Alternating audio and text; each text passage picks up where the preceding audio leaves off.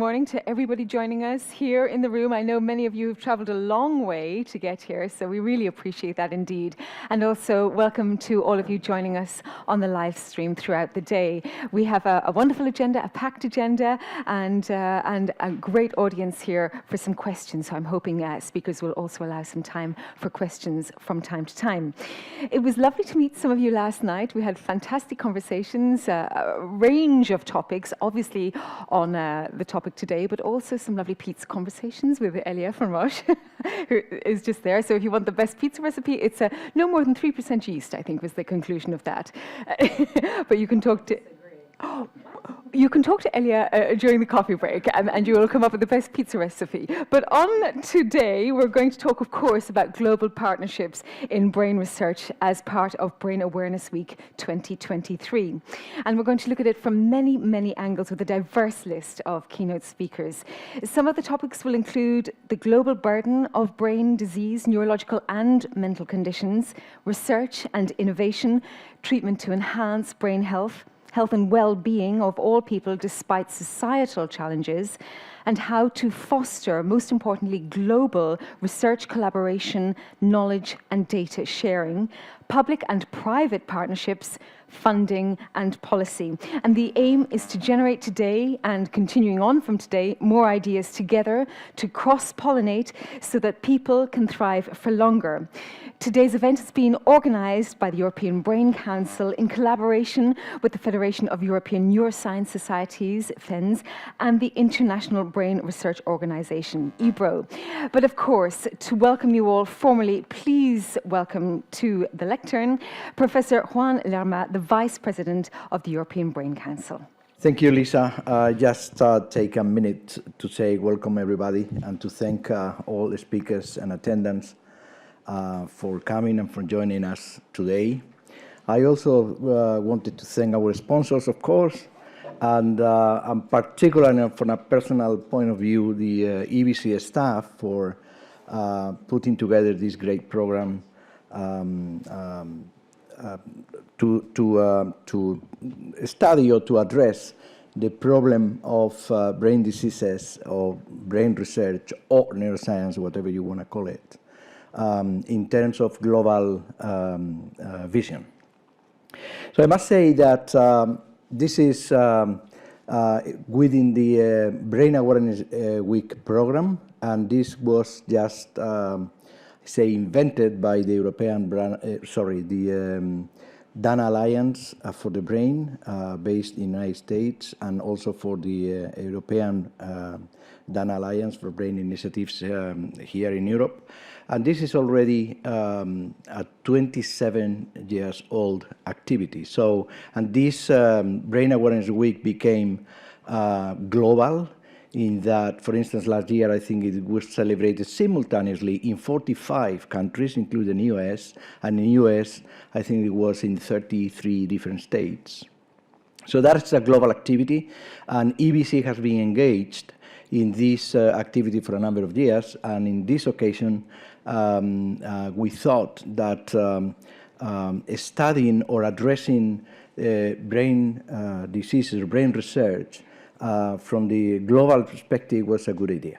So Lisa has mentioned that this is organized in combination or in collaboration with FENS and with EBRO, and the presidents are both talking today to give us their perspective about this activity. You know, the problem of brain diseases or brain research, or the problem of understanding how the brain works, is a global thing. And we have been discussing previously during breakfast about the burden of brain diseases in Europe, because the numbers are quite confused. As far as I know, the most trustable, I would say, and the most used burden, for instance, is the number or the figures that EBC provided in a paper published in 2016 from data calculated from 2010, and this is probably obsolete. So, and we always say that the cost of brain diseases annually is 800 billion euros, And if we don't put in context this, probably we just will miss the meaning.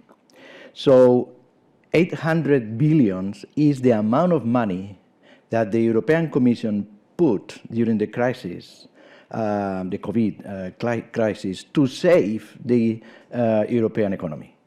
So all this money that is going to save the economies of all countries in Europe is exactly the same that brain diseases cost in 1 year. And this is just putting something in context. And if we go, for instance, the number of people being affected by a brain disease, whatever neurological or psychiatric, this is triplicating or quadruplicating the number of people being infected by COVID in Europe, something that we were very concerned about that and was considered a pandemic, an emergency. So that means that the cause or the diseases affecting the brain are just much more important than, unfortunately, I guess, the COVID infections.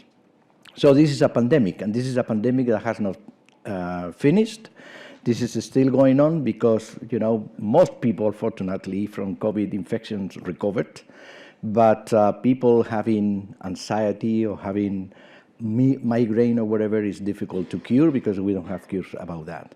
So that's why we think that these kind of problems should be tackled from a global point of view, and from today's talk we will find out what are the initiatives in several places in the world are just going on to approach this problem. So without saying anything else, I would like to leave you with a welcome message for our president, Susan Dixon, who couldn't make it in this occasion, but she sent us a video that is going to be, I think, projected right now.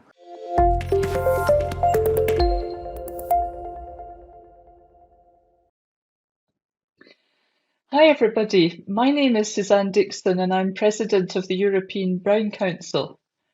I warmly welcome you to this Brain Awareness Week event organised by the EBC in collaboration with FENS and IBRO.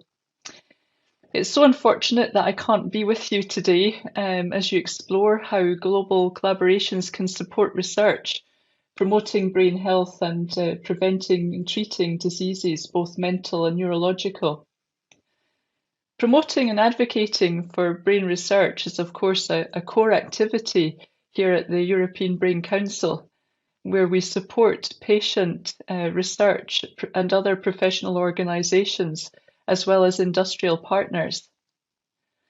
The brain remains one of the most challenging and also exciting areas of research, and we have much reason for optimism. Just recently, we've seen so many interesting advances. Just this week in the news, we've heard about the first stem cell transplants for patients with Parkinson's disease, and we eagerly await the outcome of these studies.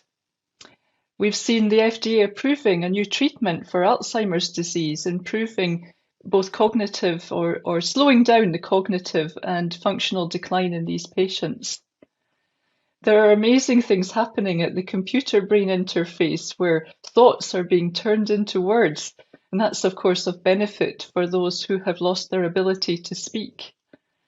In the mental health arena, we've seen the development of psilocybin as a new treatment for treatment-resistant severe depression.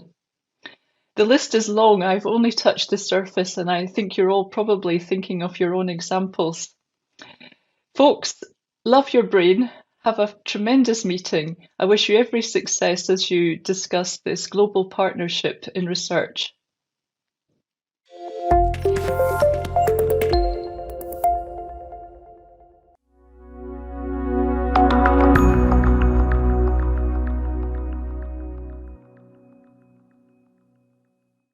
Professor Juan.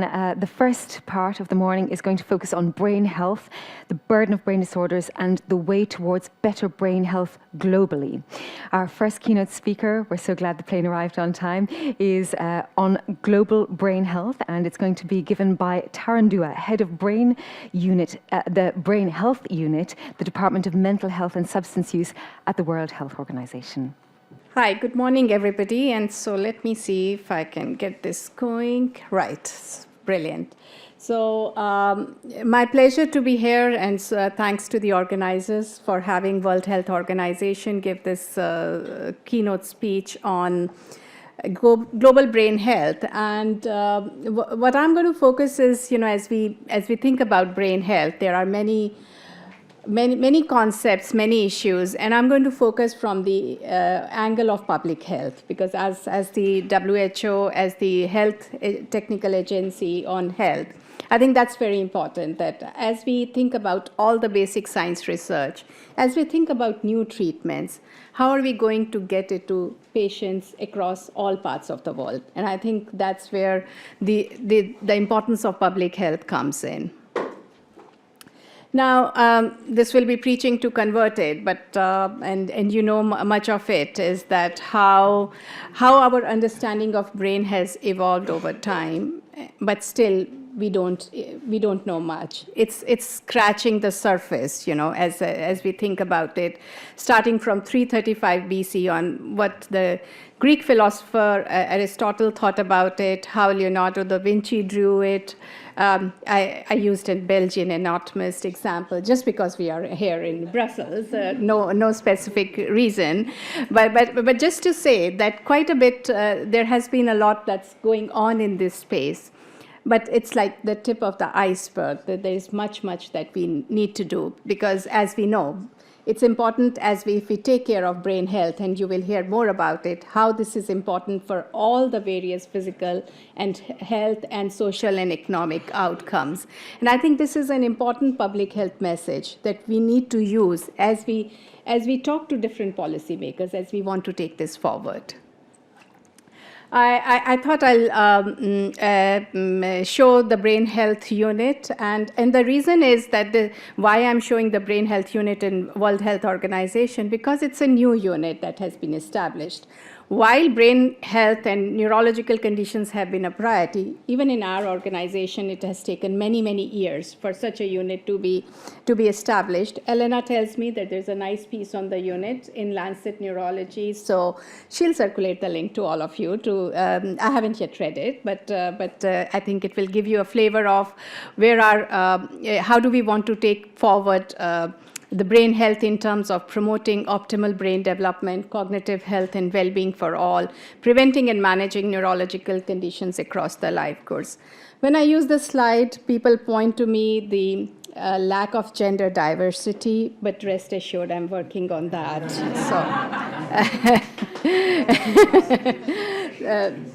So in terms of where are we, where do we want to move forward? I'm speaking in the global partnerships on brain research, and research is something that is important. But ultimately, I think what we want to take forward is strengthening the policies, service delivery, health system strengthening that is needed, and research, how the evidence from research can help us in doing that. So the research translation. We as WHO don't do research. We rely on you to generate evidence, but then it is for us is that how do we translate that evidence better? And we want to come to you and tell you, okay, these are our priorities from a public health angle, and that's where the focus should be going. What we also want to focus on is enhance the collaboration, and so I'm very glad that we are talking about these global partnerships in brain research, and Europe to take the lead role, the European Brain Council and European Federation of Neurological Societies and IBRO to make this happen. But will be also, when we are thinking about these global partnerships, that we have the organizations across the world, from Africa, from Asia, come together and discuss many of those issues, because ultimately, as we want to see is the patients at the center of that care, the families receiving the care that is needed. So in terms of global mandates, now what are these global mandates for people, those who don't know World Health Organization, is that there is a governing body, which is the World Health Assembly. World Health Assembly has action plans or strategies, and there are 2 action plans that are relevant to neurological conditions. I'm not talking about the mental health conditions. There is a comprehensive mental health action plan that exists. And for neurological conditions, there are 2 of them. One was the dementia, the specific action plan on dementia, which was endorsed in 2017, goes up to 2025. And then there is a new one, which was endorsed last year on epilepsy and other neurological disorders, which has 5 strategic objectives and 10 global targets. You all know about these action plans. But just to say why these are important, because all countries have endorsed, all countries have signed these action plan, and it is for them to take forward how the targets should be achieved. It has actions for WHO, what WHO is doing, but it also has action for partners, both national partners and international partners, including the non-state actors. And I think that's where I encourage you to look at that and to see how we can work together to achieve those global targets. And if you read the action plan, they are very, very, very ambitious. The welcome speech talked about brain health, a compelling reason for global action, and that why neurological disorders are important in terms of disability, in terms of death, in terms of the economic burden. I'm going to talk about the second part of it. We know the burden is high, but are we doing enough? Are people getting the services? Are people getting the support? And if you look at the treatment gap for neurological disorders, for example, the one that we use very often, the example of epilepsy, 75% of people with epilepsy, 3 out of 4 do not receive the treatments in many parts of the world, the low-income countries. So is this acceptable when we know cost-effective treatments, they exist? And this is where knowing the burden is one thing. Yes, we need to know about it. What are we doing to address that burden? And that's where, and this is where I bring again the message of implementation research, that as we have these treatments and strategies, how can they help us in getting the treatments? You all know about the number of neurologists, and we say that there are a lack of neurologists in Europe. Think about many countries in Africa where you will have 1 neurologist for every 3 million population. All the organizations across the world all the universities are never going to have 1 neurologist, let's say, even for 100,000 population. So how are we going to work with the primary healthcare system to train them into providing treatment and care and services? And that's also part of the research that we should be looking at. And this brings me in our thinking of taking that integrated approach to neurological disorders. So I know that we have our favorite conditions. You know, we talk about epilepsy, we talk about dementia, we talk about Parkinson's disease. But when we think about health system, there's only one health system. There's going to be only one doctor, one nurse, maybe. And so how do we bring it together?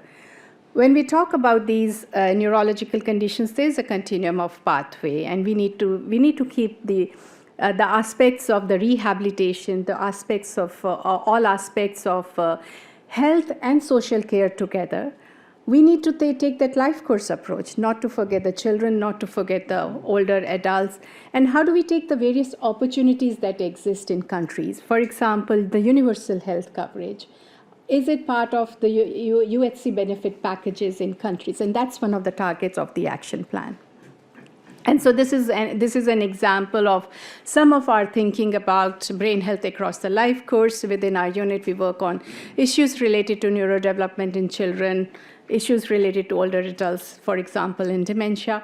But as I said, we are a very small unit, and this is where the global partnerships across all aspects are extremely important. Now, we have come a long way in our understanding of the brain, but more is needed. And I have touched on a little bit this earlier. And I just wanted to show this Optimizing Brain Health Across the Life course, the position paper that we published last year. And why we came out with this position paper, because as we was looking through the literature, we have been using the term brain health. There have been many definitions. A narrow understanding of brain health as stroke dementia to everything under the sun can be thought about brain health. And so this is our framework for brain health optimization, and this is something that we thought we need to bring to the world in terms of understanding what actions needs to be taken, understanding how brain health needs to be measured. So how do we look at the outcomes? How do we look at the brain structure and function? And how do we look at the brain health determinants, which are not only in the health sphere, but across like environment, safety, security, learning, social connection, access to services. And because all these will help in finding the policy actions, but also the measurement, because one thing we do know, if a measurement is extremely important, and I have a couple of slides to go into that. So first aspect of measurement is understanding the burden. This has been raised. We need to know the burden. And I'm not going to talk about it because Theo is going to talk about it in detail when we are working together with IHME and looking at this extended neurology envelope and how this can help us in making that case for action. Right. And then the other aspect that we want to the measurement is that if you don't measure well, things they do not get done. And this is where we are working together with many of you taking forward and looking at how do we measure the brain health determinants, how do we measure the brain structure and function, and how do we measure the outcomes. And we are organizing a small meeting together with IHME, focusing on early years on some of these aspects. And so watch this space in terms of looking at the brain health metrics. That was from the focusing on the early years. I just also wanted to share an example on fueling brain health research from the dementia sphere, where we printed the blueprint for dementia research. Now, why this is important? Because you have heard about blueprints for communicable diseases, infectious diseases, for example, Ebola, Zika. There was one for COVID-19, and this is about creating that coordination, creating that enabling environment so that there is efficiency, equity, and impact. None of such blueprints, they exist for non-communicable diseases. In the welcome address, you mentioned that it's a pandemic, but are we thinking of research in a coordinated way? And this is where we had bringing together many experts to create this blueprint, thinking about different research themes and different drivers, and they are extremely important. The drivers are extremely important, that how do we empower people, how do we ensure diversity and equity in our research, how do we think about the capacity building, how do we think about knowledge sharing. And that's why I mentioned this, is that we should not only think about generating knowledge, but also that sharing and exchange of knowledge and information. That is an important aspect of public health. That's my last slide. And so what next? How are we going to take forward in that integrated intersectoral response is from a policy angle. That is, how is it part of policies, funding, budgeting processes? How is this part of universal health coverage from prevention, treatment, and care so that these can be addressed? One part that is extremely important is engaging people with lived experience, because ultimately it's not the top down, but it's the bottom up that is going to make a change happen. We have seen in other arena, and I'm glad to see that we have patient societies here present today thinking as we think about global partnership in brain research, and it is together that we are able to make the change that is needed. And of course, we talked about the economic case, making that case for investment. That is very important. That works in politics, right? You need anything that, with all the banking collapses that we are seeing and hearing this week, that making that case for investment is extremely important. And last, I talked about engaging people with lived experiences, but also it is very important that we empower them. any brain research that we are involving them, we should also not forget that it is their empowerment that is extremely important. So with some of these thoughts, key messages, I wish you a very good meeting. So thanks for having the WHO on this. Thank you.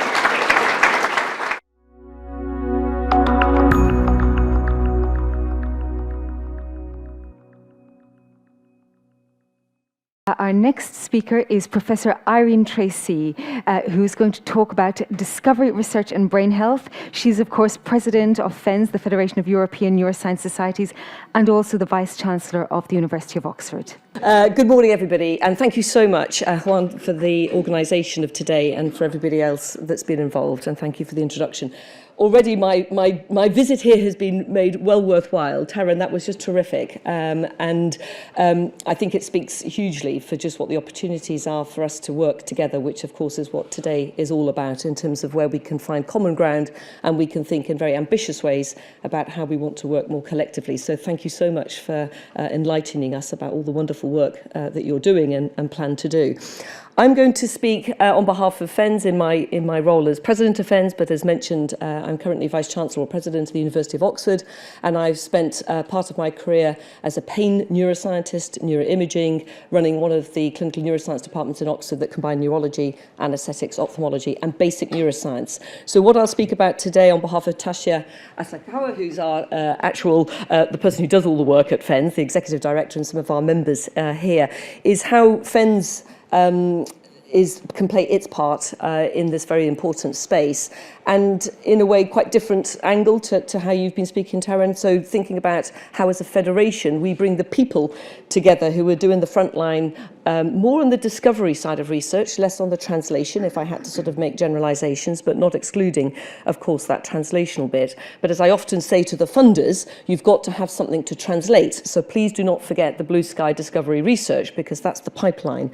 So FENS has been in existence since 1998. I think the recognition at that time was that wouldn't it be a good thing if we could galvanize all the outstanding strength in depth in neuroscience in Europe and have an opportunity to get the people together from early career through to seasoned researchers, so that FENS could provide this forum, it could provide a crucible around which we could bring these people together and they can share that knowledge and that experience and they can forge collaborations. And there's various ways that as FENS has evolved, that challenge has been met. We now have 44 member societies across 33 different countries. It's slightly ironic that as a British person that sadly has left Europe, I'm president of it. We do hope to stay associated with Horizon Europe, and we're doing everything we can in Britain to speak to our politicians in that regard. We have about 22,000 neuroscientists as part of our FENS community, and there are several areas just illustrated here that are the core bits of business that we try to do. We're not an organisation that has the jurisdiction over those member societies. We are there to serve those member societies and to create those opportunities, again, to train, to educate, to excite, and to provide, as I mentioned, that forum or that crucible to bring people together. So it's an evolving organisation. We're still challenging ourselves about what the need is and where we want to go. And very much, I think, our focus going forward will be around more engagement, more abilities to set the big global challenges, and then to work with the funding agencies and the policy advisors as to how we can meet that in a collective, collaborative manner, to think about more engagement with patient societies and, again, the clinical piece. So today is a terrific opportunity, I think, for us, FENS, to again meet with key stakeholders in all those areas. But our core sort of areas is the scientific meeting, so we obviously bring people together. That's probably the main important role that we play. We do outreach and advocacy, and again, that's an area that I'm particularly keen that we should work more collectively with. I sometimes feel that there are many different voices, too many probably, which can be confusing and diluting. So maybe being a little bit more coordinated in our outreach and our advocacy when we are trying to champion for funding and money and thinking about how we set those priorities. Education and training, obviously, we've got lots of people now coming into the neuroscience space. When I started, neuroscience didn't really exist as a separate degree course or as a separate entity. It now is very, very present in many of our university systems, and there is a need still to continue with that educative piece. So again, that's something that we're very passionate about, because of course that's the important pipeline who is going to be taking all this work forward. other bits of member society and benefits, and of course we then communicate that, not just through the outreach, but through publications and our journal. So just under those sort of boxed headings, there's just a little bit more detail. I don't want to sort of go through them in any sense, and I do have a handy little booklet, which Tasha has a few copies of this. So if you wish, this is our 2021 impact report. I know that IBRO has an excellent impact report too brochure. We have a few copies. Our 2022 one will be coming out presently. All of this is available on the website. So again, if you want to sort of hear and see a little bit more, please either catch Tasha or myself, and first come, first served. There's only about 5 copies left. So we have these different areas, and as I say, probably for today, the important one that we want to express is our desire to work in a more collaborative way, to think about how, again, we can maybe be more coordinated in our advocacy and outreach, how we can think about prioritising what the key core challenges are, because we're not going to be able to address everything all at once. And I do know that certainly institutionally, thinking about the University of Oxford, you know, one has to be strategic and think about what's the big grand challenge that you're going to go after. So I think there's space too to work with our higher education systems and our big universities, the big research intensive universities, to again help them step up to the challenge and say that they might focus and prioritise certain areas, particularly around mental health, which of course is a very prevalent problem that we have in our young today, not least because of the impact of the pandemic, but just mental health being such a huge challenge in our youth. And we are living and breathing that in the university sector. So there's a real, I think, opportunity and appetite to work again with those stakeholders as part of our mission to again either do that advocacy piece or indeed to go fundraising for and to help put some more money towards these important areas. So again, for that discovery research, as a basic translational scientist, I'm a firm believer that you've got to have something to translate. And so therefore, in a climate where, of course, we want to meet the patient's needs, it's increasingly very tough and difficult, frankly, to make the case and to make sure that we are supporting that blue sky discovery piece. And I think that's, again, another area that we shouldn't lose sight of. And FENS has been very active in being a voice for the importance of that blue sky and discovery space. You've had a wonderful set of presentations, so I don't need to detail the enormity of the problem and the need, but let me just focus a little bit on that global efforts that are required. So although FENS is a European-based organisation, it doesn't exclude us, of course, working with IBRO on an international stage and our other partner organisations in Europe to, again, speak with one voice around where those challenges are. I do think that the technology piece is an area that I've seen particularly exciting, and again, that's something we will be thinking about in our next forum, which is again a shameless advertisement here for our biannual meeting that will be in Vienna, the beautiful city of Vienna, next June, where we hope to have 8,000 plus of our neuroscientists arriving and exchanging their ideas, really one of the core activities that FENS delivers on. But again, this provides the opportunity for us to think a little bit more collectively around where we might want to showcase some of the new excitement around the challenges of technology, its implementation in really novel solutions for particularly, say, mental health, where the old models just haven't worked, where we can be more creative about how we're monitoring patients more remotely so we can rethink how our health systems are being operated and run.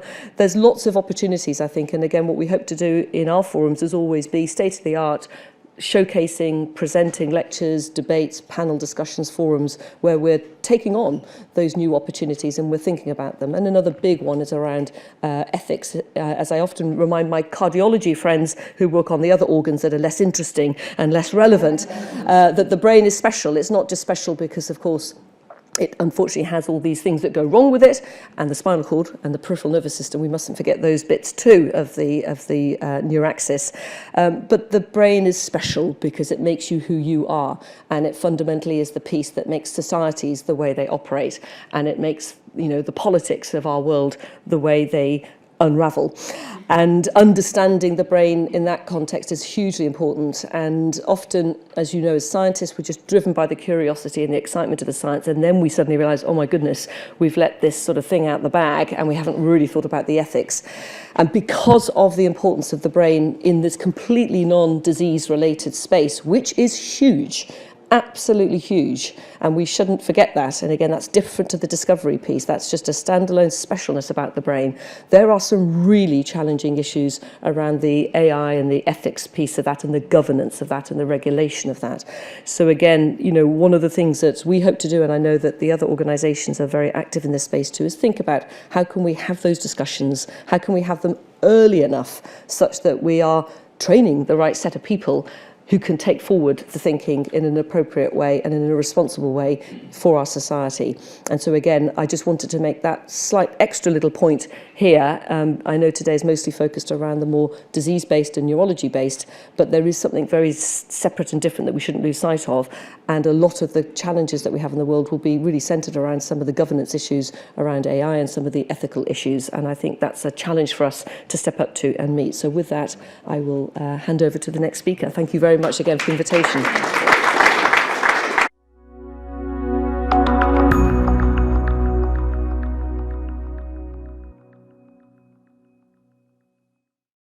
On to our next phase of the morning now, and it's going to be reflections from the brain community. And if there is time, we can have some questions from the audience as well. So please welcome to the floor Elena Becker-Barroso, who is Editor-in-Chief of The Lancet Neurology, Orla Galvin, Executive Director of the European Federation of Neurological Associations, Peter Kerry, President of Gamian Europe, and Professor Paul Bone, President of the European Academy of Neurology, and Professor Philip Gorwood, past president of the European Psychiatric Association. So we have a full house, a full floor, and a little bit of musical chairs. So since you're sitting next to me, let's start with you. The floor is yours. You've got, you're on timer now. Off you go. So in a couple of minutes, because that's the challenge part of it. My main point as the past EPA President Psychiatric Association is to say that definitely it's a huge cost, the burden is high, but what is extremely important is that all what you do to treat mental disorders is cost saving. So for policymakers, it's very important to say that you're not going to invest and hoping that it's not to be too high cost. You're going to save money, but you have to be brave enough in order to get this kind of investment. And I would like to give 3 examples in the 3 minutes I have left. The first one is, for example, using mindfulness in kindergarten. Incredible. But these very young babies, as they increase their awareness, being able to focus on their attention on now, what happens yet, and then develop the way they are eliminating rumination, for example, might have a huge impact on their lifetime. And that's very simple. It's even not treatment. It can be done in the kindergarten. A little bit later, we have a huge worry about bullying. You know, kids are very tough, especially if you're a little bit different, language, culture, color, whatever. And these kind of things, if you try to avoid it, and we have now a very clever way to do that efficiently, you are reducing a lot the lifetime course of psychiatric disorders. And just for the very later aspect of what we can do in the global population of adults, there's been a study just published last week, which I think is really eye-opening. It's how, when you use B9 vitamin, it's not a treatment. There's no impact of that, because if you take too much, you eliminate your vitamin. But for those taking vitamin at least a couple of months, the rate of suicidal attempt is diminished by 2. Odds ratio 0.5. So that's very easy, that's extremely cheap, and it's just a kind of example that a lot of things can be done in order to have huge impact if you're brave enough to invest. Well, that was very concise. Thank you so much. Gosh, well, bravo to you. Just for those who may not know, B9 is also known as folic acid. Folic acid, one of the core vitamins that we all use, and later on life, usually we have a little bit lower level, and then we have to take a little bit of more B9 vitamin. Well, that is really interesting research indeed, and not obvious, I think, also. But of course, we know that food is medicine, so here we have an example of it. Now, Peter, I know you mentioned you would rather go last. But in fact, given what Tarun said earlier, it was very poignant to me because, in fact, if I may say, because you're a patient representative, you had thought the experts should go first and you should maybe speak last. But actually, Tarun said very, very thoughtfully and poignantly that, in fact, it's bottom up. So, your floor. Thank you very much. In my country, people living with schizophrenia wake up now. And for me, it's early as well, because I was diagnosed with schizophrenia when I was 43. And I think it is a very good example that we can work together with different stakeholders to create a new fruitful life for a person who had a new great fruitful life in the past. So I met psychologists, psychiatrists, researchers, psychosocial workers, everybody around. And I understood how collaboration can help people living with big mental incurable diseases to achieve a better life, what they deserve, what they had earlier, with cooperation. And as President of Gambian Europe now, I really see gorgeous faces here working together with us at Gambian Europe's house. Thank you very much for that. Because I truly believe that an organization like that can give a space for communication between all the stakeholders. Because I truly believe that the patient is in the center somewhere, but many aspects we have around us. One wants to cure me in that way, the other wants another way, and I don't understand sometimes why. Now I know. And if you collect all the voices from patients from all over the world, throughout Europe, and there's a safe space in Europe, like Gambian Europe is, then we can be there where there's a research, where there's a question from WHO, for example, where we can collaborate with different organizations, with different aspects, and I truly believe that it can help back patients again, and we can understand how they heal better and how effectively they can heal. Thank you, Peter. Elena. So from where I stand, the most conspicuous aspect of this community is actually success. It's your enormous success. And I would like to reflect on that briefly, if you allow me, because as an editor, I've been the witness of the tremendous success of this field over the past 20 years. And it's truly remarkable. And I think that during this Brain Awareness Week, people should know how remarkable it is, right? So let me start with stroke, for instance. So the acute treatment of stroke has been revolutionized by the use of thrombectomy and thrombolysis. That means that a person with a stroke who will have died 20 years ago, today, if she presents to a hospital within a 6 hours window of symptoms onset, most likely she will survive. Not only that, the advances in recovery and rehabilitation are such that most likely she will survive with a good recovery. Now, the advances in prevention are also spectacular. So we know about the risk factors that can prevent stroke. We know about the medication and lifestyle changes that can prevent recurrent strokes. Advances in migraine and headache, spectacular, impressive accomplishments in treatment. Physicians now have monoclonal antibodies and small molecule drugs called gepants that prevent migraines, that can treat acute headache. These drugs all block the CGRP pathway in the trigeminal vascular system, and this discovery is phenomenal. Alzheimer's disease, a lot of misunderstanding in this field. People think that the field is stuck, that they are failing to succeed, farther from reality. Alzheimer's disease is now a biological diagnosis that physicians can do using biomarkers. Biomarkers like PET tracers in vivo, like CSF and plasma biomarkers that are cheap and are not invasive. Now, these discoveries have paved the way for disease-modifying clinical trials that are gonna stop and delay Alzheimer's disease. We already have a drug, lecanemab, that cleans the brain from plaques and actually delays cognitive decline by months. So if this is not truly remarkable, so explain to me what it is. Now, well, I could go on forever. Multiple sclerosis, I quote Stephen Hauser here. Nowadays, MS relapses can be completely and safely eliminated in most patients, and symptoms can be slowed. These breakthroughs represent a profound achievement of modern molecular medicine. That's it, of your work.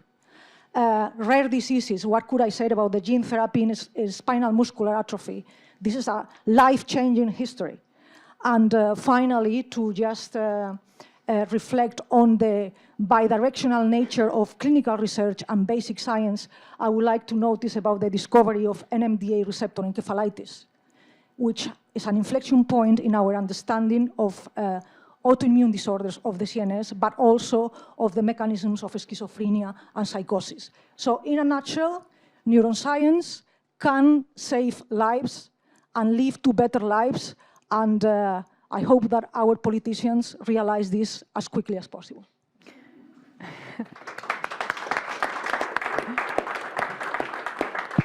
Thank you so much, Elena. It's so lovely to have some positivity and some optimism. I'm sure that's good for all of our brains. I'm sure Philip could tell me further. Over to you now. You're going to tell us, I'm sure, Professor Bone, something exciting. Well, thank you very much, and thank you for having invited me. I'm talking about, I will briefly talk about neurology, and I'm very happy that I do not have to deal with all the successes of our fields and of everything that has been said here. It is indeed highly encouraging. However, I would like to focus a bit more on the future challenges, though. There is still a lot of work to be done. And you can always look at the glass of beer, we are in Belgium, half full or half empty. I'd like, and it has nothing to do with negativity, it has to do with where are the real challenges. A couple of them I'd just like to point out now and share with you. First of all, about neurology. There's many claims in the world of neuroscience saying, you know, we are so important, and if you're not careful, you immediately end up in a competition among diseases or fields or disease fields, and that is certainly not the issue. The issue truly is that based on very sound research, much of which has been published in your journals, neurological diseases are so prevalent, at least 1 in 3 people in Europe, and probably higher outside of Europe, have a neurological disease. So if I would ask you here in the audience, I will not, who has a neurological disorder, at least 1 in 3 people in this room would tell me, if they're honest, that they do have a neurological problem. So the burden is massive and it should not be questioned. We obviously always need better data, but I mean based on the data from the Seattle database, based on all the work that has been done, and based on the work that we also, as a group of European neurologists, we're basically representing 47,000 colleagues in Europe, we know how big the burden is, one thing. Secondly, brain health. This is an interesting topic. We've heard about it. Thank you for your very eloquent talk and helicopter view, providing us with the helicopter view, Tarun, on this issue. I would still like to, and this is no negativity, it is just, I'm telling you just this with the purpose of trying to speak with one voice. There is no unified, generally accepted definition of brain health for the moment. Anything like, I mean, you have a problem with your heart, you go to the GP, he does an ECG, maybe draw some blood, and you get reassured or not reassured about your cardiac health. There is unfortunately for the moment no such thing as a brain kit that allows you to very quickly tell you my brain is healthy or not. We are not at that stage yet. The brain is a bit more complicated, as you eloquently pointed out so eloquently. I think this we should never forget. So brain health is one thing. We have an operational definition. We are using it. The neurological community has worked very hard to implement brain health in their strategic plans. We're working with IGAP. We are working with the epilepsy community to make this happen. What I believe is and I would like to point that out, the European Union is basically not so competent, quote unquote, on health issues. Health policies are mainly a matter of the national governments. People tend to forget that there was huge criticism towards the EU during the COVID crisis, but people forgot that it is the national governments who are responsible in the end, right? As far as we are now. So what are we doing on that? And we are using our national representatives in those 47 European nations to incite them to talk to their governments, to make brain plans, and what we want to take, the box that we would like to take in the end, how many of these countries, member countries of our society, do have comprehensive brain plans? Next point. Workforce. Tarun already mentioned us, and I can talk about it. I'm active in Africa myself. I started in Rwanda working with the one and first neurologist in that country for a population of 11 million people 10 years ago.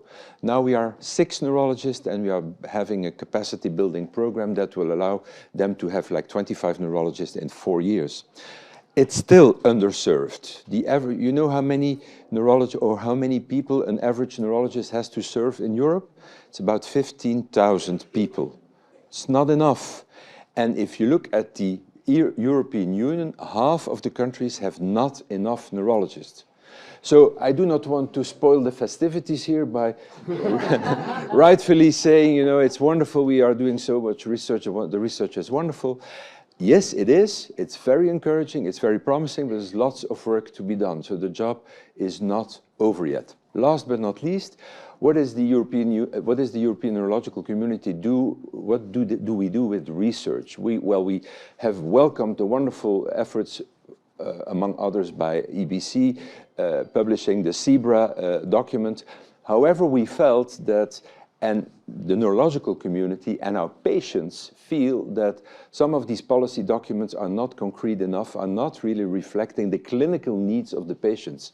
And one of the most important things that, well, sometimes doctors tend to forget, what is the primum movens? What is really making us do what we do?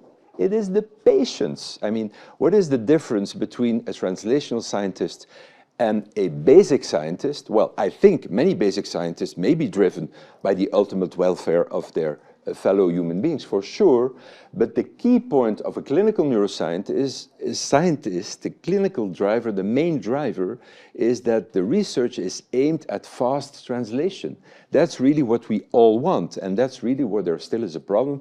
I still believe that if we were to spend much more resources on neurological research, and more specifically translational neurological research, we would be much further. Do you know what the gap is between the high prevalence and the ratio of spending on neurological disorders? We have already said it's 1 in 3 patients, at least 1 in 3 patients. The overall average spending in European countries on neurological research is less than 10% of the entire budget. It is the same thing in universities. I'm in the Ghent University academical community, to my own frustration, and the same is true for Belgian universities, and I'm afraid it is true for many top institutions in the rest of Europe. The universities, in terms of education, are also only spending less than 10% of the resources into neurological training and neurological education. So we still have lots of issues. I see it not as pessimism, I see it not as negativism, I see it as a call for action, I see it as a challenge. Thank you very much.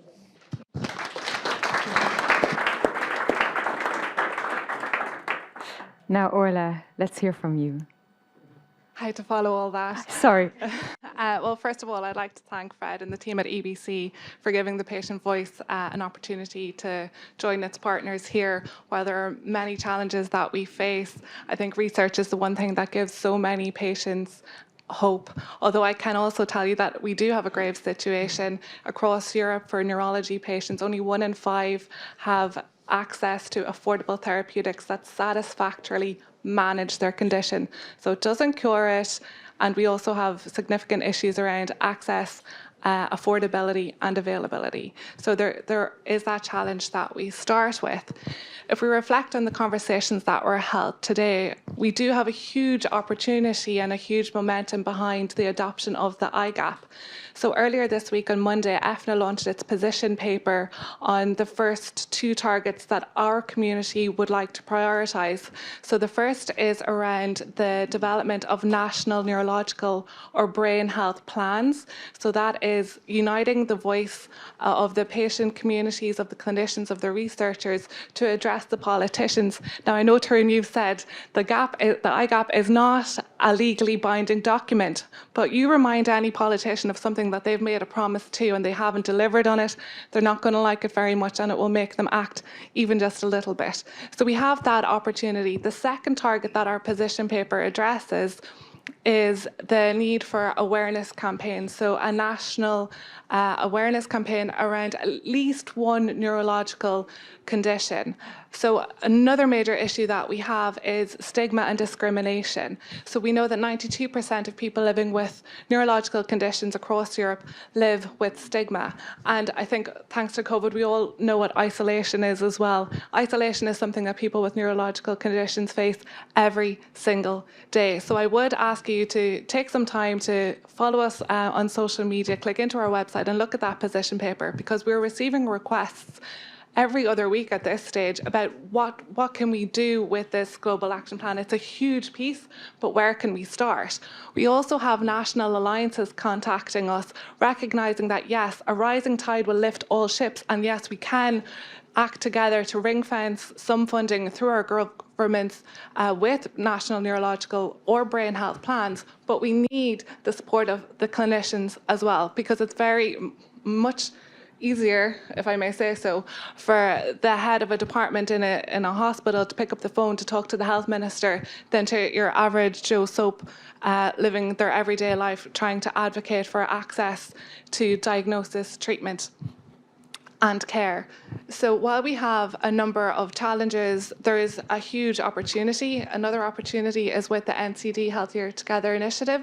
So I'd ask people to also push DG Sante on this as well. Yes, we talk about neurological and mental health within that strand, but also when we talk about brain health, and I'm so delighted, Irene, that you mentioned that the brain is not only the brain, but the spinal cord and the peripheral nervous system, because we've many within the neurological community, the neurological patient community, that think that term brain health, while so potentially efficacious, is neglecting those with peripheral nervous system disorders.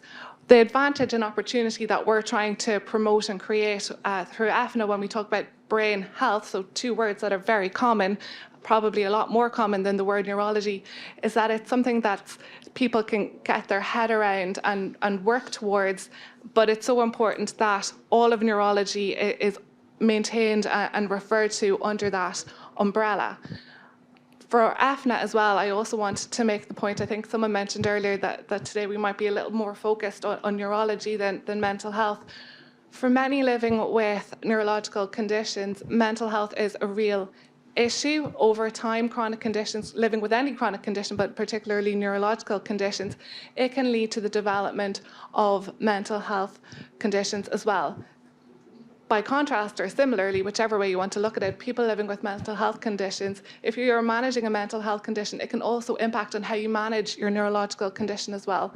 So these neurology and psychiatry are not necessarily two opposing parallel universes, but rather housed within that context of brain health for a person. You know, a person is one.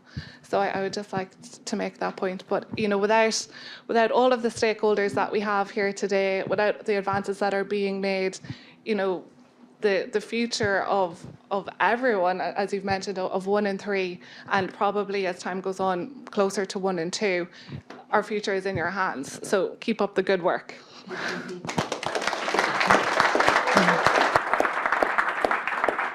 Thank you so much, Orla, and very happily we do have time for questions. Now, the thing that I'm picking up on most of all is, well, we've heard repeatedly this figure 1 in 3 and the need for patience and the need for data as well.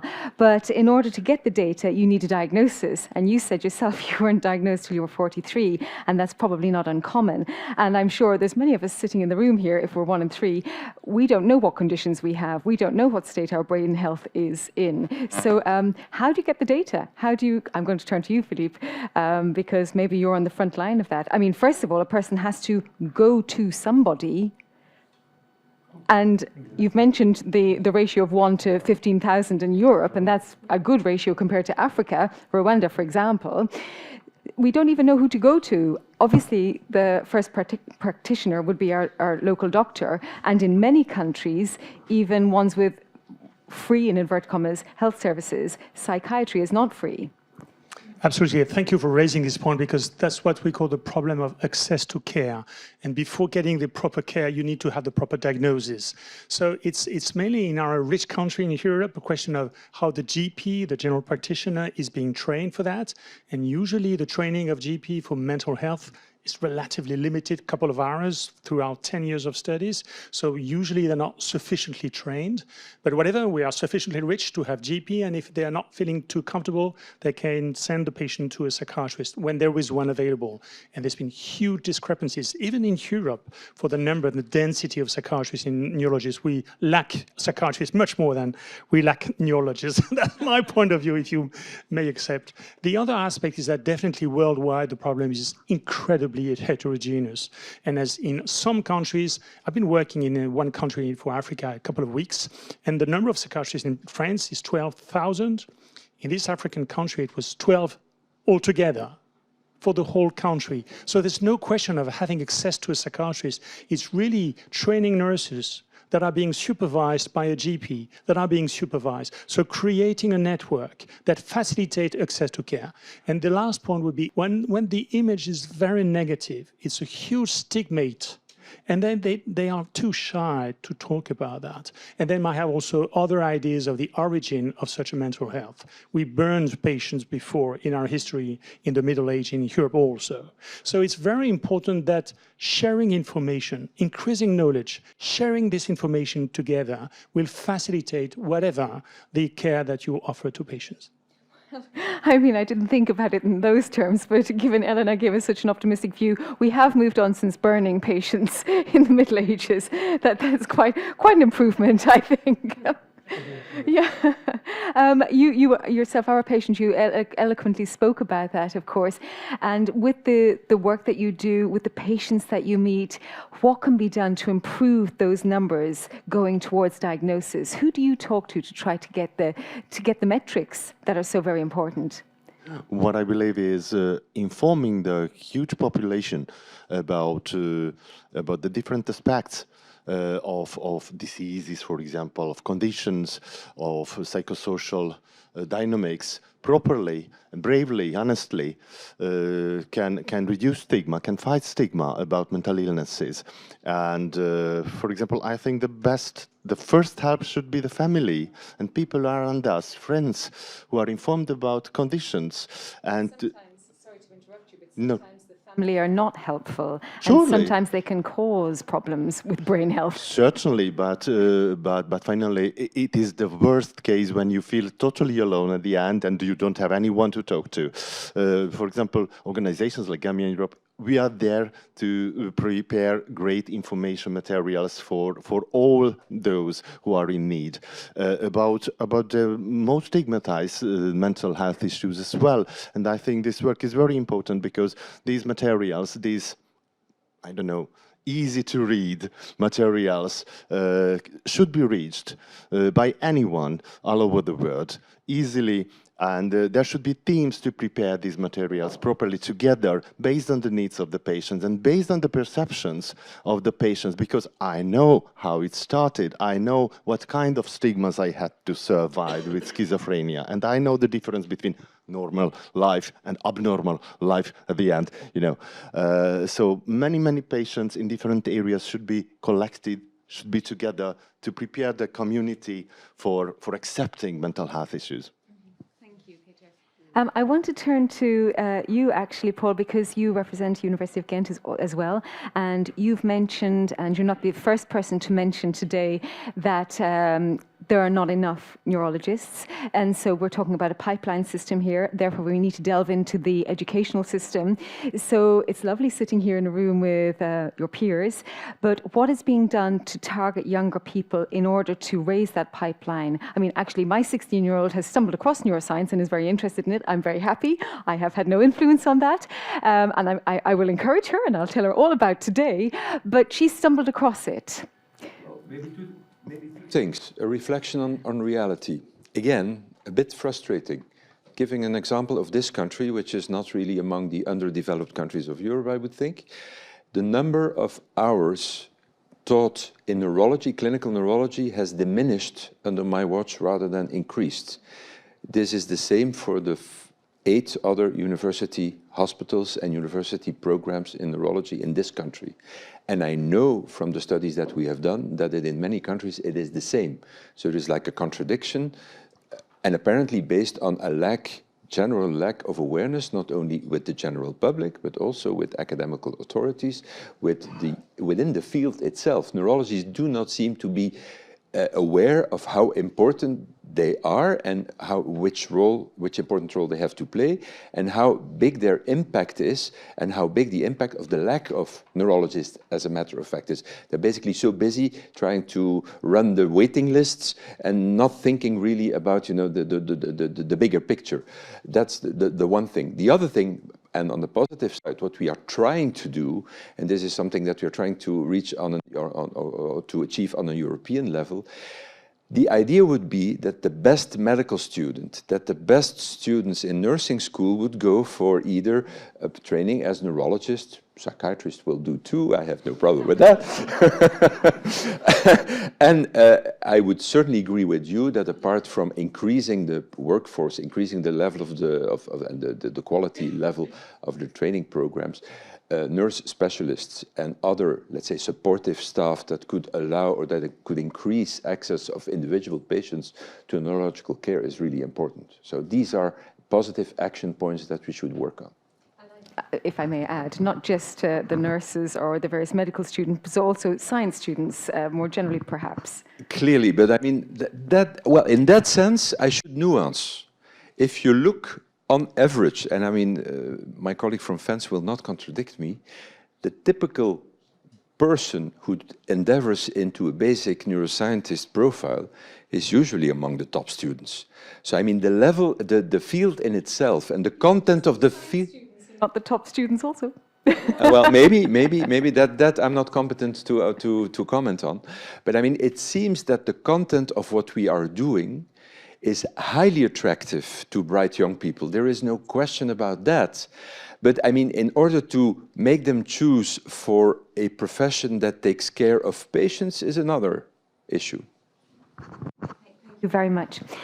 You also mentioned, actually, we don't have a definition of brain health, which seems quite fundamental. You have seen a lot of papers come through. You edit every day.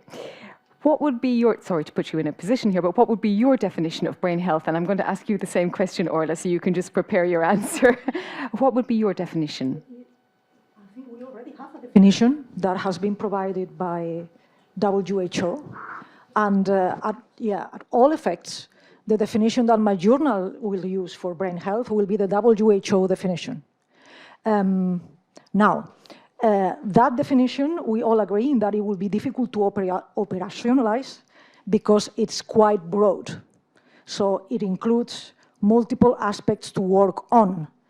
But I don't believe we have an alternative beyond working on that and trying to accomplish that with the efforts from a multidisciplinary approach: anthropological, cultural, ethical, philosophical, and the neuroscientific basis, which will be fundamental. Yeah. Would you like to add to this? Yes, just very quickly, because the WHO also promoted a sentence for us, which was very important, that there's no brain health without mental health. And this aspect for us is extremely important because usually we consider, psychiatry is largely above the brain. It's also political, social, psychological education. Yes, but nevertheless, it translates into the brain. So reconcile those two aspects for psychiatrists is very important. We completely feel confident with the idea of being a brain disorder, but we like just to remind everyone that definitely it's also brain health means mental health. Thank you. Yeah, I think, well, but this is, I suppose, that for Paul to explain. I believe that you will refer to the biological definition of brain health. I would like to challenge you. Go to a first year of college population, very broad, and ask a multiple choice question: what do you think brain health is? you would be negatively surprised. I can tell you. I'm predicting. And what I'm saying, there's plenty of definitions. What we really need is, and the WHO did a wonderful job by just promoting this, we need to tap on the same stone every time, over and over again. We need to speak with one voice about brain health. What is brain health? And make it sure that everybody, and you may find an operational definition for the broad public that I think could be slightly different and more simplified than the definition that the professional field is using. But we need a one voice definition. That's what I said. I did not ignore that there was a definition. What I'm saying is that if you would ask the general public, you would be surprised. Promised I'd come to you. This is actually quite a controversial topic for the membership of EFNA. And I want you to realise that when I talk about the membership of EFNA, we're talking about everybody in society. If you think back to 1 in 3, so look to the person to your left, to your right, or it could be yourself. Someone here, you know, you make up the population of Europe and broader parts of the world. We had a real challenge last year when we first introduced the concept of brain health around tackling policy and advocacy issues for neurology. And a huge proportion, and I mean those representing hundreds of thousands, thought that brain health meant mental health. And if we were talking about mental health, that we weren't talking about specifically somebody's neurological condition. So we had a huge amount of work to do last year. We had an initial roundtable towards the end of the year. We're having another one on May the 4th, and it's from understanding to action. And I can tell you here and now, despite the fact that we have a lovely advanced title on that roundtable, there are still going to be tens of thousands, if not hundreds of thousands of people across Europe who, when they hear the term and read the phrase brain health, they're going to think mental health and they're not going to think neurological conditions, and specifically peripheral and nervous system disorders, people living with MS, people living with myasthenia gravis. They don't feel, unless they have a mental health issue associated with their neurological condition, that the phrase brain health refers to them. So we have a huge amount of work to do to ensure that people feel included. And that's a priority for EFNA this year, to make sure that all of neurology is included when we talk about brain health. Because the brain health momentum is happening whether we like it or not, but we need to ensure that neurology is included in that context. Thank you, Orla. Well, the floor is yours. Have we got any? Yes, Juan. If we could just give Juan a microphone so it can be picked up by our live stream. I would like to comment on this issue, but because it's very important. I mean, having a good definition of brain health will help everybody to understand what we are talking about. And I'm curious about what you said, because to me, talking about brain health is more inclusive than talking about mental health. And precisely, we have been 1 year discussing at in EBC how to, I would say, improve the definitions of brain health have, and this is extremely difficult. I mean, the conclusion is this is extremely difficult. But we have to be inclusive and to abandon the dualistic idea of mental or brain and mind, because the mental activity is a product of brain activity. So, and I think that when people hear about brain health, I think they exclude mental health because there is still the belief that mental activity and brain activity is not the same thing. So brain health is inclusive in terms that it's including psychiatry and it's including neurological diseases. There is a problem, is that what you mentioned, is the peripheral the peripheral nervous system, that in the word brain is not included. And we have to find that how to do it, how to include these peripheral things. But of course, I mean, brain health is inclusive and is including both diseases or activities or whatever, and it's a global definition of what we actually are.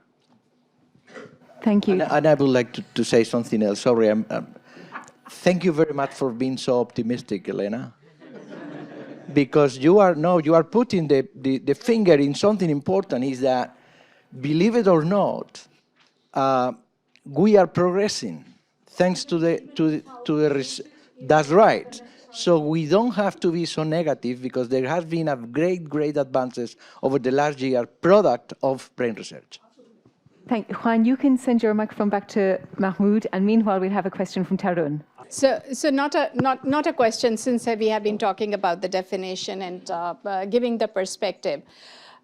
If you look at the WHO's constitution, in 1948, it talks about physical and mental health. But if you think about its operationalization in the public sphere, in the policy, it has been only in the last 20 years or so we have been talking about. So I think I'm going to continue on Elena's optimism. Don't be, think about the time it takes for policy action to happen, and I'm glad to see that we are talking about brain health. And we may mean different things when one person talks about brain health and when other person talks about brain health.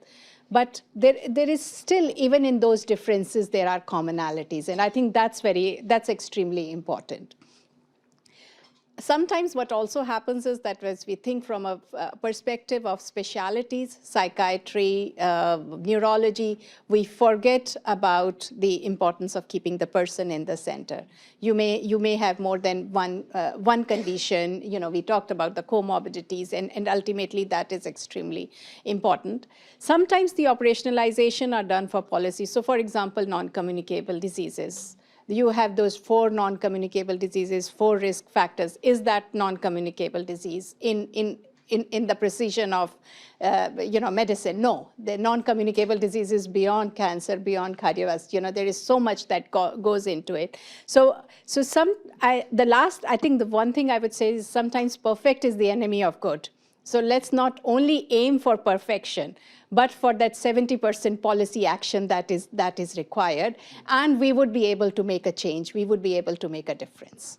When talking about brain health, when talking about cases around patient, neurologists, to number of people that they serve, and so many different things, breakthroughs in Alzheimer's, in multiple sclerosis, etc. Since we are talking about global partnerships in brain research, I like to think that it is, to some extent, largely Eurocentric, because our study population is Eurocentric itself. So the breakthroughs that we are talking about, are they really global? The truth of the matter is that I've seen the data about Africa and other places, and I'm pretty sure this applies to many other low-income countries. But the reality is that even those data, they are not accurate. I mean, in Nigeria, where I came from, we know that the infrastructure for keeping data is not existent. So a lot of the times, those estimates are basically based on people saying, I think this is this, this is that. So when we are defining, mental health, brain health, when we are talking about breakthroughs and other things like that, for the sake of global, translational, breakthroughs, I think we need to think about how we can bring in the data from under-resourced settings, because in reality, it is what is going to help us address the challenges that is even more, more advanced in the high-income countries, because by comparing those data, you are likely to discover something that can help you to make, breakthroughs in that society that is mostly more affected. So I just wanted to make this comment. Thank you. Well, I think, Paul will pick up. Well, thank you for bringing this up. It sounds very appealing to me, and you're absolutely and utterly correct by saying what you said. I can offer a solution, though. And the solution is, in fact, not to kind of copy the studies that have been performed in the rich West and in the US and in the Anglo-Saxon countries, but do field work in Africa itself. I can just give you a very promising, well, promising quote-unquote example. Everybody worries about which neurological disease is really the major one and has the heaviest burden in sub-Saharan Africa. It turns out to be epilepsy. The prevalence of epilepsy in the Western world is about 1%. Older studies in sub-Saharan countries from the west to the east of that areas indicated prevalences 2-3 times as high. we were facing a particular problem in one particular country, and what we did in 5 areas of that country, we did field work and basically visited in villages every person in the population. So doing really the tough, it's very time consuming, it's enormously costly. What is the outcome? I have to be careful, it's not published yet, but it will be it will be out very soon. It's at least 5 times higher. So your point is very well taken. Many of the assumptions that are taken from Western studies in Africa are not accurate. And I mean, well, the situation is actually a little worse than we thought. So it's, again, a very strong call for action. So really, all of following your point about how difficult it is to get people to not link mental health with brain health, I think it's a really important point, because we have now brainwashed people, forgiving the pun, that they are associating, because of the word health at the end of mental health. You know, that's the problem. It's a semantic problem. People are now locked in. The moment they hear health is mental health. That's the go-to phrase. So there is an opportunity to maybe rephrase it. And if you're thinking specifically about the neurological conditions, what you want is resilience to then potentially a disease beginning, and how resilient will your nervous system be? So you could go with neuroresilience, nervous system resilience. There could be another way that just changes the emphasis so that you keep mental health as mental health, and then you bring in the whole of the neuroaxis, thinking more about the resilience component of the nervous system. There's probably a better way to place it, but neuroresilience. I mean, I think resilience is a word, obviously I'm English, but I think that translates reasonably well, that people will understand it. So that's just a suggestion and a different way to think about it.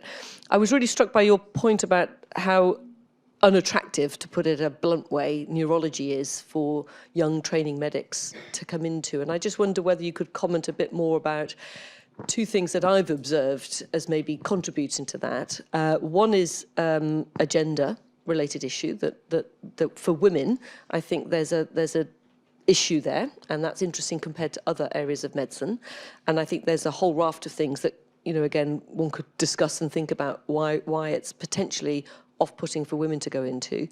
And then, you know, anecdotally, a lot of people say because of the frustration and not being able to cure, you are going to be, as a clinician, managing chronic disorders for the rest of your career. And that's dispiriting. So people are more attracted to areas of medicine where they know they can fix the problem. Now, of course, this will improve as we have more cures. And I just wonder what your thoughts are about those 2 issues that is putting people off. Well, Psychiatry be similar. You're dealing with people. Yes, the same would. Yeah. Well, if you allow me, thank you for raising that point. Well, I don't disagree with you, but I might look at it from a different angle. You're perfectly right that it may be let's focus on the gender issue first. Apparently, well, in many countries, the majority of medical students are female now. Still, the majority of candidates for neurology is also female, and then, after being selected, you basically, well, depending on the institution, it's typically linked to high quality outcome parameters. So you end up with a massively female staff, still. And then the problems happen because, and this is lowest evidence possible, it's my personal advice, I have not seen really compelling studies. The level of expectation of neurology, and there is where I think we disagree. Neurology used to be very conservative, used to be, how should I say, a medical specialty that was more contemplative in nature rather than active. That has completely changed. The neurology resident presently in a hospital runs around the clock. I mean, just referring to stroke units, the intensive care people have like strict diaries. They work from this hour to this hour, and they're fully occupied. Everybody knows what to expect.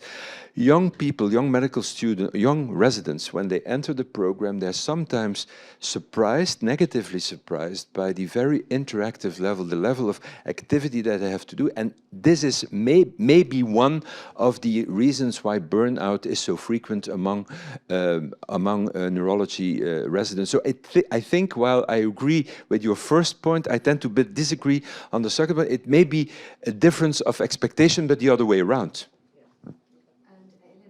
Kindly give Philippe the microphone. Yes. Thank you. Thank you so much for the question. It's definitely extremely important, very tricky.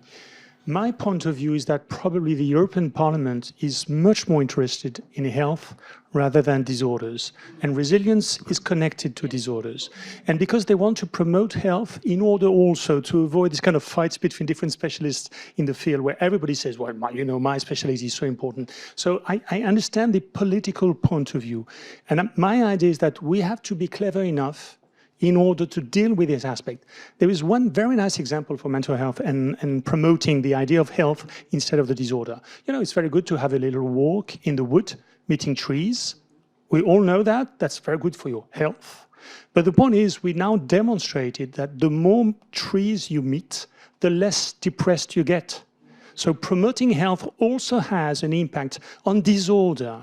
And that's a good example of how we have to be clever enough in order to organize fields where everybody's concerned, where we are doing something which is good for the health of everyone, helping also to understand what's behind the scene. And my conclusion is that also in our association, we always promote it, say, mind, where there's no brain health without mind health. But we will now add also for getting mental well-being, you need also good brain health. Thank you. I think there's similar studies saying that, I have a microphone. No, thank you. There's similar studies saying that patients recover more quickly if they can see plants and they have greenery from their trees as well. So even our geographical locations matter. I fully recommend getting a dog and walking in the woods every day. If we're lucky enough to live near them. We have a question from, if you could introduce yourself, because I don't know your name. My name is Tadeusz. I am working for the European Federation of Neurological Associations, so I'm here with Orla. So first, I just wanted to build on the discussions on the burden in the low and middle income countries. We heard from Tarun that neurological diseases, this is 70%. Mental health conditions, actually, according to the World Bank, 84% of burden falls in low and middle income countries. And then there is, of course, an issue of preventable burden, which is even much wider than these general figures. Then regarding the definition of brain health and kind of looking at mental and neurological, I think another way of looking at it is that brain health is a determinant of mental health, and we can do a lot to improve mental health through kind of looking at protective factors and how to better protect our brain. And I would say I'm not even sure if it's really possible to have a one unifying definition of brain health. In my view, it really depends on the context. So in a way, sometimes context is more important than the content, so it should be functional. And depending who we speak with, we should be then adopting the definition, because of course it will be very different when we speak to researchers and very different when we are speaking with policymakers or patients. And finally, I want to add one more voice vouching for the positivity of Elena. Thank you for this. I think we all know that there is a lot that we should be improving, but it takes an extra effort to also notice that the progress. And as you, Elena, said, the progress has been absolutely tremendous in the last few centuries. Thank you. Thank you very much. Yes, we have time for another very quick question. Well, maybe two very quick questions, and then we'll go to coffee. Yeah, I'll be really quick. My name is Sharbani Chakraborty. I'm from Technical University Munich and working on brain health in India. And I really appreciate the discussion today, but one thing I've been noticing, especially in the context of COVID, that there's a whole informal world happening around mental health, and young people are turning to apps, online platforms. So I was just wondering, how do we bridge the scientific world and the informal world, which is also moving very fast? Thank you. An extremely important question. I'll turn to you, Philip. Because COVID increased by 13% the rate of mental disorders, especially for teenagers who are definitely asking for care. But the good aspect of it is that also COVID helped to get more video, Zooming type of meetings. And that's very important for those young ones that don't look like to get to a psychiatrist and so on. And they can have much easier way in order to get access to care. So we also facilitate in another way of treating those young ones, but they're definitely not care. And my feeling also is that this is connected with a decreased number of the young ones now reaching these very specific training for becoming a neurologist or psychiatrist. The young ones now have been such, a large impact on their mental health, on their way they see their life. And our beautiful activities means also quite a lot of pressure because of work, because of time. And now, they have a little bit higher sense of quality of life, which is good for them, but then, well, a bit less attracted to our specialty. Yes, Peter. Just a sentence. I'm from a community-based psychiatric center, and COVID showed us how patients and professionals could work together to make a transition from that ugly period what we had to face, and we created a livable, nice online atmosphere, patient-based, peer support-based, and I think it is iconic because this was the time when patients could show that they are there, they can work together with the care system. Thank you, Peter. And I think Mu Ming had a question. Yes, just a comment. I come from China, the biggest developing country with more patients, neurological, psychiatric patients than any other countries. Brain health is such important problems. I think the issue of defining what is brain health is really the problem. So we need the objective criteria, much like the psychometric measurements, but not only psychometric, but neurological, sensory, motor, all included. I'll say easy to use, accurate quantitative definition of the normal population, how the normal distribution of various functions. We need large data sets so that we can define what is normal, what is abnormal. But how would you get those data sets then? So we are introducing a simple 30 minutes health checkup, brain health checkup kit into the annual health checkup system as an option in Shanghai center, health centers. So we can collect the information of people of different ages, how they progress with time. Maybe in 5-10 years, we have a large amount of data, so we can define a normal curve. Where's the boundary? Maybe an international consensus.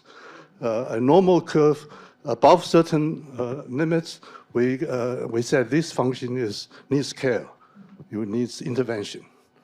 Now I have a blood pressure, high blood pressure. I have no problem saying I have blood pressure, but I don't know. I have a blood pressure above 140/90, right? That's a quantitative criteria. Everybody agree internationally. So what about memory? I think I have a decline in memory, but I don't have a metric. I don't know, my working memory is a decline beyond normal. So that I need that. I need a normal curve to define my mental status. Or no. You need to collaborate with some of the longevity pills that are out there now in the market. Exactly. Right. Well, with intervention, I mean, if I was told by my physician that working memory is declining beyond normal, well, I'll be inclined to take prescription of mental exercise for my working memory. Just like I take blood pressure pills. There's no stigma to it, right? If it's defining not as a disease, but as a function.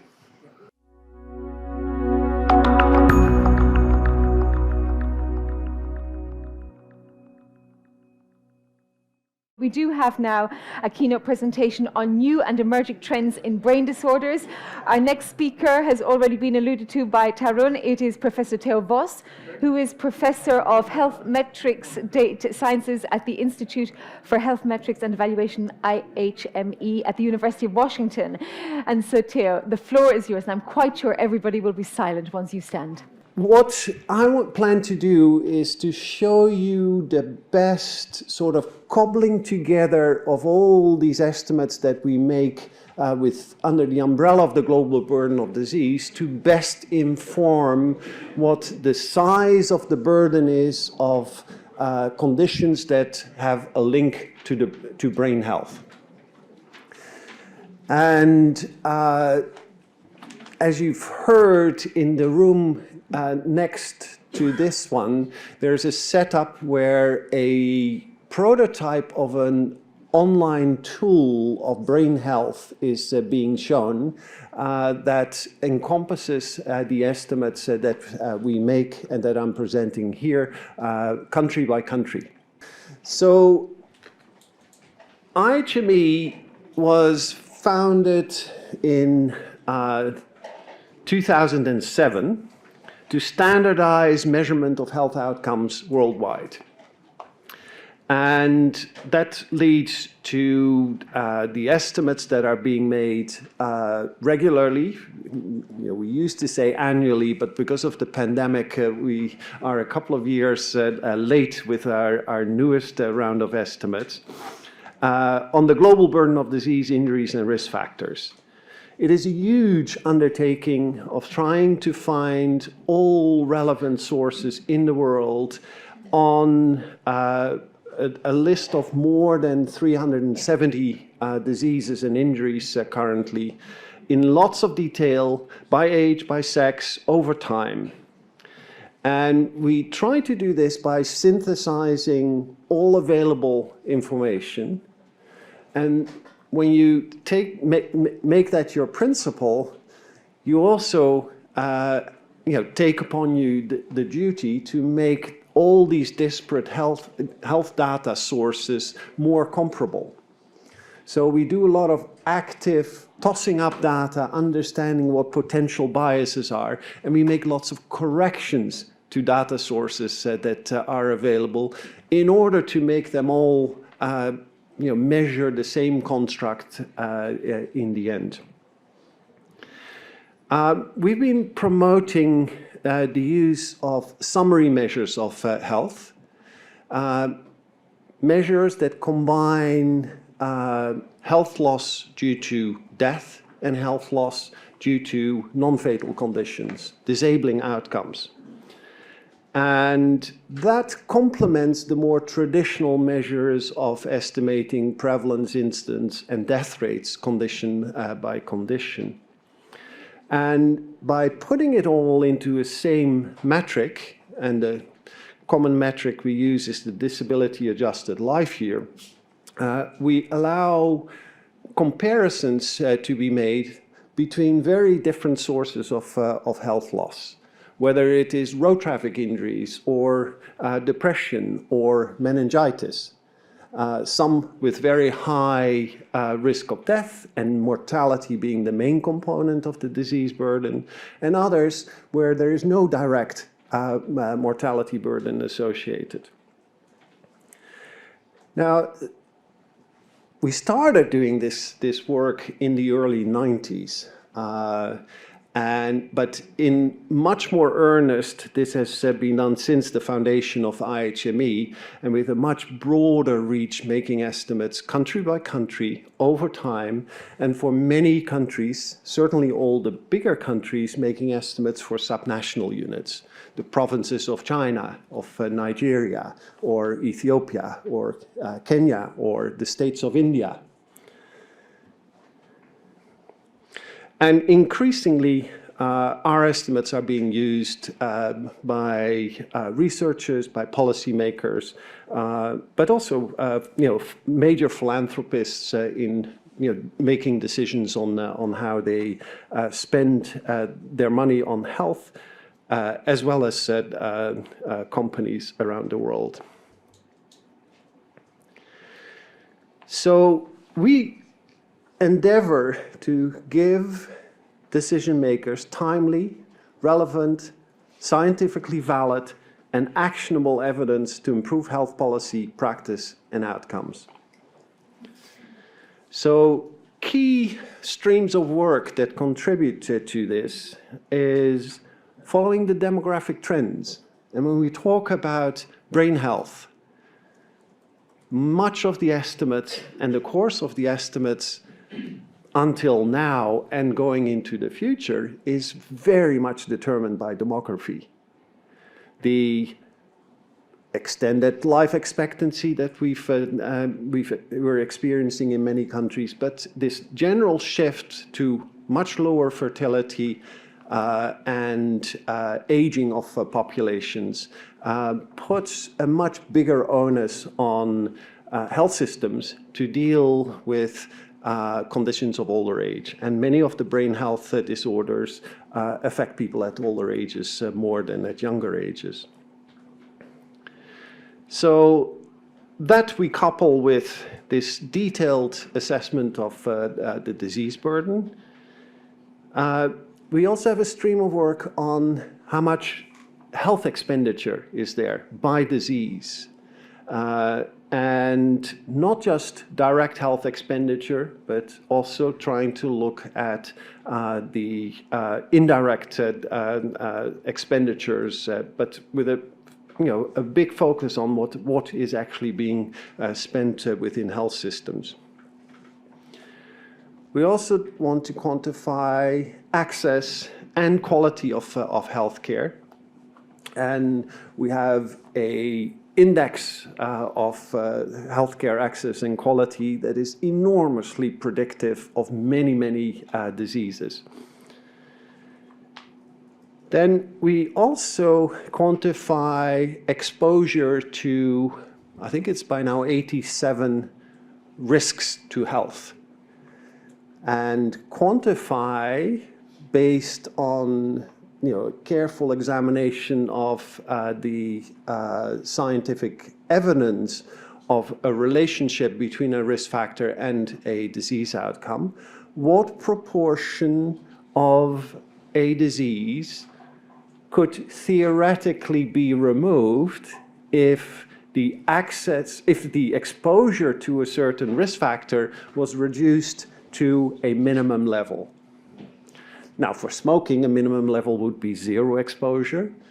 For blood pressure, you don't really want to aim at 0 exposure. So you have to set, a sort of most healthy blood pressure that is associated with the least amount of health outcomes. And increasingly, particularly with a focus on the US, we're looking at racial and ethnic disparities in health. But that's an area where we could do a whole lot more work going forward. Just a bit on the demography. Here you see plots for population distribution in 1950, 2020, and then our forecast out to 2050, 2060, and even heroically to 2100. Now, most forecasts are pretty heroic. Actually, demographic forecasts aren't all that heroic because it's so determined by a single factor, and that's fertility. And there are some very strong trends in fertility, all pointing in a downward direction.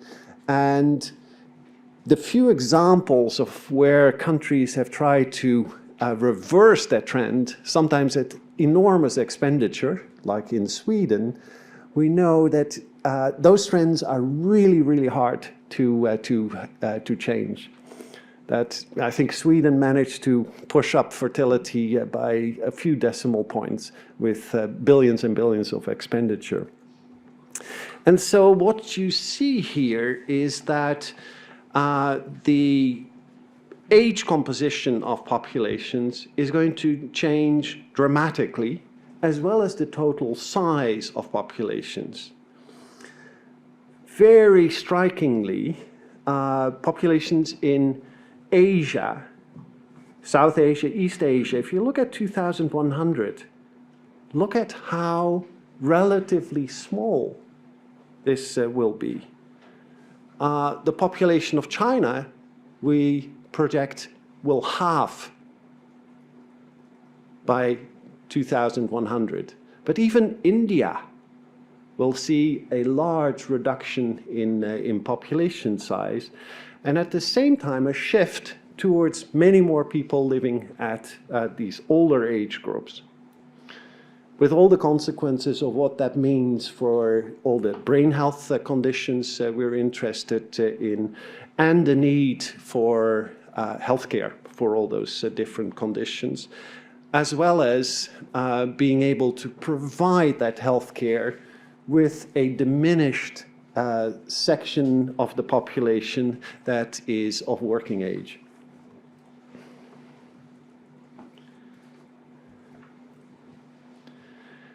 This is a paper we wrote a couple of years ago on our forecasts of cases of dementia, Alzheimer's disease and other dementias, increasing from an estimate of 22 million in 1990, around 60 million in 2020, to as much as 153 million.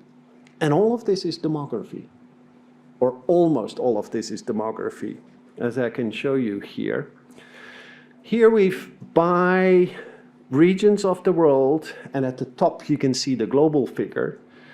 The black dot that you see there in that light green part of the bar, that is the actual increase in the numbers of people with dementia. And then of that total increase, we say that about half of that is due to aging, half of that is due to population increase, and a smaller component is due to risk factors that we quantify for dementia. That's the increase in diabetes through the increase in obesity, and it's an effect of smoking, countered to some extent by increasing levels of education, which are protective for a condition like dementia. But the overall picture here is this is driven by demography, and that's important to realize. Because we make these estimates in enormous amount of detail for this presentation, but also as part of our Brain Health Atlas, which you can view during the lunch break in the room next door, is that we can split this up by age and quantify what the contribution is of all these different disorders. And so, Alzheimer's disease and dementia, you will see at the oldest ages, and that's the blue part at the top that you see close to the y-axis. But look at the large size of things like anxiety disorders and depression, particularly at younger ages, but continuing into older age as well. And then, of course, stroke as an important contributor, increasing in importance with age. When we cobble all these estimates together, where we annoy our cardiovascular friends a little bit by taking stroke away from cardiovascular disease, but adding it to the neurological burden, we see that since 1990, and this is based on our estimates from GBD 2019, that brain conditions in the European Union are almost at the same level as the total burden of cardiovascular disease and neoplasms. And with the uncertainty bars indicated, you can say that we can't really make a distinction between those. So it indicates it is a very large problem. Now, moving on to the consequences for costs. Here is an analysis of the direct healthcare spending attributable to dementia, and that forecast to the year 2040. And so what you can see is that for Europe, we expect until 2040 a more than threefold increase in expenditure in Europe alone. And you can see that is particularly striking in Western Europe, but also substantial numbers in Central and Eastern Europe.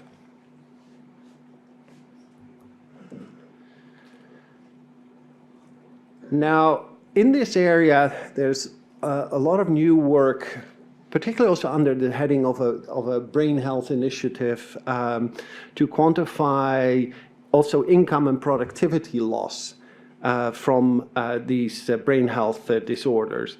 And that is of interest. You can see across the age range here from 25 to 65, and we may need to expand that a little beyond 65, unless you're in France. But it importantly indicates where are these conditions and how is it likely to affect the workforce, but particularly also income of people, but also the output for the economy, and couple this with the expectation that this group of people who are going to maintain all people like me is shrinking. It's important to know what is driving this productivity loss. So very much driven by mental health disorders at younger working ages, but progressively a greater component of neurological disorders playing an important role.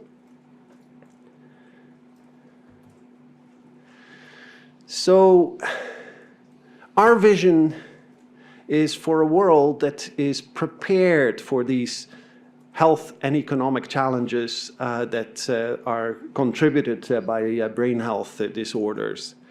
So we'll continue to make the best possible scientific estimates to quantify what is the current disease burden, what are the future trends, and very excitingly, when you have mapped out future trends, then you can build what-if scenarios on it. What if we intervene in 1, 2, 3, 4, 5, 6 different policy scenarios? What would the impact be? And relative to the cost of those, which one would be a priority? So we rely a lot on what we know about all these diseases. And the point made that the data sources from low middle-income countries often are much less than we have in richer countries. There are a few exceptions. We know a whole lot more about vision loss in lower middle-income countries than we do in high-income countries. Of course, it's a way bigger problem in lower middle-income countries, so that's the right distribution. But it's rare that we have great coverage of data sources, particularly in Africa. And so any help we can get, and we've started a whole series of workshops and we've done it in 3 countries in Africa, and there are 2 more being planned, where we hope to establish much better relationships with people in those low-income countries, and hopefully can work together to improve on the quality of the estimates. And as well as try and move a little bit away from the very Seattle-centric estimation that we've had so far. I think that's been important because we had to ensure quality. And when we initially started the work, we farmed out a lot of the work to different groups in the world and found so many inconsistencies and such a poor quality of work that we centralized it for the sake of making the best possible estimates. Now that we feel a lot more comfortable about how do you do this, we are planning to expand to other parts of the world and work together with, our vision is over the next 10 years, some 25 centers in different parts of the world who can take on parts of the work that we do while still maintaining the quality of the estimates. So big policy targets are how do we deal with a shrinking global population, but with a very different distribution by age, and what does that mean for labor force, economic growth, social support systems, and particularly where we see the greatest fertility declines. Once you've had your fertility declines 100 years ago, then you're more in an equilibrium again. But there are many countries that still need to go from the beginning of the demographic transition to the end. dementia is a good example, but we can make statements about forecasts and numbers multiplying for many of these brain health conditions. But for dementia, while we have not yet any effective treatments that would be widely available, a big focus should be on maintaining the risks. So dealing with blood pressure, dealing with air pollution, increasing physical activity, and the really hard work of avoiding obesity and the consequent diabetes, where it's obvious with all the rises in the world that we've been pretty bad at dealing with that. And importantly also is to quantify the trajectory of disease expenditures and how that is likely to pan out given the change in the disease profiles over time. But to sum it up, we're endeavoring to help people with the best possible evidence to make such decisions. And we may be a core team of several hundred people in Seattle who are doing most of the grunt work on this. We have by now a collaboration of 10,000 people who are signed up and contribute to our effort all over the world. And it's an incredibly valuable resource that we have. And Elena, maybe not to annoy you, but the comments we get back on draft papers from all our collaborators are far more important and insightful than what we can get from even high-class 4 or 5 reviewers. Next time. Okay, our easy ride is over. You're threatening. Yeah. Okay, well, that's what's a big overview of what we try to do with IHME. And I think the plan is now that Tarun and I will sit here and you can fire questions fire away at us.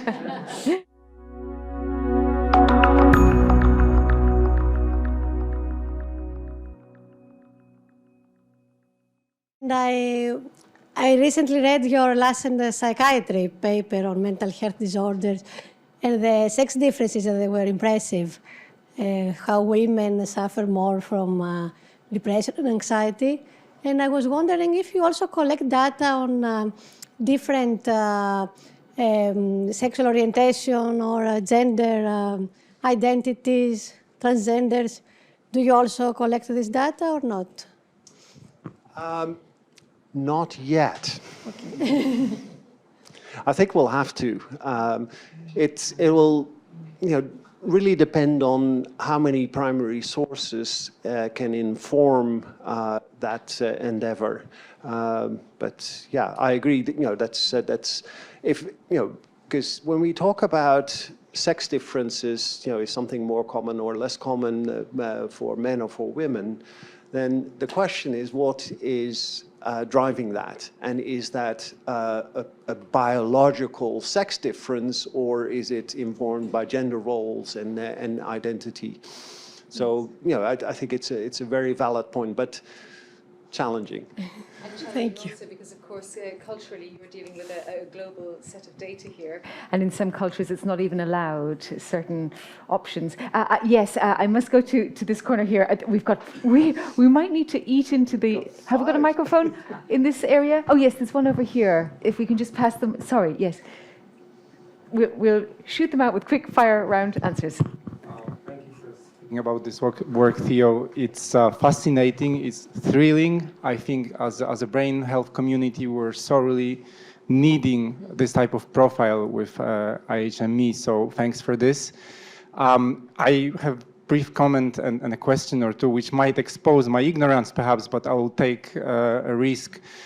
First of all, I really liked how you profiled, or it was interesting to see that you spoke about mental, neurological, and cerebrovascular diseases, because when you look at the proportion of the burden, stroke is more than 40%, dementia is more than 10%, so we have half of the burden of neurological diseases in just these conditions. But traditionally, for years, they were attributed to cardiovascular disease, they were attributed to mental health, so half of the burden was kind of invisible. So I'm happy that although you're annoying your CVD colleagues, it's still happening, that they are now considered as a part of the brain disorders burden. A couple of questions. For the Brain Health Atlas, you already took stroke to the brain, but ICD-11 entered into the force in 2022, and I suppose there will be some time for countries to implement it, actually many years. So one question is when you will start in your annual updates reporting stroke as cerebrovascular category. And the second question, if it's even possible to be answered. And the second question, how do you feel about sometimes, I suppose this is done for the sake of simplicity, speaking about disability rather than disability adjusted life years, because we know that it's more than disability, because DALYs are denoting life lost or healthy life lost due to illness, but also premature mortality. So it's going beyond disability, and yet often DALYs are abbreviated for just a disability. So I wanted to know, how do you feel about that? Thank you. Maybe on the last one.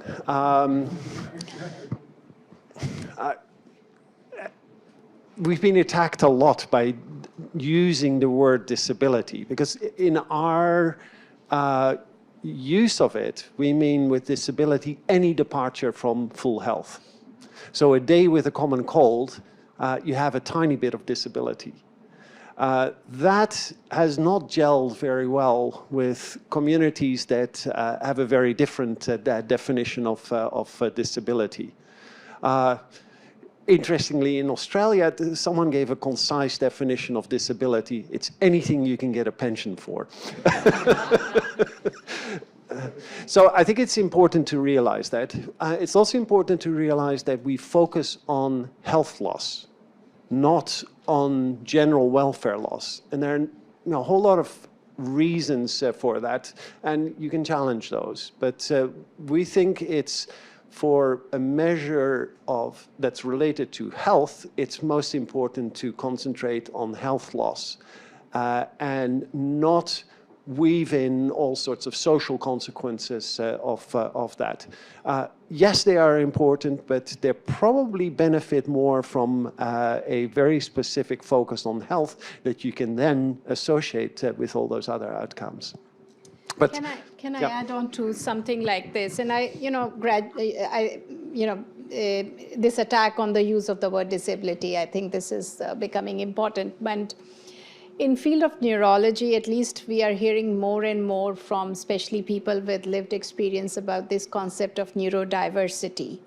That is emerging now, and that that it is how people perceive themselves, in terms of as we are having it on a spectrum, and what is a disease, what is an impairment, how does it is ultimately impacting our functioning and quality of life. And I think what at least I see from a policy angle, that we use these numbers that we have on prevalence, we have on DALYs that comes from the global burden of disease. But they need to be complemented by other sets of information at a country level, in terms of, as we are thinking about access to services and access to health systems, interventions and strategies, and bringing back that, and this has come up very much when we are looking at, in the DALYs, when we were looking at the metrics that goes into it. How's a person perceiving themselves? And somebody might feel that even with all the disability, they are well functioning, and somebody might feel that even with a smaller disability, they will have an issue, right, yeah. Theo? I think that's a core of the argument when we talk with disability advocates. I try to deal with that by turning it around and say, well, the way we use our measurements to inform policy, it is a measure of the willingness that policymakers should have to deal with a health problem. And so if someone, like someone in an audience on disability in Australia said, I'm deaf and I'm completely happy with it, and I would even like my child to be born deaf because I have such a fulfilling life. If you turn it around, is the question, should society be interested in anything you can do to prevent deafness? And most people would say yes. Then you would not want to award a health loss of 0. So it depends on what your perspective is. And if you're trying to inform policy decisions, then we would want to capture all sources of health loss, even if people cope very well with them. This is coming back to the ethical part that Irene was talking about this morning. And do you think then the ethical part should also incorporate citizens as a conversation starter? Well, ultimately, these decisions are made by citizens, at least the ones that we include in our population health surveys, where we ask people to rank conditions. And we do this a bit like you maybe did as kids. Would you rather be deaf than blind? Where we present random pairs of different consequences of disease across the spectrum, and then ask the simple question, who is the healthier? And from that information, we get this quantification of how bad is it to live time in a particular health state compared to others. And we've deliberately chosen to poll this with members from the general population, rather than what we used to do in the past is a few people like me would sit around a table and we would say, oh yeah, it's probably like this, it's probably like that. So it gives a very overview of what could happen or will happen, because it's still based on modeling and on demography. So I would like to ask, what is the impact this has on the policymakers? Because, I am fighting in Belgium to try to have a Belgian brain plan. But for that, we need data. And for instance, I give you a short example. You ask a Belgian neurologist, how many Parkinson people are in Belgium? When we say 25,000, you ask another one, it will be 60,000. So it is still very elusive. So my question is, what is the impact those data have on the policymakers to construct a European brain plan? We have more than a little challenge, because this notion, oh, these are only modeled estimates. I would counter that and say the simple use of whatever data you've observed without properly looking at all the potential biases and problems with the data is worse than trying to make use of all the available data and having considered what the potential biases are and correcting for those. And that, therefore, modeled estimates are far superior to many observed estimates. Because we have so little time, if people can make their comments and questions short, I will try to get in as many people as possible. Mahmoud, very quickly. Thank you very much. It was, the data is just so lovely. I was just wondering, how do you source your data from the low income countries? And I know that you mentioned the workshops. So I was thinking, have you considered an idea where you collaboratively either apply it, for funding or support the local, scientists or institutions to build sustainable way of collecting data? Because in reality, the data that I was shocked when you said that all countries signed those action plans. Because in Africa, for example, countries can sign, but nothing happens. So if you build that local capacity, then you have a more sustainable way of building, collecting more data. I was thinking if you have any info in regards to that. Thank you. Well, while we don't lack ambition, we think it's beyond our remit to be a driver of funding research. We basically make use of what is available. We can advise on how best to collect information because we have lots of experience looking at all these different surveys and data collection systems. But yeah, it's beyond what we are able to do to actually then actively be involved in all the data collection. But we do realize this is extremely important, and one of the corollaries of all the hard work we do is also indicating where the big data gaps are, so that we can tell people who fund primary research, this is where you would get the biggest bang for your buck if you would start, clearly concentrating your population health data collection using these and these instruments. And just to add, but it's a long haul. Yeah, just to add that one of the things that we heard in the morning also, this 10-90 divide, that where the 90% of burden is, only 10% of data, only 10% of research is available from those countries. And I think this is where, as a community, we need to have these targets in our mind, that how are we going to bridge that gap that is existing between the burden that we know, even if it's based on the best estimate that is available. And I don't think there's any other thing that is going to help us. So how are we going to make the change? So this is about, like, for example, when we write our research projects or when we apply for funding, how are we having these collaborative efforts between high-income countries and low- and middle-income countries that you are able to have better data. And I think this is for each of the funders, each of the research organizations to have similar, some kind of these targets as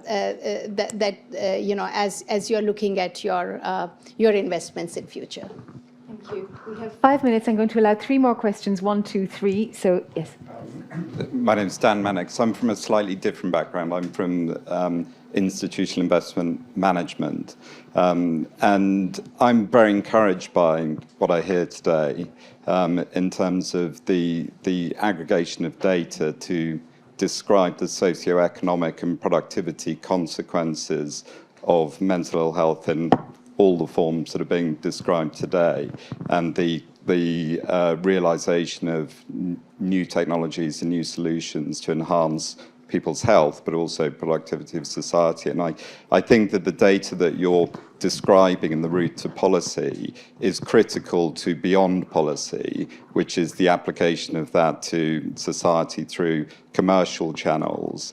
I'm very excited about the opportunities that this presents to genuinely enhance the productivity of society, which I think is as you said earlier, is fundamental to the stability of democracy. And I think that there's actually an increasing amount of capital available from the private market sector to work on initiatives that have a demonstrable impact on the long-term health of society. And for me, brain health is at the heart of that. Well, it sounds like a lot of people need to talk to him later on in order to get more funding. So, Pavel. Yeah, my name is Pavel Švibod. I'm from eBrains, the research infrastructure for brain studies. And you both mentioned the word scenarios. And I would like to ask you how you design scenarios, knowing what we have just seen, and knowing the economics of healthcare aspect of it, which we can probably visualize as we speak. I mean, in our area, we talk about disease-modifying treatments most of the time, which are not one-off expenditures. They are durable expenditures. So how does one take the economics of healthcare aspect into that equation in a meaningful way? Well, simple answer is you make up the scenarios. We can think of things ourselves, but we try and do this with the users of the data. We have the platform. We can crunch the numbers through the platform, but what those scenarios are, there's almost infinite number that you can think of, from very specific, what if we increase access to a particular drug, to what if we deal with air pollution or climate change, or so it's or under different scenarios of migration, with all these population changes and climate change happening, what are the potential impacts on health? So, yeah, it's almost infinite. But you have gone to him with certain scenarios, so you have thought about scenarios. So there are, like, the most important thing that has, in the recent times, we have all looked at COVID-19 and the health scenario, that how this will impact in future, thinking in terms of the mental health conditions. And we saw a 25% increase in the mental health conditions post-COVID. The scenario that is with the long-term COVID. So that's a real example of it, how this has impacted the policy making. The important scenario that is about that, why this data is very important at a country level, is the investment, if it happens in the brain health conditions, in the mental health conditions, or the neurological conditions. What are the savings that are going to come from those investments? And I think for this community, that's an important scenario that we need to look at so that the domestic investments happen, as well as the international investments happen at country level. And that would be an important use of this data. Little word of caution. Cost savings are a much abused way of advocating. Certainly there are lots of areas where when you do something, you save costs elsewhere. But often those are not costs that go back into your pocket. One final question. Oh, yes, we'll hear from Elia, and then the lady here who's had her hand up for a very long time. Yes. Thanks. Very interesting, very inspiring. Quick question. It seems to me that through the Brain Health Initiative, you are trying to enable the socioeconomic lens to look at burden, because of the belief that in presence of that, decision-making for policymakers could be different. And we could motivate them to look at things through a slightly different perspective. Can you elaborate a little bit on this second step, right? So the consequences of enabling that lens. That is not the population health perspective, but as a socioeconomic lens. Thanks. Yeah, we haven't done much on subdividing burden by some socioeconomic gradient. We realize that between all the geographical units for which we make estimates, that sociodemographic indicators are highly predictive, so we realize this is really important. Most of the data sources that we have do not allow us to easily quantify gradients, disease by disease, by socio-demographic indicators at the individual level. So within countries, we have done far less work. More of a focus of that work is in the US. And that's part of our US-centric bias of working from Seattle, but with a lot of US funders, particularly on the estimates of burden by smaller units, by race, ethnicity, socioeconomic status, as well as disease expenditure. We're going a lot more fine-grained, but there's a huge scope to extend that to other parts of the world. And the very final question. I'm so sorry I haven't been able to take all of the questions. So many people had hands up, and I really don't want to eat any more into your lunch break where you can chat amongst yourselves. Final question. Sorry, I'm not sure if it's working. Yeah, it's mostly for the live stream. It's fine, yeah. When you speak of scaling up interventions to tackle risk factors like smoking or obesity, there has already been some evidence of the application of behavioral economics and nudge policies to in certain countries like New Zealand, for example, to combat smoking. And I was wondering if there are other areas of intervention where nudge policies could be applied, say, for example, to reduce stigma with the the brain health checklist or toolkit in clinics, for example. So neurology and nudge units, combination. I've done a lot of work when I was still in Australia, looking at prevention and what works, what doesn't work. This is, talking 10, 15, more than 15 years ago. The headline story there was that most things that rely on behavior change are not very effective. And if they are effective, the effect wanes rather quickly. The things that are much more effective are things that affect you in your pocket. So price changes, regulations. Now, of course, it doesn't hold universally, but that is, I think, still the case. Even though I've moved away from that field a little bit over the last decade. Just to add that, there is some evidence that's emerging, especially for the early years of life, as we are looking at those, those multifactorial interventions, and also the work that, in fact, for the later life, the fingers trial that you mentioned, Finland, and that reminds me of the worldwide fingers. When we are thinking about these interventions that act at, you're combining the interventions and looking at the outcomes, basically. And when we are looking at some of these interventions, it's the combination of the interventions that impact for example, in cases of early years, it is the responsive caregiving, and then you're looking at the health and the nutrition and the WASH interventions all coming together, and we can see that if you're measuring brain health by looking at brain structure or functioning or some psychometric tools, you can see that it is having an impact on children's development. And we know that the first 2 years of life are where maximum brain growth is happening. So I would say there is some emerging evidence, and not at the level of the policies that we see, but thinking more at a level of systems level interventions that may help us in having that change.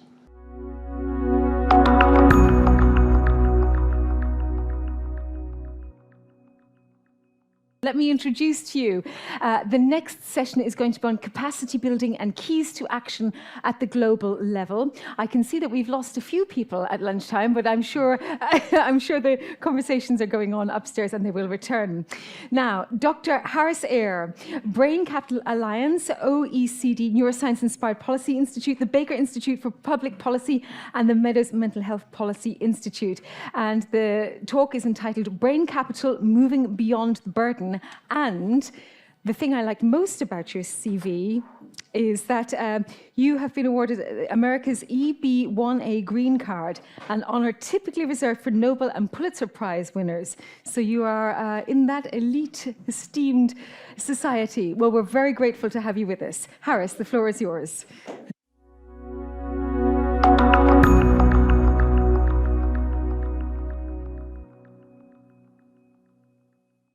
It's great to be with you all. This is extremely energizing, this collective of people, and the energy is quite incredible of the different dialogues and conversations that are happening.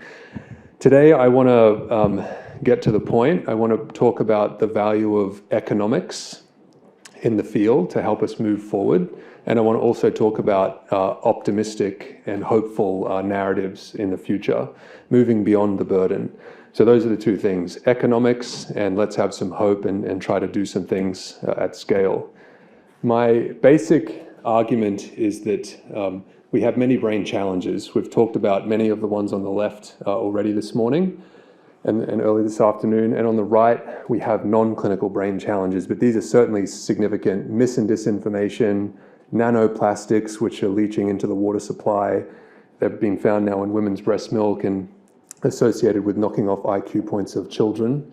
So very concerning. Social media, we know about in the news, is particularly negative towards youth, teenage youth, female mental health. So we have some serious issues that I wanted to frame up for you, and the ones on the right are the ones that are most novel that I wanted to talk about. But let's move beyond the burden, because it can be draining and overwhelming. Down the bottom here, I highlighted the things that we want to move away from. We have, to date, poorly applied prevention approaches. We've had a deficit focus, lack of personalization, disciplinary siloing, sector siloing as well. It's either public or private sector, not a lot of stuff in between. There's been political neglect. So this is kind of the state of where we are, right? So what am I proposing as a transformative strategy? I'm proposing to talk about brain capital, use it as just an instrument to provoke you all to think differently. You may not like this framing necessarily, but at least it will stimulate some perhaps better ideas. You can tell me I'm wrong and how you can make it better. We want to talk about prevention, global scale research, strengths, personalization. I know, Veronique, you're big into personalization and have some big things doing here. Transdisciplinarity, and then aligning these brain health issues to current societal imperatives, which Mike and I talked about earlier today. So brain capital is a new economic policy framework. Maybe you could think about it as like brain health is relevant to an individual, and I'm trying to say that brain capital is like a collective of a country's brain health at a big scale. So this is all about population level stuff, states or countries or pan-humanity. And brain capital includes brain health and brain skills. Wonderful that Lundbeck, Isabel, and colleagues produced a wonderful report that said that the world is increasingly relying on brain capital, where a premium is put on brain skills and brain health. That's an individual's cognitive, emotional, and social brain resources. And the WHO, Tarun, I don't know if she's still here, but investing in, out of their report on brain health, investing in building brain capital is fundamental to meet modern societal challenges and to drive innovation. Brain capital is relevant across the lifespan. We all sit here on this spectrum somewhere. We all have friends and family on this spectrum. We all, support patients on this spectrum somewhere. We're all doing things good or not so good. One of the things I like about, I don't know where Fred is, but this conference venue was wonderful because the food outside is so healthy, so it's good for us, good for our microbiome. I recently published with, where's Orla? Yes, with EFNA, my personal story about how my migraines that I've suffered from since I was a teenager are actually a superpower. I can say that now because one of these new medications actually works for me. It's the first time a medication has actually worked for me with my migraines with Visual Aura. And as I reflected over the holiday period and thinking about how I'm not so much plagued by the migraines anymore, they're kind of been cool. They're the reason why I'm talking to you now. They're the reason why I went into medicine, neuroscience, and went into thinking about things at impact scale. So it gave me empathy and compassion. It's given me a purpose in life. I recognize that the drug that I'm on isn't available in any other country other than the US. So it also makes me realize how inequitable it is. If I was still living in Australia, I couldn't get access to it, unfortunately. And I'm very grateful to my health insurance that it covers it, because it's otherwise very expensive. So it sort of makes me tuned into these inequity issues. Other health benefits, they say that people like me with migraines are very fastidious about our diet and health because we don't really know what causes our migraines. And so actually that means that if I live a healthy life, I may be less likely to get heart disease and dementia as I get older. So that's a kind of a weird but interesting positive.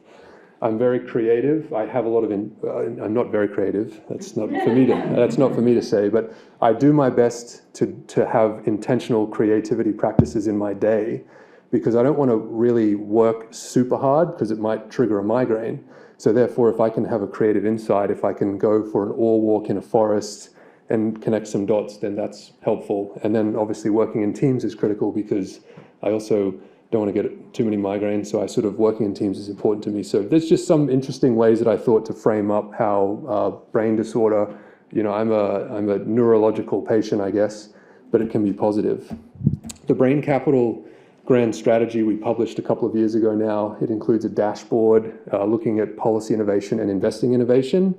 This is our Brain Capital dashboard, and I'm just wary of time, so I'm just going to get through these efficiently, and I can share links or my slides with anyone that's interested.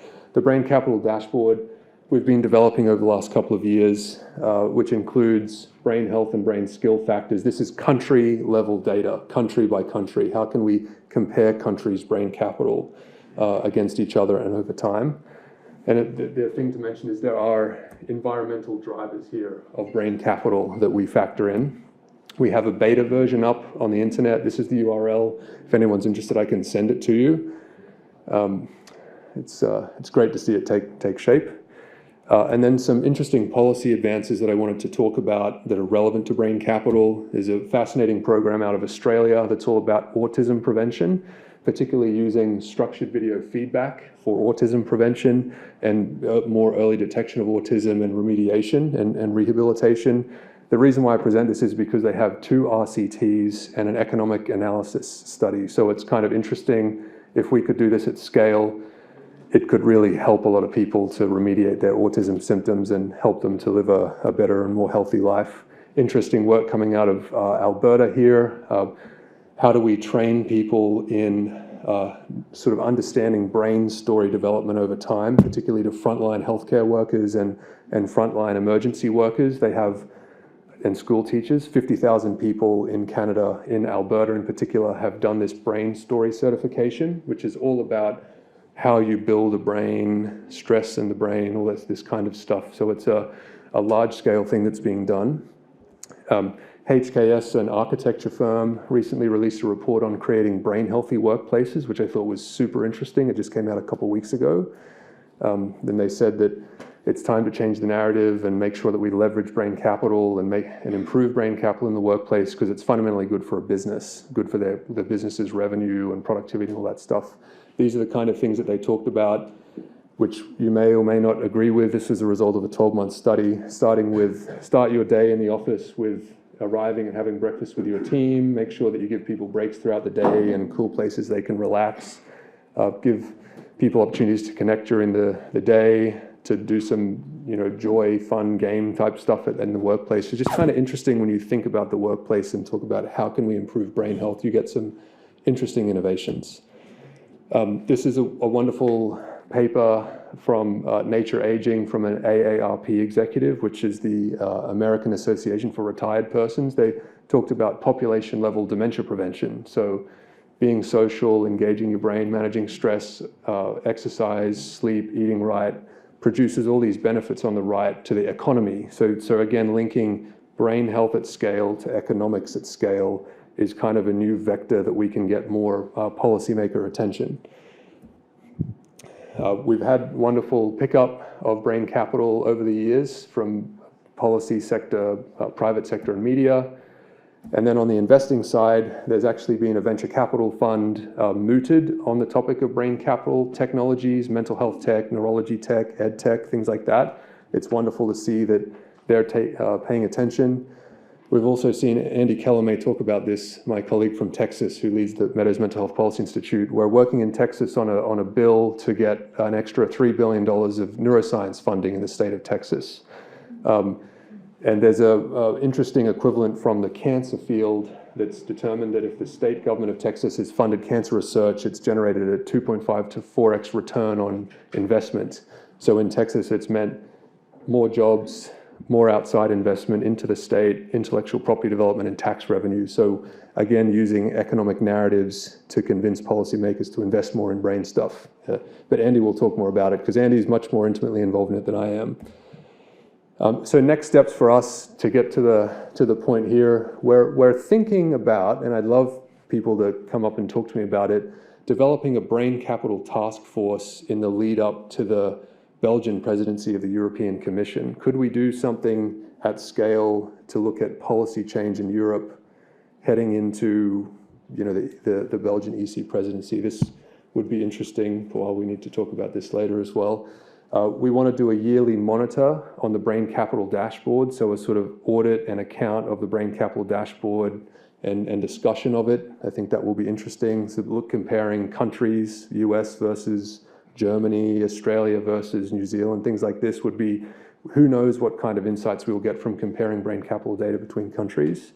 We're actually thinking about developing a city-level Brain Healthy City dashboard. We'll be presenting at some conferences about that. And then we're also looking at and submitting to specific projects and grant opportunities to try to drive this forward, because brain capital is huge. It's across the lifespan. If we can target specific projects, in different age groups, different conditions, we can start to, again, make the point that brain capital is important. And then finally, we will have an innovation summit on brain capital. Christian, do you want to put your hand up, is hosting this in Silicon Valley in late June, where we'll be talking about technologies for brain capital at the intersection of healthcare and education technology, which is a fascinating nexus, thinking about how do we help people with learning disorders learn better, how do we help youth that are depressed to learn more, how do we help people in the workplace that are depressed to remediate their depression so they can be more engaged in their job. These types of narratives and technologies, there'll be investors there, economists, clinicians, teachers. It'll be a fascinating kind of multidisciplinary group. So thank you very much. I hope that I made the point that economics is important, and we want to try to leverage that discipline, and that we can think about a new horizon for ourselves with some hope and optimism. Thank you very much.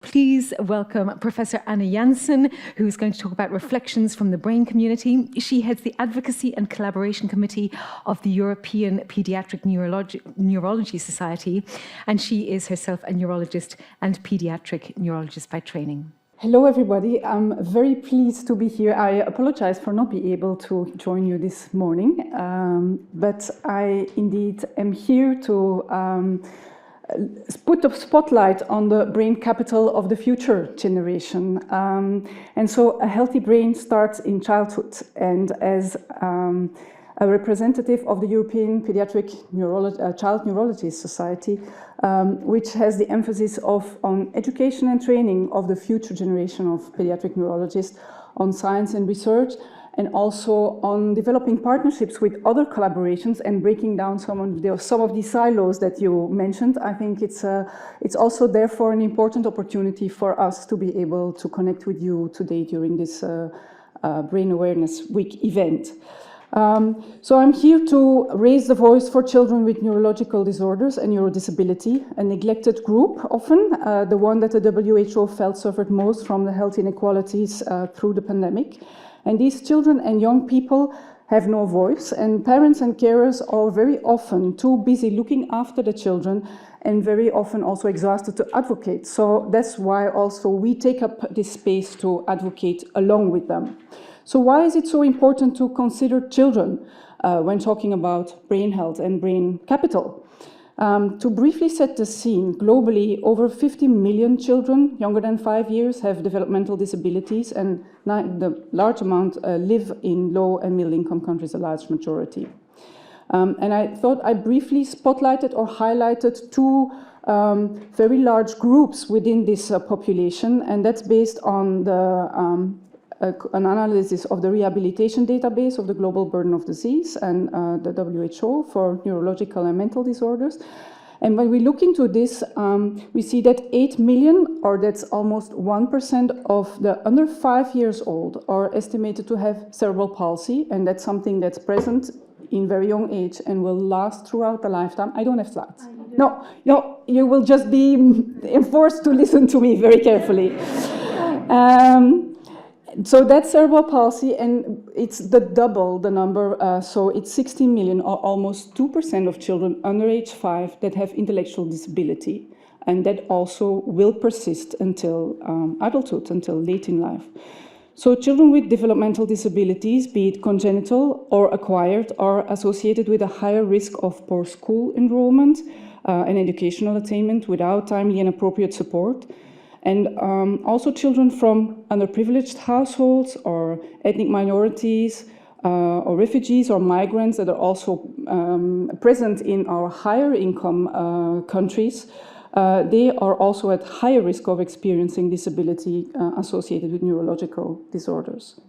So I wanted to emphasize that life course aspect of brain health because a wide range of disorders affecting the brain or the peripheral nervous system, such as epilepsy, intellectual disability, cerebral malformations, for example, or neuromuscular disorders, they are present in childhood, but they will persist into adulthood. And they do not only affect the person affected by the disorder, the child, but also his or her parents, the siblings, and often it has a big impact on siblings and on the way they develop and on the chances they have in life, grandparents, school system.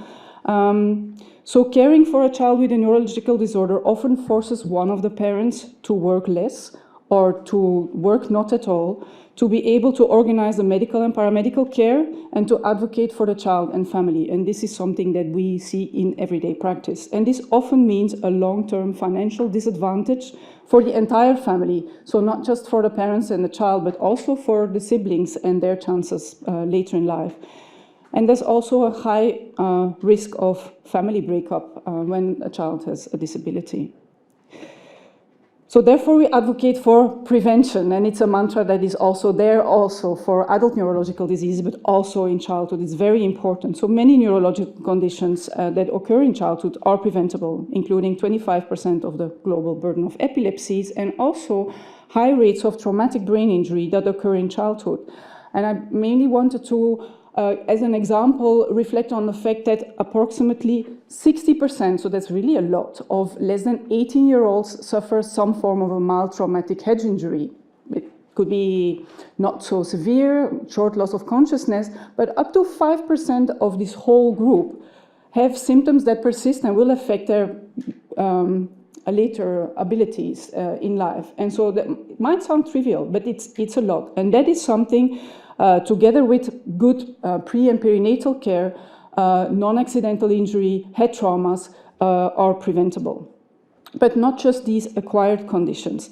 There are also a lot of neurological conditions that occur very early on that are the results of variants in our genetic programming.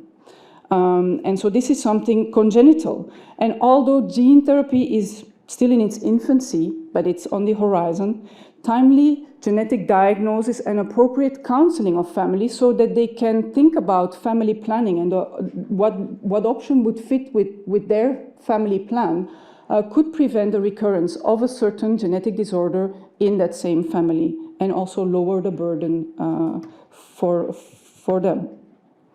Spotlight on early diagnosis. We advocate for rapid, equitable genetic testing or access to genetic testing, access to appropriate imaging, and also metabolic testing, because some neurological disorders can really be prevented when they're diagnosed and treated early. But there is often a very short time window or period of time between the diagnosis and the onset of symptoms. So we really need to pick them up early, screen appropriately, and be able to target rapidly. So that brings me to targeted treatments and early intervention. A range of, for example, metabolic disorders can affect the brain very early on, but we can treat them often and lower the burden or the impact of these disorders when we use, for example, enzyme replacement therapies that are available or specific diets. And that's not a major intervention, but you just have to be knowledgeable about which diet fits for the prevention of which disorders. But when identified and treated appropriately, it really lowers the impact of the disorders later in life and increases the capital.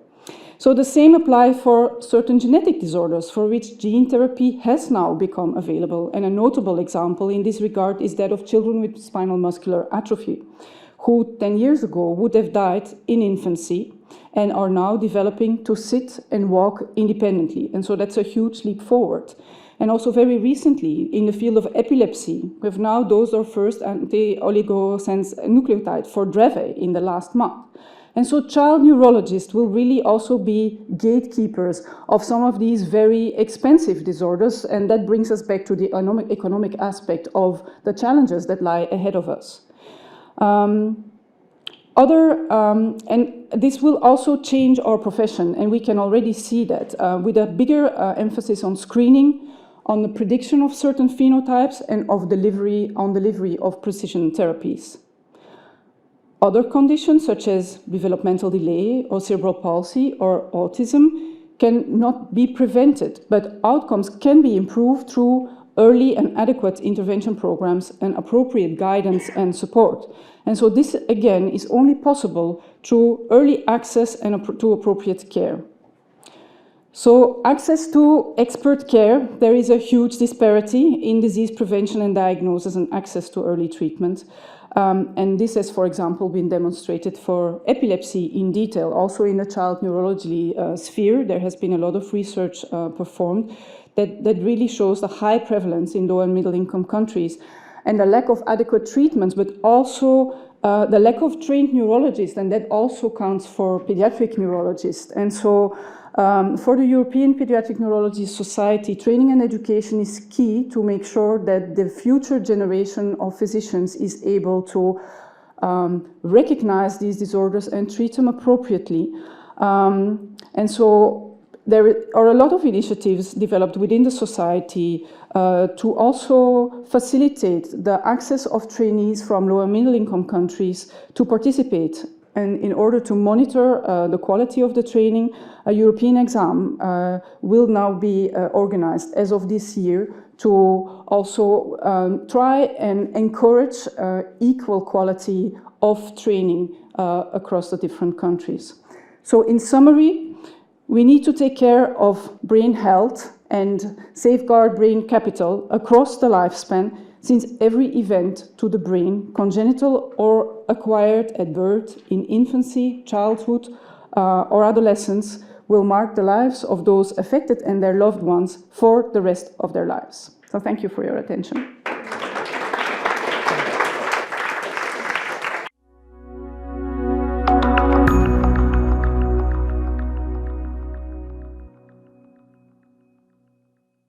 I'd like to welcome Professor Tracy Bale, President of the International Brain Research Organization. We've also got Dr. Thomas Ryan, a FENS Kavli Network of Excellence, Dr. Joachim Scholp, Global Head of Translation Medicine, CNS and Emerging Areas at Boehringer Ingelheim, and finally Dr. Andy Keller, President, Chief Executive Officer, and Linda Perryman-Evans, Presidential Chair of the Meadows Mental Health Policy Institute. So now I'm going to give everybody a little bit of time to talk, just as we had this morning, and then allow for an open discussion with our very chatty audience. So, since you're next to me, you go first. Okay, I'm going to start with just a brief introduction, because it was clear at dinner last night that not everybody knows what EBRO is, or IBRO, depending on where you live around the world.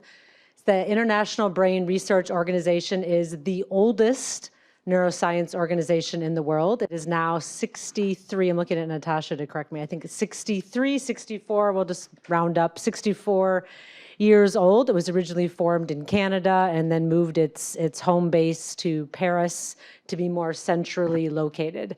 We serve members around the world. If you work in neuroscience, you are technically a member of EBRO, because you are likely a member of an organization or society that is a member ultimately of the organization. So I like to say we are also the largest, because we probably have well over 80,000 members from around the world. We are broken in the entire world into 5 regions, and we are very much a theme of today, a bottom-up organization. So every country is one of those 5 regions. We have committees in each 5 of those 5 regions, and those committees themselves determine the needs. And so all of the funding that comes to our organization, largely through our journal, Neuroscience, of which our editor-in-chief, Juan Lerma, is sitting right here. And so if you're interested, have a paper, anything, a hot topic you want to submit, please come talk to Juan. All of the submissions that come to the journal as part of our contract with Elsevier is our budget. And our entire budget every year, between 3 and 4 million euro, goes out into the world, around the world. And since I'm tasked with discussing capacity building, I wanted to highlight that the way we think about capacity building is bringing individuals from around the world, no matter where you are and interested in neuroscience, especially neuroscience research. Do you have access? And that's the word we've heard a lot today, and I wanted to highlight the word equity, and that equity, in distinguishing it from equality, It just does not mean that there are equal resources, but those equal resources are available equally. And I think that is determined by a region, by a country, by a city, by a community of how they gain access. And so one of the things, so I'm looking at my team here who are here from EBRO, who have really elevated both the equality and the equity of neuroscience resources and training. And one of the ways to make sure that individuals in areas in the continent of Africa, in areas of Latin America, in Asia, et cetera, know about these resources is that we have a great communications agenda where we are able, through social media and other mechanisms, let individuals know that there are ways in which we can fund travel if you want to attend a conference. If you want to go and train in another country and bring that information that you've gained and start your own research lab back where your home country, we have fellowships for that. There are ways to normalize access and resources around neuroscience. So in capacity building, elevating the training access to attend a conference, to go to another location and learn a neuroscience training technique that might be something you could bring home. So there's a soft, I'm looking at my notes that we have so many opportunities at EBRO. We have soft skills training, right? So if you are from a school or a university where you were didn't have development around writing a grant proposal, right there now the access to those funds is already limited for you. Or you didn't have access to helping you figure out how to write an abstract to submit for the EBRO World Congress, which is coming up in Granada. That's a plug right there. What are the dates? The dates are September 9th to 13th in Granada. Which year? This year. This year. September, don't miss it. That's right. That's right. Abstract submissions are open. If you submit an abstract and it's not something that you were trained, right? We all take it for granted when we've done it for so many times. Soft skills training, again, that's capacity building. It teaches you what someone is looking for, what an organization is looking for, how to submit that abstract, how to submit that grant proposal, how to gain attention of individuals where you're trying to work or partner or collaborate. So that's one of the capacity buildings. We have diversity fellowships. That's obvious what those are. And we have really started promoting very recently collaborative grants across regions. So it's not just within a region determining what its needs might be, but how can we really elevate, again, someone said this morning, a rising tide raises all ships. This is true. And so capacity building across regions as well helps to elevate the, and I just want to highlight as a last thing before I pass the mic, that we talk a lot about diversity, equity, and inclusion, and this is a huge focus right now, I think, around the world, especially in the US. But it's not just checking a box. Diversity, equity, and inclusion is valuable. And I think we sometimes forget that part of the conversation. So talking about global brain research and global mental health, that aspect of looking through the lens of how another individual or another community has experienced something, I think is so important to understand that value of what it brings to the table. As scientists, what it brings to the table when you're able to take different viewpoints, whether or not it's cutting edge science, or maybe it's just really a creative way of approaching a problem. So. Thank you so much, Tracy. Oh, you have a mic. I actually want to turn to Tomas next, in fact, because we're going to talk about fundamental research, which was spoken about also this morning by Irene. And you're going to also focus on funding for fundamental research. Okay, thank you. So I'm going to follow what Irene Tracy said today in a way I think that was quite diplomatic. I'm going to try and be slightly more provocative in advocating for the importance of basic fundamental discovery research in Europe, because I think that we are currently really at risk of missing opportunities and dealing with how we actually understand the brain. Neuroscience is, I think, quite different from other areas of biology in that we don't actually understand the organ we're studying, not really. And there are very good reasons for this. It's a very challenging field, but it's changing. And the reason it's changing is for a number of things. I mean, neuroscience is in many respects unrecognizable from when I was a graduate student, and it wasn't that long, from when I was an undergraduate student, which wasn't that long ago. There are a number of technological differences that allow us to study the brain, monitor the brain, and intervene with the brain in a way that simply didn't exist in 2005. Furthermore, there is a new generation of basic neuroscientists who are highly interdisciplinary, highly adaptive, and highly competent in how they go about their research. There's really a generational and cultural shift in how we do things. We used to be more siloed, now we're more integrative. And thirdly, there are different emerging ideas in terms of how we can interpret the brain. One of them, which I think is relevant here, is to see deficits in brain development, not so much as disorders, but as adaptations. The developing brain and the infant brain isn't really as fragile as we sometimes think it is. It evolved to change depending on its embryonic and infant environment, to try and make predictions about the world it's living in. So neither brain health nor mental health may be the right way of thinking about this. We're really talking about the fit between the development of the organism and the environment it's expected to grow in. And we don't really have a concrete scientific language for dealing with this. Because of all these changes, it's likely that we're going to be in a position as a society to be making significant advances in our basic understanding of the brain in the next 10 to 20 years.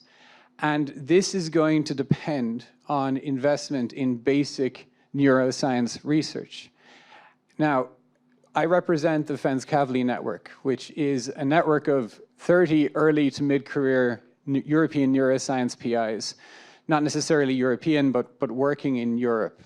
We recruit people once every 2 years for a 4-year term. We get about 100 serious applications every 2 years, but we select 15 scholars. It gives you an idea of how competitive it is. And we meet 2 or 3 times a year, first of all for scientific networking, which has already been highly impactful, but also so that we can develop a voice for early career European neuroscience researchers. And it is my opinion that the European ecosystem offers a lot of opportunity for making strides in basic neuroscience research. There's a couple of reasons for this. One is that European universities can be wonderful incubators for early career professors wanting to develop autonomous and unconventional research programs. And the other is that some European funding mechanisms, like the European Research Council, are really excellent at supporting blue skies, high-risk, high-gain research that enables that research to be done. But despite that ecosystem, we cannot make significant advances if we don't have sufficient external goods. And by that, of course, I mean funding. Now, the European Brain Research Area estimated that the European Union, and by that I mean the Horizon Program, the European Brain Project, and all of the other European-funded neuroscience projects, spends about 500 million euros per year on brain research. In contrast, the National Institute of Health in the USA is spending somewhere between $5 and $6 billion per year just on neuroscience research, and that doesn't include what it puts in its core NIH institutes. So we are nearly a factor of 10 or more off at the level of investment that we need to be to compete with the US, and I think this is a major problem. It's also clear that if you compare the overall health research budgets between the US and the EU, we give disproportionately lower funding to brain research relative to other areas of health.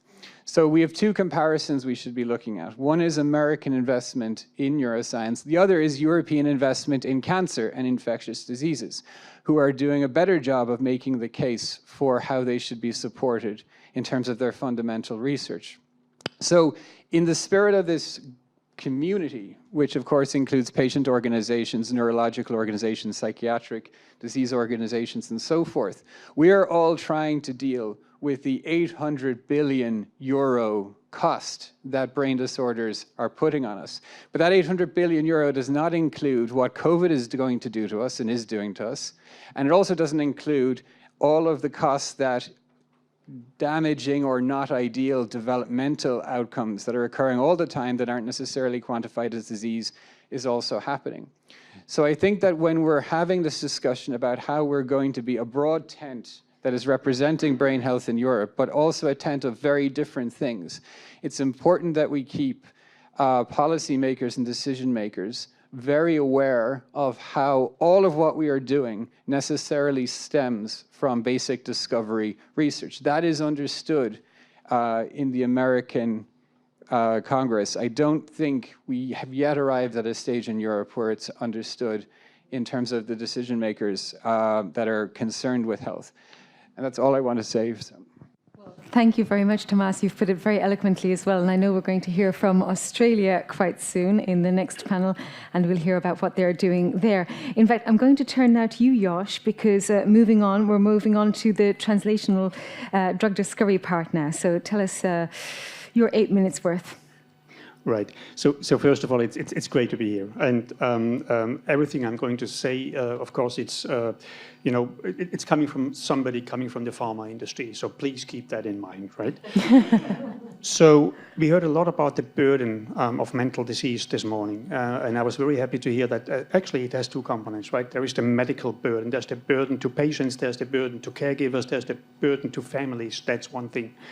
But there's also a burden to societies. It's an incredible burden to countries, to societies, to governments.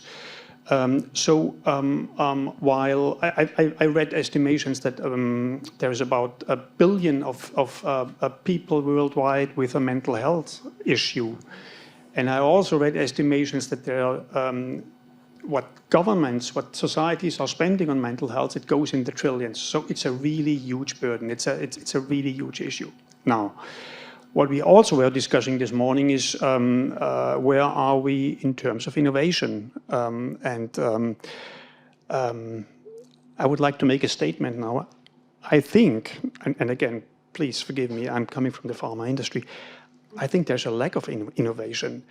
What I mean by that is not that I don't see, the innovation that has been made on a scientific side. There's no question about that. When you look back the last 10 years, the last 15 years, what we know today and what we haven't known 15 years ago, that's incredible. What I mean is, again, coming from the pharma industry, success for me is I develop a treatment to the market, and this is a treatment that makes a real difference to patients. And when I have that criterion, and I look back the last 20 years, not a lot was happening, to be very honest. So that's what I mean when I say there is a lack of innovation. It's really us in the pharma industry. We were not able to deliver better medicines. The question is why is that so? And I think there is a couple of reasons. One is there is this incredible heterogeneity of patients with mental disease, with mental illnesses. We have not a very good understanding of the pathophysiology, and we, as the ones who design clinical studies, we were not able to, to draw in that diversity of patients with mental illness. When you look at the DSM-5 framework, it has been a very successful framework in terms of diagnosing patients. What it does, or what it did when it was first put up, is it gave clinicians for the first time a common language to speak about these diseases. But it's not based on the underlying biology, and I think that is exactly the problem. So in order to advance innovation in that area, I think what we need to do is we need to go back to the biology, to basic research, basically. So I think the art will be to define the underlying neuronal circuits that are responsible for certain symptoms in certain symptom domains. Connect these underlying neuronal circuits to these specific symptoms and connect that to very specific targeted treatments. That's, I think, what we need to do. Having said that, there's a lot of challenges. First of all, I don't think we truly understand what patients need. So it really starts with understanding the patient better and having the patient as a part of that process. What I mean by that is a patient doesn't suffer from borderline personality disorder. A patient suffers from the fact that she takes rash decisions and has negative consequences of that. That's what the patient feels. So we need to start with the patient, and we need to make sure that whatever we do, it's in line with the patient needs. One great example is the patient-focused drug development initiative of the FDA. And there was a meeting November last year on schizophrenia, and it was basically bringing together patients with schizophrenia, sorry, family members, caregivers, to better understand, okay, what is it really that the needs are of these patients? So understanding the patient, that's one thing. The second thing is we need to understand the underlying circuits. We need to understand the biology, and we need to validate these circuits. So that's the connection to basic research, right? We need to be able to identify these patients. We need to develop biomarkers. We need to develop technologies so that we can identify a homogeneous group of patients which has a problem with a specific circuit, a specific neuronal circuit. When you think it through, there is no regulatory framework for that at the moment. So that's the next thing. How do we convince regulatory authorities to write us a label for these new treatments? And I could go on like that. So what I'm trying to say is this is really a huge undertaking. It's really something that will, if it is successful, that will change psychiatry. And that is something that cannot be done by one organization alone. So it's really working together. It's all about collaborations. It's all about partnerships. It's bringing all the critical people together. That's the patients, starting with the patients. It's basic scientists. It's the industry. It's the regulatory authorities. It's the payers. It's the policy makers. Only if everybody works together, then we may be in a position to change the fact that we were not very good in advancing better medicines to the market. Very much, Josh. And I think now we're going to hear from Andy about a best practice example that's happening in Texas. So not on the East Coast, not on the West Coast, but in the center for once. Yeah, that is an important thing to remember, is that not everybody in the United States lives in the Bay Area and Boston. We have people in other parts of the country. I know you don't ever go there, but we would like you to go there. Actually, I should work for the travel industry in Texas. We need a travel industry in Texas because it's not as pretty, but yeah, we should do that.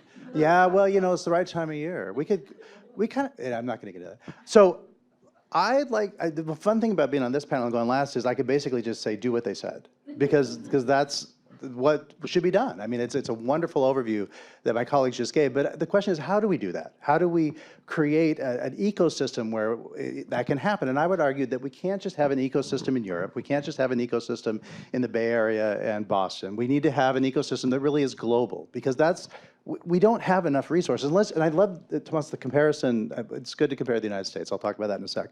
But it's also good to compare it to cancer, because there is so much more research spending that's gone into cancer. I'm going to talk about an example in Texas. But they're also doing way better than we are. And I'm just going to talk about my corner, which is mental health. But we are year over year failing. We get worse every year in terms of our outcomes in the mental health world. And a big part of that is because we don't have that ecosystem that fosters enough research in enough areas with enough people, enough diverse people, that then can actually have pipelines into clinical delivery system. And every single piece of that pipeline, from basic research to translational research to patient involvement to equity and inclusion to the delivery of those services, is not broken. It's designed wrong.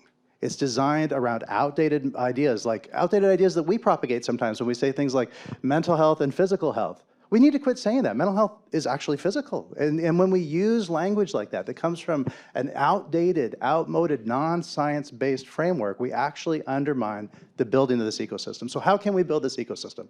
I think there's a couple things. And if you're going to build it, we would love you to partner with us in the United States, and not just those of us in the Bay Area and Boston. In fact, we need you to help us gang up with, is anybody here from the Bay Area or Boston?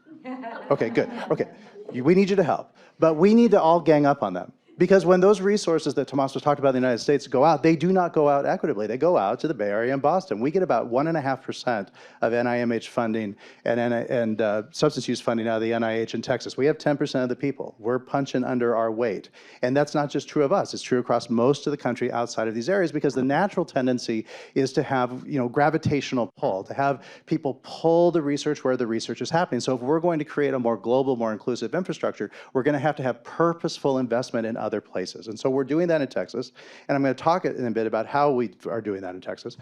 But I want to kind of lay out some structural things to understand about those partnerships. First, let's begin with where the Biden administration's priorities are, because that's actually going to be a lens to being able to access that money in America. The three cross-cutting policies that they put out in the mental health area are equity, digital technology, and workforce. And I think those things are all very interrelated, because we do not have enough humans. We do not have a diversely representative array of enough humans, and we don't have humans empowered with digital technology to be able to be more impactful. And the other priority that I love, but I would like it to be a little higher in the Biden administration's priorities, is on youth, because mental illnesses are pediatric illnesses. 75% are in place by the time your brain stops developing. We wait 10 years now before we diagnose and treat after symptoms emerge, and we make you figure out you're sick rather than help you understand that you have an illness beginning before you even realize it.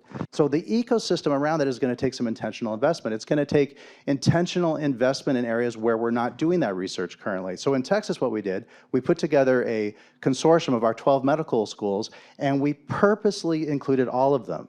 One reason was they all have legislators. So if we were going to get a successful package through, we needed to have their legislators on board. But the other part was we needed to be able to represent people from our border areas, from the Rio Grande Valley, from El Paso, not just in Dallas and Houston. And we've been able, through the research network we set up there, actually have a representative group of young people and youth in that study that perfectly match the demographics of Texas at a racial and ethnic and gender level. And that's intentional. The second thing we have to do is create mentoring relationships, because the natural relationship between a big, more experienced university and a smaller one is for the big one to steal all the money from the smaller one. That's what happens in nature. So we have to create infrastructure where we say, no, you get to be a mentor, because keep in mind, their people are going to vote. So if you kill them off, their person's not going to vote for you and your plan. And I can't tell you how many times I have to explain that to the researchers in the bigger communities. The third thing is to shift the focus into areas that are going to be more fruitful. And that, we believe, is primarily in youth and also in things that will be able to help the digital workforce. Because that's where we need to be able to get more bang from our buck. Harris talked about some of the investment we're looking at, and I think this is a really important one. And if you want to know how to get more investment in research, I would recommend that you go back to what Dr. Becker-Bassano talked about earlier today, about be positive. If you go in there and tell the legislators that we have this huge problem that's so much bigger than every other problem, and we don't know that much about the brain, so we need to learn more, you're not going to inspire them to invest. You need to go in there, and when they ask you if you can be helpful, you need to say yes. And stop there. I mean, like, that's one of the biggest things that we coached our researchers on, was the skepticism is fine in the laboratory, it's essential, but it is not helpful in a legislative hearing. Just get up there and tell them, yes, you believe you can be helpful? Because if you don't, why are you up here helping me advocate for money? If you don't believe you can be helpful, no one's going to give you any funds. And it has to include the entire panoply of research. So what does that look like in practice? One of the things that we're most excited about in Texas we're doing is actually a partnership that we have with Harvard Medical School, which is in one of those areas that I was talking about earlier, but we brought them to Texas. And we partnered with them with a project that actually originated in India, where they empowered Dr. Vikram Patel's work. We're empowering, it's actually called Empower, lay workers, lay people with digital tools to help them deliver evidence-based mental health care, which people can do with very simple tools. The first thing we had to do to get that to the United States was to translate it from Hindi into English. That actually took some resource to do, which I think is wonderful. I mean, it's a wonderful thing, because we have healthcare deserts in the United States, just like we do around the world. We don't so much in Boston, but we do probably in some parts of Boston. And then the second thing we did was we had to translate it into Spanish, because we have a lot of Spanish-speaking people in the United States. Now that we've done that, well, we're not quite done doing that. We will be in the fall. Then we can begin partnering with people to export that into other parts of the Americas and other parts around the world. So this sort of cycle where we come together, we bring the resources into underserved areas to try to leverage the expertise that we build in some of these more gravitational centers. And I think by working together, we can do that. And really, I like the raising all of the ships. That was kind of a nice thing. But we have to intentionally do that, because some of the ships aren't well positioned to be raised. Thank you. Thank you so much. Firstly, I know English is not the first language of everybody here. Does he speak very fast? It's the rate at which he's thinking. I love that idea of just say yes. It reminds me, Richard Branson once said, maybe most of you know here, Virgin Orbit, etc. He once said, if you're asked to do something, just say yes and learn how to do it later. That was his philosophy, and he's done quite well out of it. So, yes, so here we go. We've got, we have a question already. That was quick. Okay, let's open the floor to questions. So we have 35 minutes for questions. No, we have about 25 minutes of questions. Thank you. Marco Mowinkel. I spent a lot of time in the pharmaceutical industry. Most recently, I was involved in Compass Pathways, which is developing psychedelics for the treatment of treatment-resistant depression to start off with. So I have a very strong interest in mental health for multiple reasons. And I love what you said, Joachim, on why the pharmaceutical industry pulled out of the space. It's coming back a little bit, which is encouraging, but still the investment level is way below where it should be. You enumerated a number of reasons. I think there's one reason that perhaps I would add, which is it's very hard to measure outcomes. And outcomes are not measured very systematically. And if we can't improve what we can't measure. So I wonder whether anyone on the panel might be able to comment on how do you think about measuring the impact, the outcomes?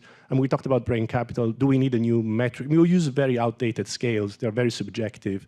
They do the job for regulatory purposes. But are they really capturing what matters to patients? That's the question I have. Well, I think it's a very complicated question because, as also has been said, we don't even have the right vocabulary set up yet for the questions that we're asking. It seems like the input and the output is quite difficult. But it's an excellent question, and you're absolutely right. And this is really something we are struggling with every day.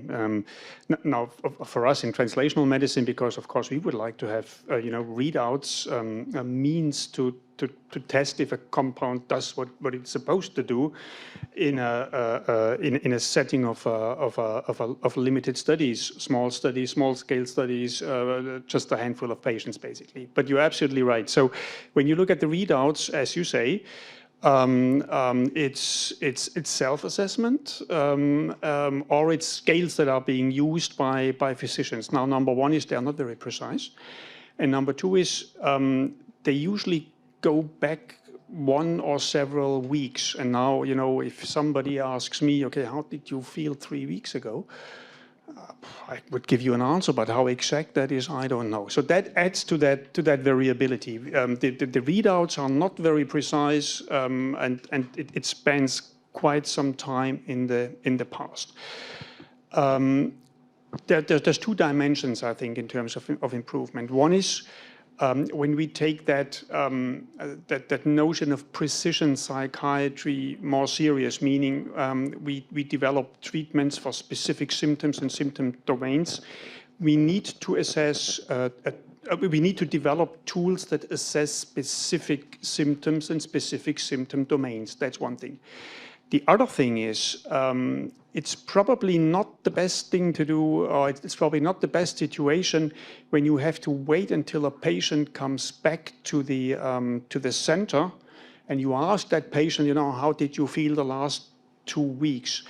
It may be a much cleverer approach if you find means so that you can monitor the patients at home in her natural environment. So, of course, this is digital tools, right?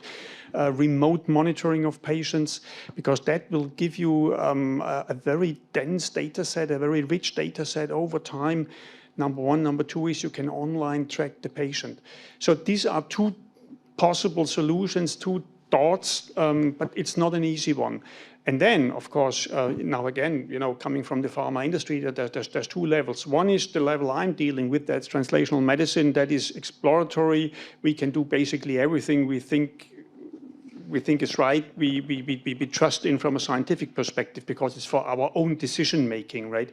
But as soon as you move to the later stage clinical trials, phase 2 trials, phase 3 trials, of course, there's the regulatory authorities at the table. So whatever you do, you now need to convince the authorities that your readout, your measurement that it has quality, yeah?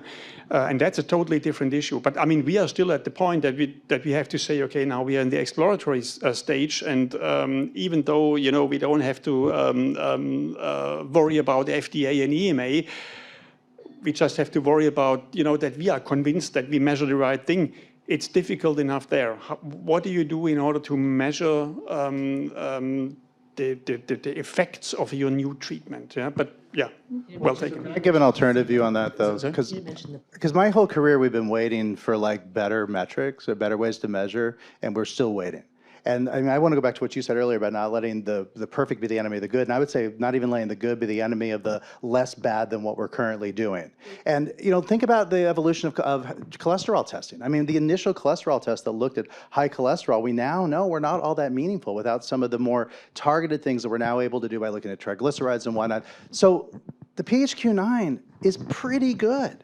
And it's way better than not doing anything. And so I would argue the systematic use of measurement will drive better measurement, as opposed to better measurement driving systematic use of measurement. So what we're trying to do right now is to get about 1/3 of our primary healthcare systems in Texas to implement broad-based measurement-based care based on very simple things, the GAD-7, the PHQ-9, which, yeah, you have to think back 2 weeks, but it's better to have someone think back 2 weeks and try to do that. And there's about an 80% correlation with diagnosis, and most of the folks that don't actually come up with a good, clean score on that are lying to you, because they don't want you to know that they're depressed, because they're pilots or they're law enforcement officers who are going to have a harder time at work, or physicians who are going to have a harder time at work if they're diagnosed with a disorder. So I think beginning with the not all that horrible measurements, systematically getting them out there, then creates the platform that as we get more precise measurement, we can put that out. As we get biomarkers, we can put that out. But without that platform, we're not going to drive the innovation we need to actually do better. We need biomarkers. We need some ways to say it was high, now it's low. Something predictive value, not just limited to questions of how you feel. I agree that, but until we start using the questions, we're not going to get there, I would argue. And there's a pretty good correlation right now. Question. Do you have an answer to your own question? with a microphone for the, yeah. I don't want to monopolize and I'm sure there are a lot of other questions. But no, the only other thought is, sure, we need biomarkers, we need PHQ-9 existing scales. Are we measuring the right thing? I mean, we're talking about brain capital, right? Or health and well-being. I mean, are we really, do we even have the language or the scales today? I agree, we need to do both. But if we want to go beyond that, we probably need to devise entirely new ways of measuring well-being, health, brain capital, brain health, and so on. But to answer the questions, we need to educate us, the normal citizens, to be able to answer your questions. We have 2 questions over here. Microphone right next to you. Thank you.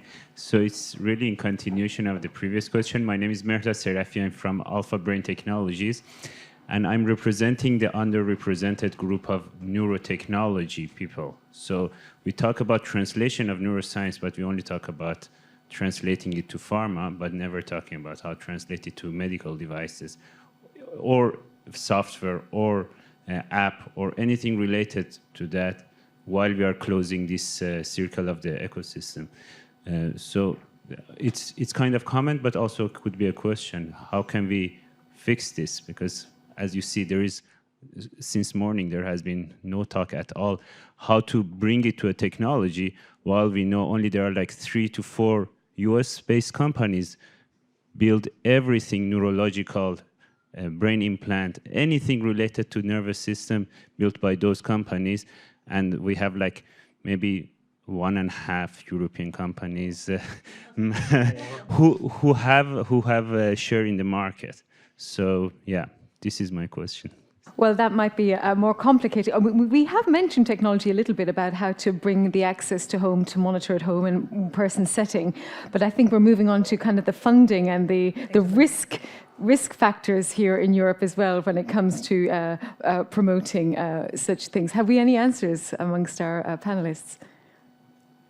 It's a complicated question, but I can try to have a first go. You mentioned digital devices. You mentioned software as a medical device, right? Now, I would disagree with you. I mean, there's a number of companies that are active in that field. As a matter of fact, there is a very lively startup scene. There's a very lively scene of small-scale companies who do work in that in that area, and there's a lot of really fascinating science. Now, having said that, I think that digital therapeutics, I think that really has promise. It has promise in all the indications and all the diseases where behavior is important. And of course, mental illnesses, behavior is important here, right? But I think it's still early days. So we need to wait and see if digital therapeutics can live up to the promise. I personally think, yes, they will. I think there's a lot of potential. But let's wait and see. Yeah. I would say just on that point, Yosh, that I mean, investment has really picked up in the United States in that. I mean, we went from, I think in 2018, 50 million invested in youth digital therapeutics to over 800 million is the market estimated in the next couple of years. Those market estimations have gone down a little bit, in our kind of post-inflationary phase, but still are accelerating a lot. And I think part of what we need to do is look at the ecosystem because, as we've had, pharma's there's a pretty good ecosystem for being able to drive things. There's a lot of infrastructure there.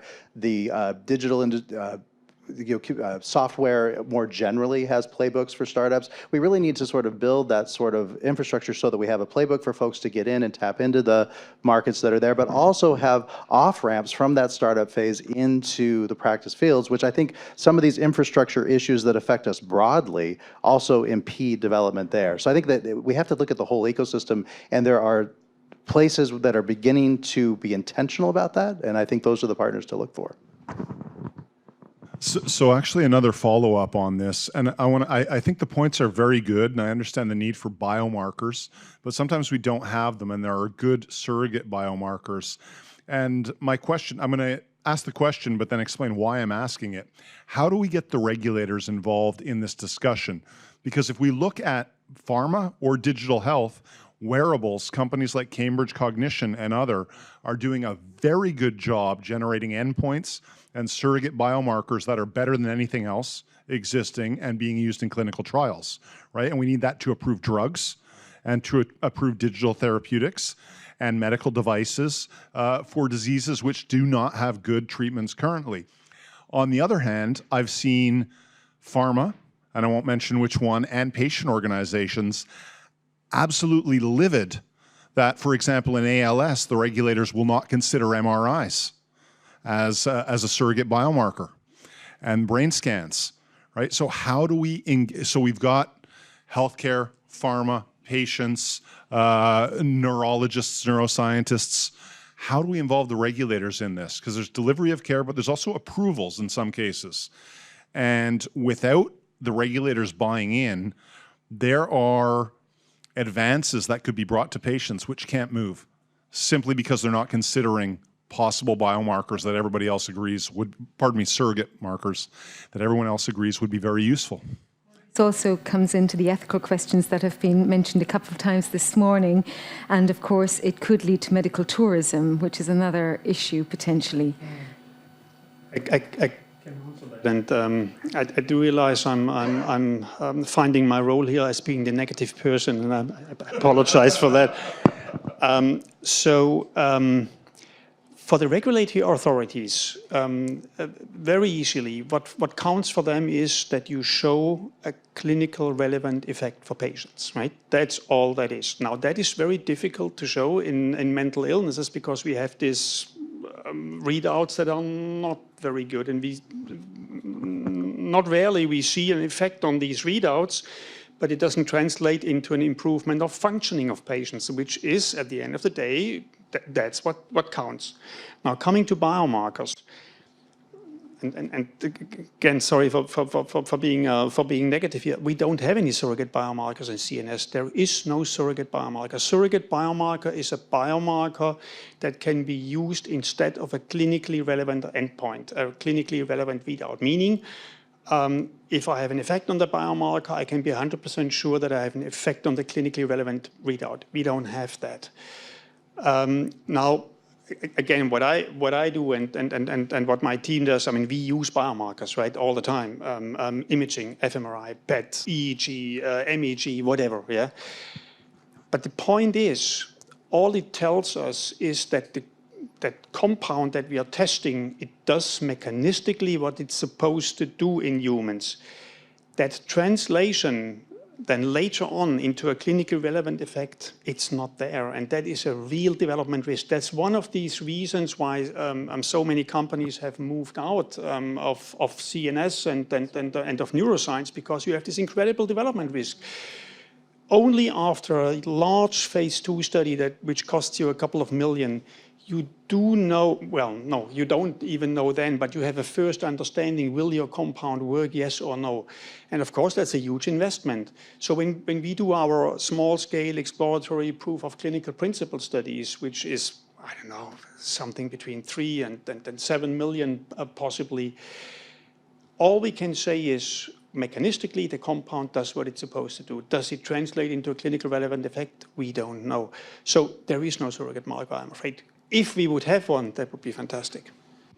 I also think too about what is the regulatory environment you're going to be working in, because you can pick different ones. I mean, one reason I really like working in Texas is we have less regulation there, and we can run things.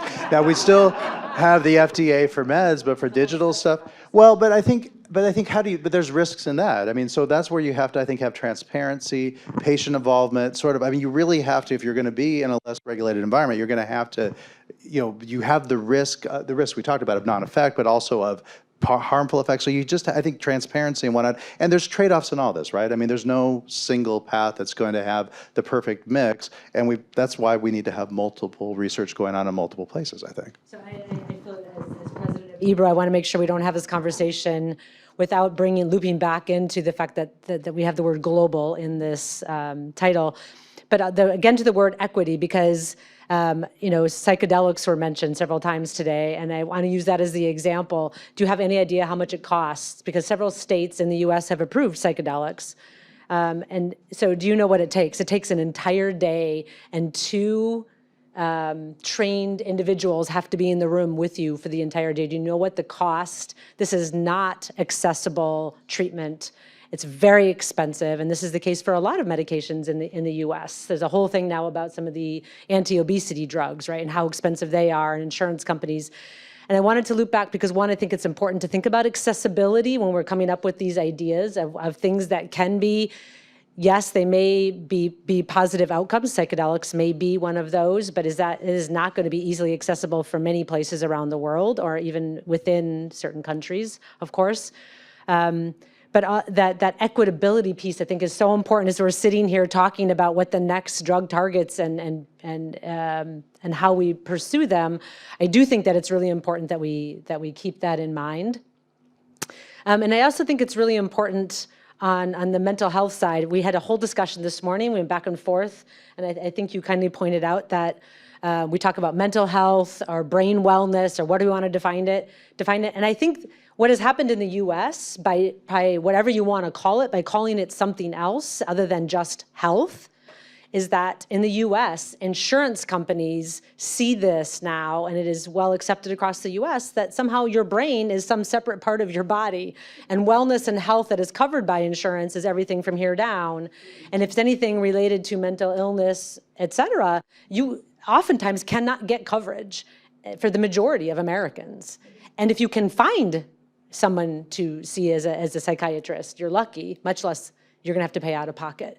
And so I wanna really be careful that we don't call so much attention to this as distinct for good reason, but the consequence to that has been really clear in the US, in that some reason mental health or anything related to mental illness is not covered by most insurance.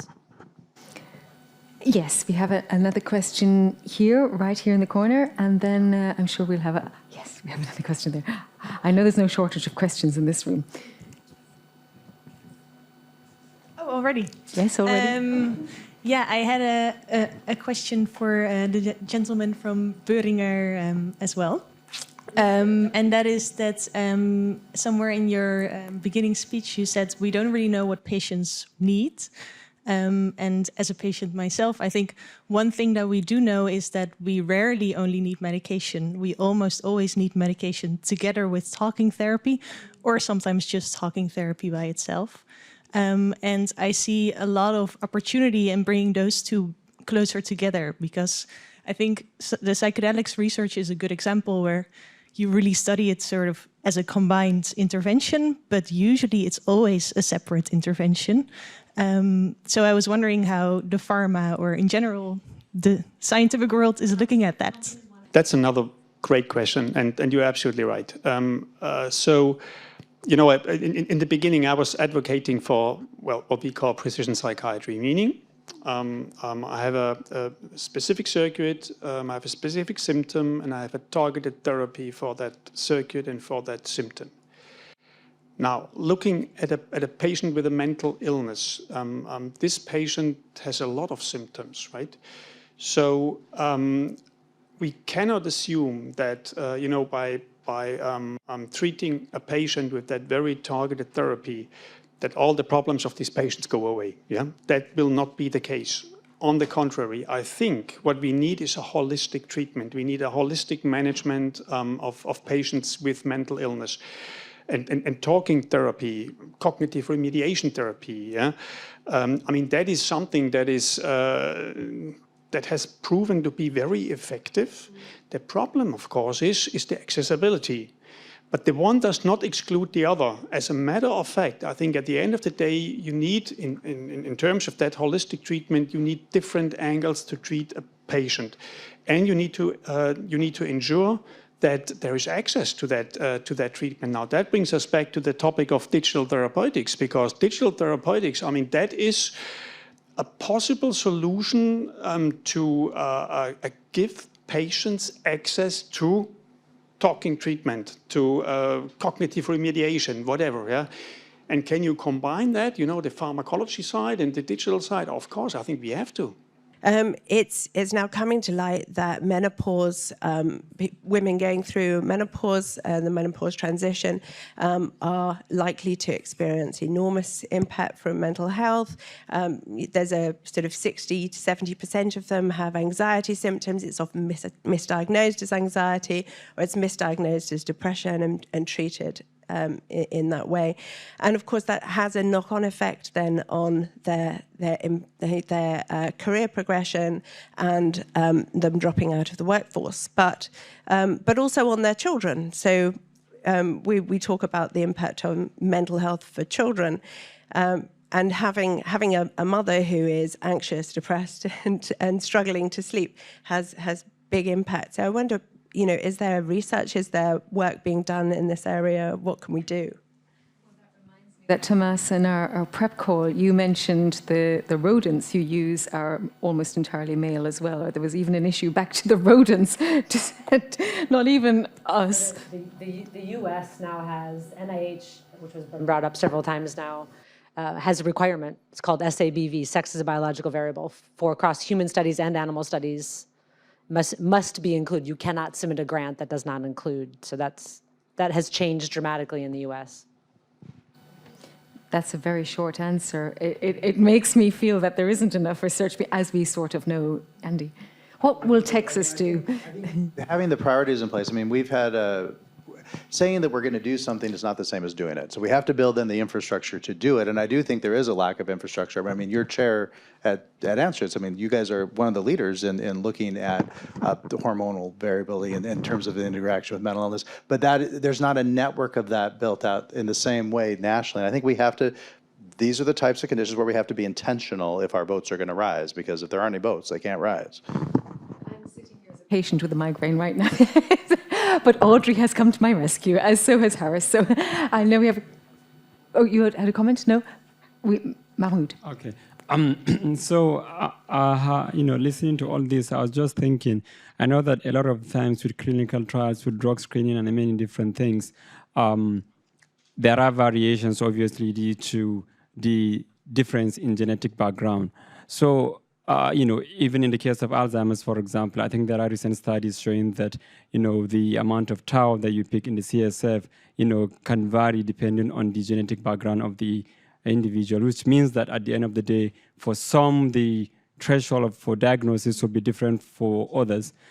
You know, I know that when we are having this kind of conversations, you know, coming from my background, it's kind of where almost nothing is existing, it's difficult to even start asking questions. But what should be our approach from the pharmaceutical industry as well as from the funding perspective on when we want to do research, even from drug screening, for example? Should we diversify the models that we use for drug screening? I know that apart from neuroscience in other areas as well, some drugs, the metabolism of some drugs does not work in other ethnic backgrounds. So what should we be doing in terms of doing something that will be representative for the global population, if you see what I mean? And I think this applies to all the panelists. Thank you. And that will be our final question before, in fact, Mahmoud, you're on stage yourself. Should we start with pharma again? So again, an excellent question, and two answers maybe. One is when we conduct studies, clinical studies for regulatory purposes, we have to take care that we have a sufficient representation of the different ethnicities for the countries, for the regions where we are seeking approval in the end. Yeah, so that's part of it, but it's only part of it. I guess your question is a lot broader, and to be very honest, you know, when I see it as a spectrum, and on one side of the spectrum is a well-controlled clinical trial, clinical reality is on the other side of the spectrum, to be very honest. Yeah, that's what I meant earlier. I mean, how do we bring that diversity in? I mean, how do we bring real-world evidence into clinical trials?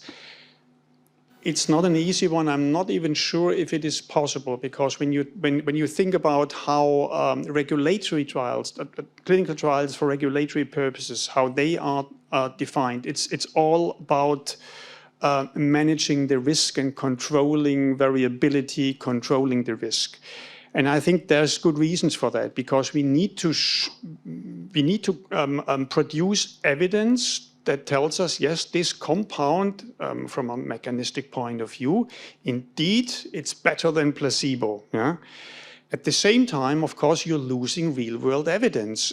So what we have to do nowadays, and that has been the case for a couple of years, in addition to these regulatory trials, trials for regulatory purposes, we have to do real-world evidence trials, or we have to come up with real-world evidence because of the reasons that you just mentioned. Is that an ideal solution? Probably not, but at least it's a step closer to reality. But yeah, I mean, again, a well-controlled clinical trial is not reality. Yeah. Yeah, I do think, though, there may be more speed around kind of equitable access with some of these digital therapeutics, because I think you have less risks. You can take established treatments, make them available through digital technology to people who have not had access, work with folks from that culture, from that community, to be able to adapt. I mean, I think you just have less regulatory oversight, because there's less danger in talking to somebody than there is in putting a compound in your body. I mean, there's some risk, but I think there may be some more speed there, and we may be able, I mean, that's certainly been our experience in terms of some of these things we've partnered with our partners in India and our partners in other parts of the Americas. So I mean, I think it may be different speeds on this in different lanes of development. I do think that there is some traction to be gained, and adverse childhood experiences, trauma, those aspects, to gain some traction around some biology that you could then take in a way that wouldn't be as expensive as a clinical trial, and you might be able to ask in separate communities and separate populations if that biology still holds true, that wouldn't require trying to do expensive trials all around the world and asking about fit that way. I think that was kind of getting at your question. Yeah. So there might be ways, you know, changes in telomeres, changes in extracellular vesicle content. I mean, there's lots of stuff that's out there now that might be a way to get at some of the biology that then could indicate this drug is going to work or not going to work, or this community might be a greater risk, et cetera. I think we don't have enough understanding of the role of the origin of variation in most behaviors. You know, neuroscience is the science of the normal. We like to average things, we like to over-control things. We haven't really been embracing enough the origin of variability in behavior. And I would argue that only a small portion of that is genetic within a species. I think most of it is about the exposome, everything you're exposed to in utero and in your parents' generation on their gametes, and what's happening in embryonic development, early infant development.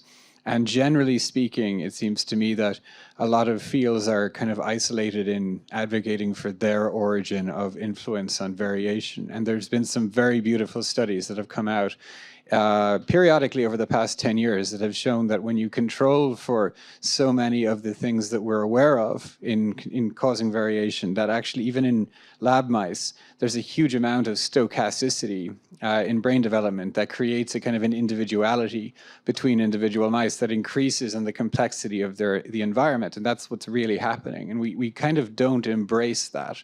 So I think that needs to change. And also realizing that we have to focus on the phenotypes. We're not always going to be able to take one particular metabolic biomarker and translate it across to humans. I work on memory, and the reason that memory research, I think, is relatively translatable is that we don't expect mazes that we put rodents in to be directly related to humans, but memory is a very well-defined construct that we can study in animals because it is learned behavior. It's very quantifiable and concrete. We can abstract from that to humans. You start talking about emotional disorders, it becomes much more nebulous.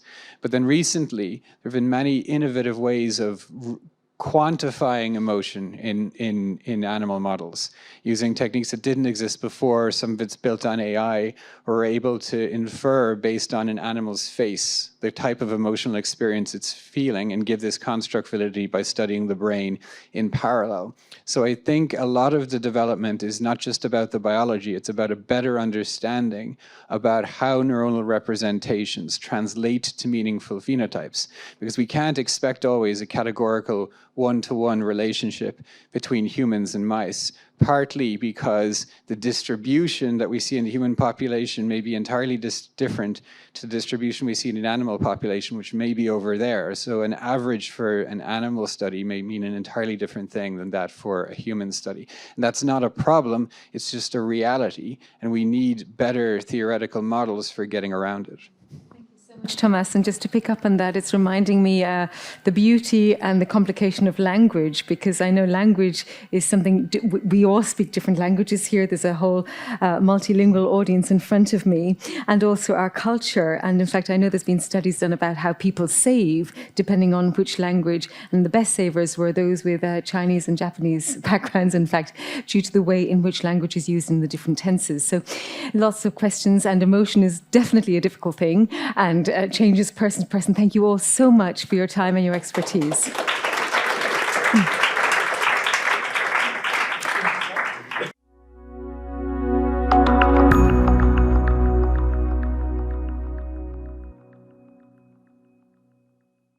We're going to talk about interventions from key opinion leaders, regional viewpoints from Africa, Latin America, Asia, and Australia.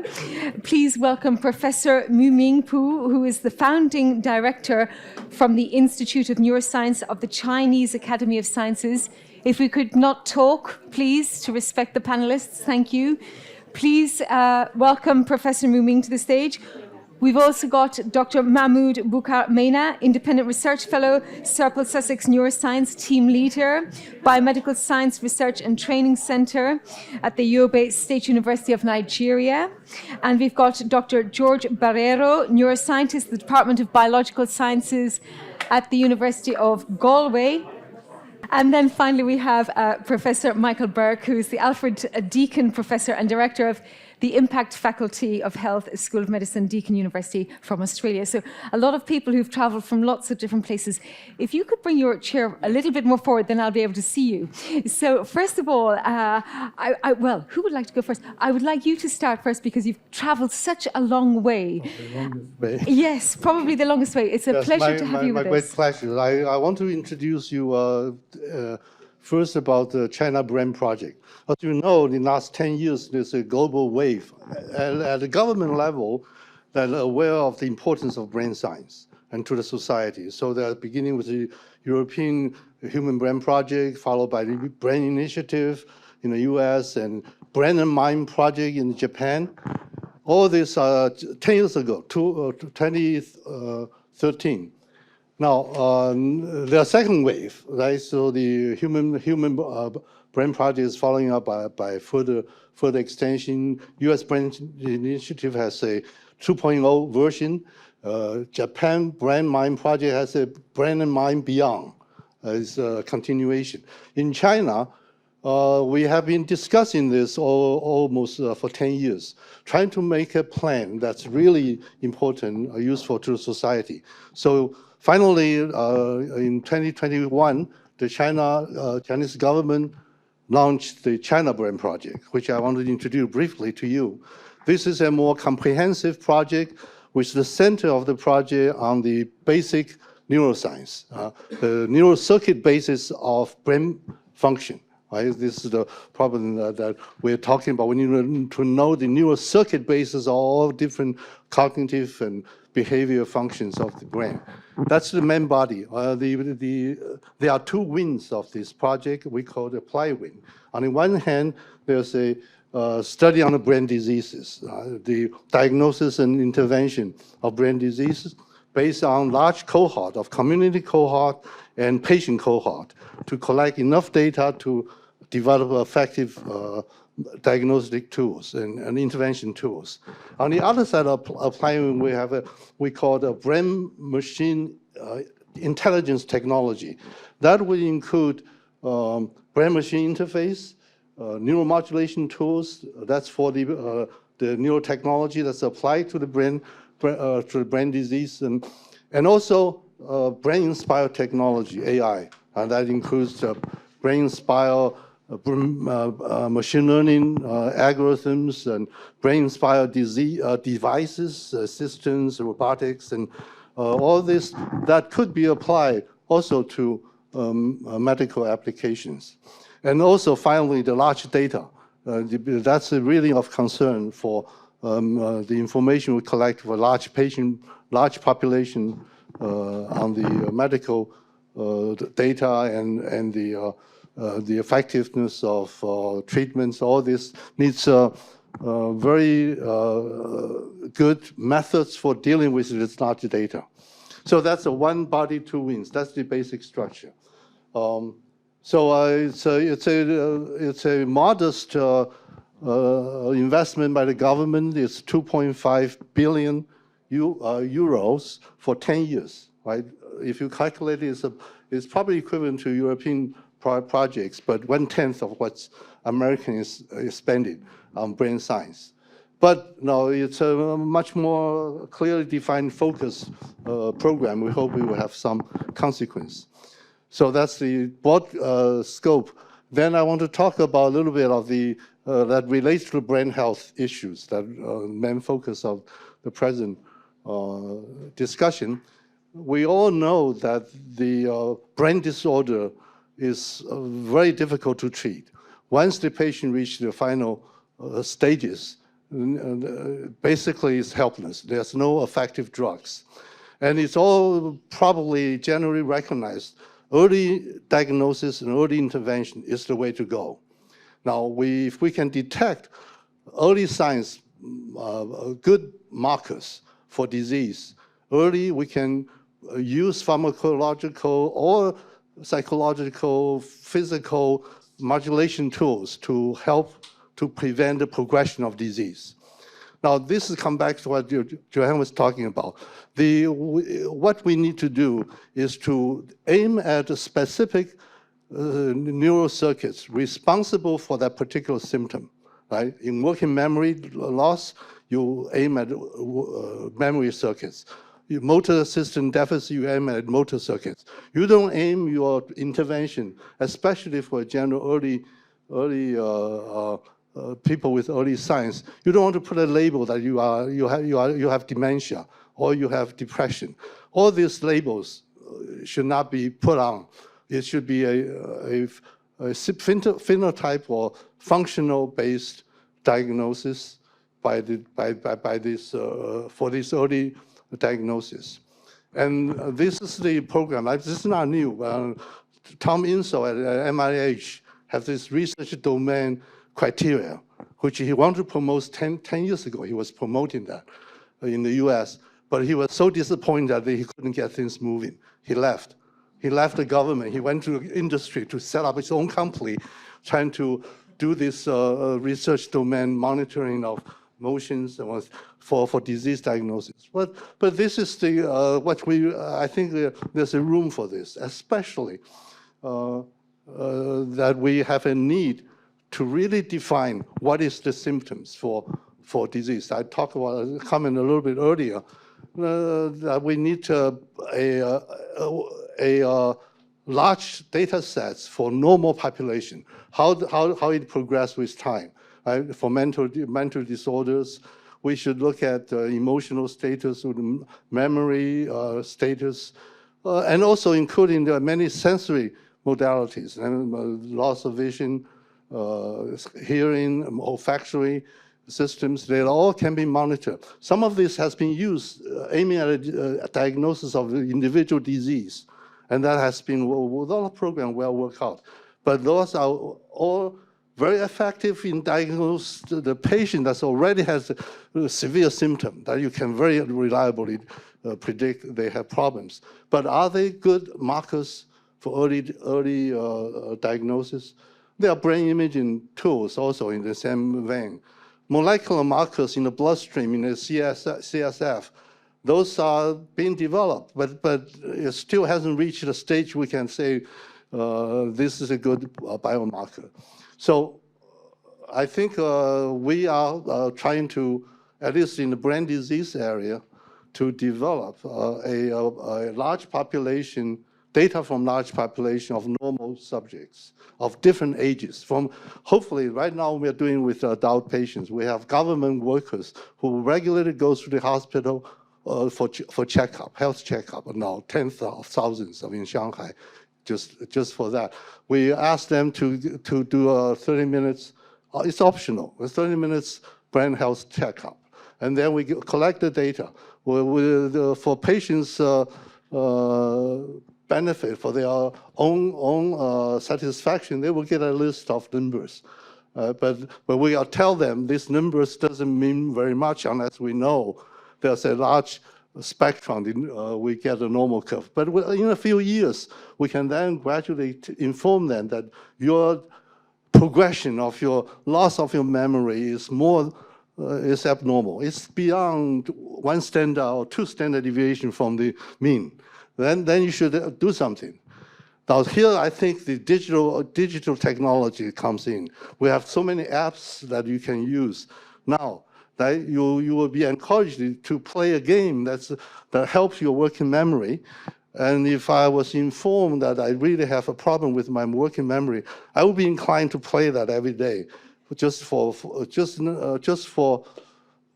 I take the sleep these blood pressure pills, the same way. So, but we will have to prevent the people having this problem of mental disease in their mind, that we are doing tests of my mental disease.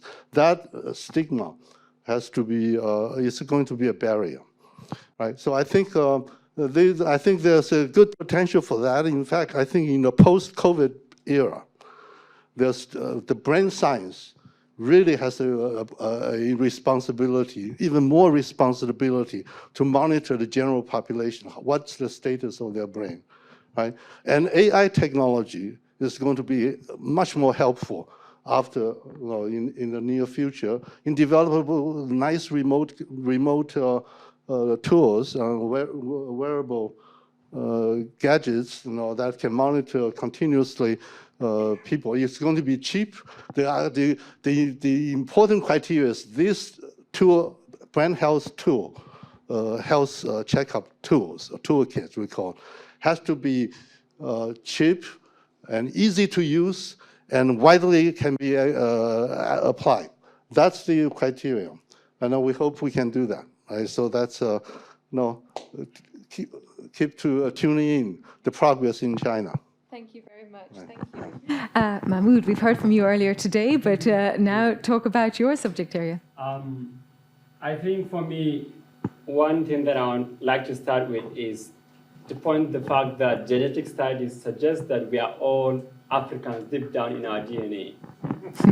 Yeah, and for that reason, understanding African biology is so critical for understanding our history, as well as how we work in health and disease, you know. But we've heard about all these different projects, you know, in China, in Europe, in all these different places. And unfortunately, no news is coming from Africa.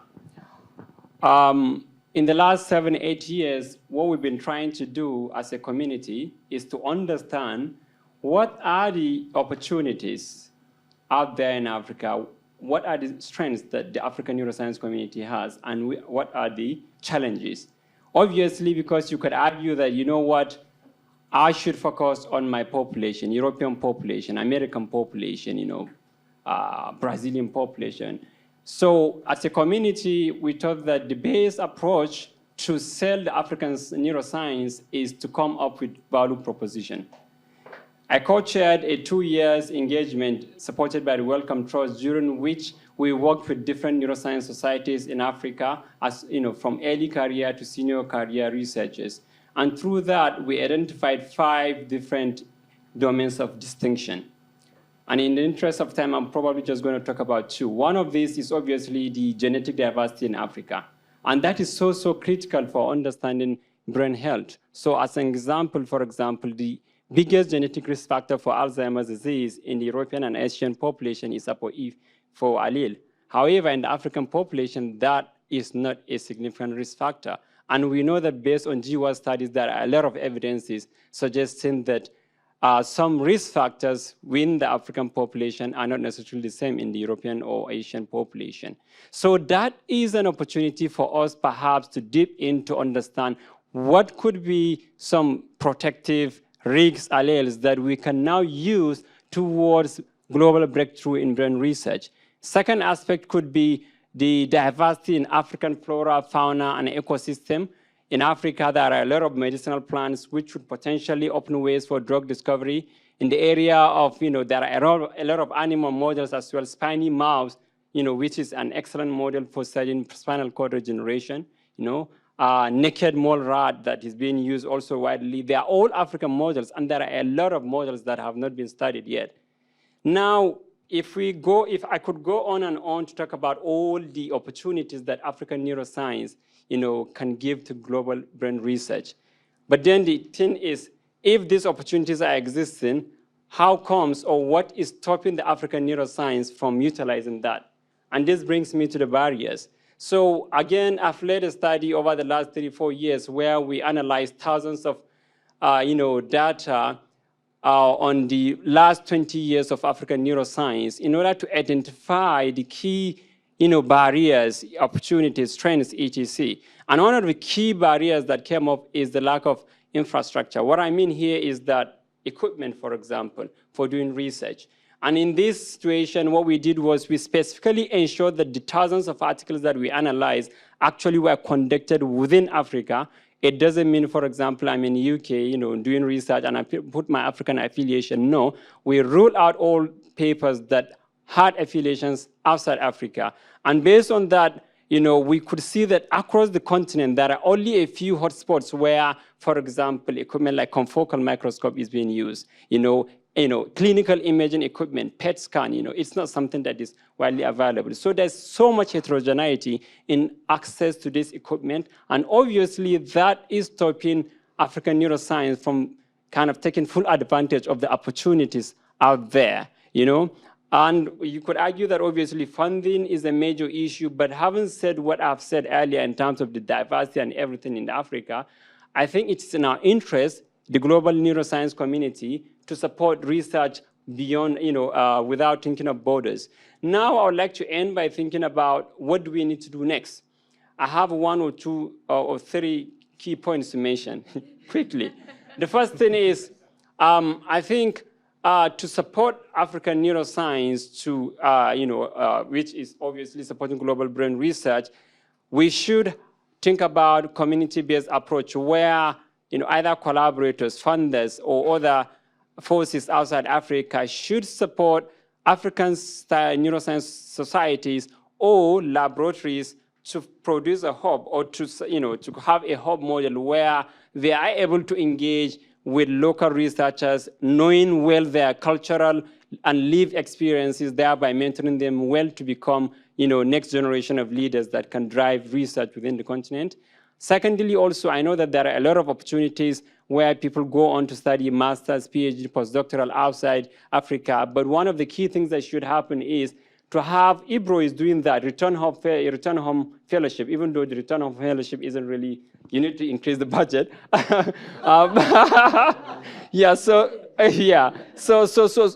those kind of approaches are so important, because when you have the African community, you can't really work on an African problem outside Africa unless you have the affiliation or you are down there. And without a laboratory with the equipment, without the equipment, you can't really do that. And finally, I promise you this is the final one. And finally, obviously, I think funders and other great big associations should think about multinational, collaborative projects where African-based angle of the research should be led by African. Give them the leading role. Why that is really important is if you have, let's say, a project between the EU and Africa, and you have an African-led investigator leading that gives them the exposure, that gives them the opportunity to now use the resources to, really build better resources beyond that research that they are conducting. And eventually, that is good for the global scientific community. And of course, also know about the heterogeneity across the continent. Support for South Africa would be minimal, perhaps compared to support for Nigeria or other places. Thank you very much. Thank you very much. I think there's a fine line between science and politics here, actually. I think you have another career up your sleeve. You've also traveled a very long way, Michael. We're grateful to have you here from Australia. So let me tell you a little bit about the situation in Australia. Australia, in some ways, is doing extremely well, and in some ways is struggling. So where Australia is doing really well is the extent to which mental health, brain health is a public policy priority. So our latest census came out and was really trumpeted that mental health has now trumped all other disorders as the dominant cause of disability in Australia. Our politicians take this seriously. So if you look at election priorities, mental health is number 3, 4, 5, depending on the year. But it's always a top 10 election priority. The good news is that the government's throwing a huge amount of money at it, which is wonderful.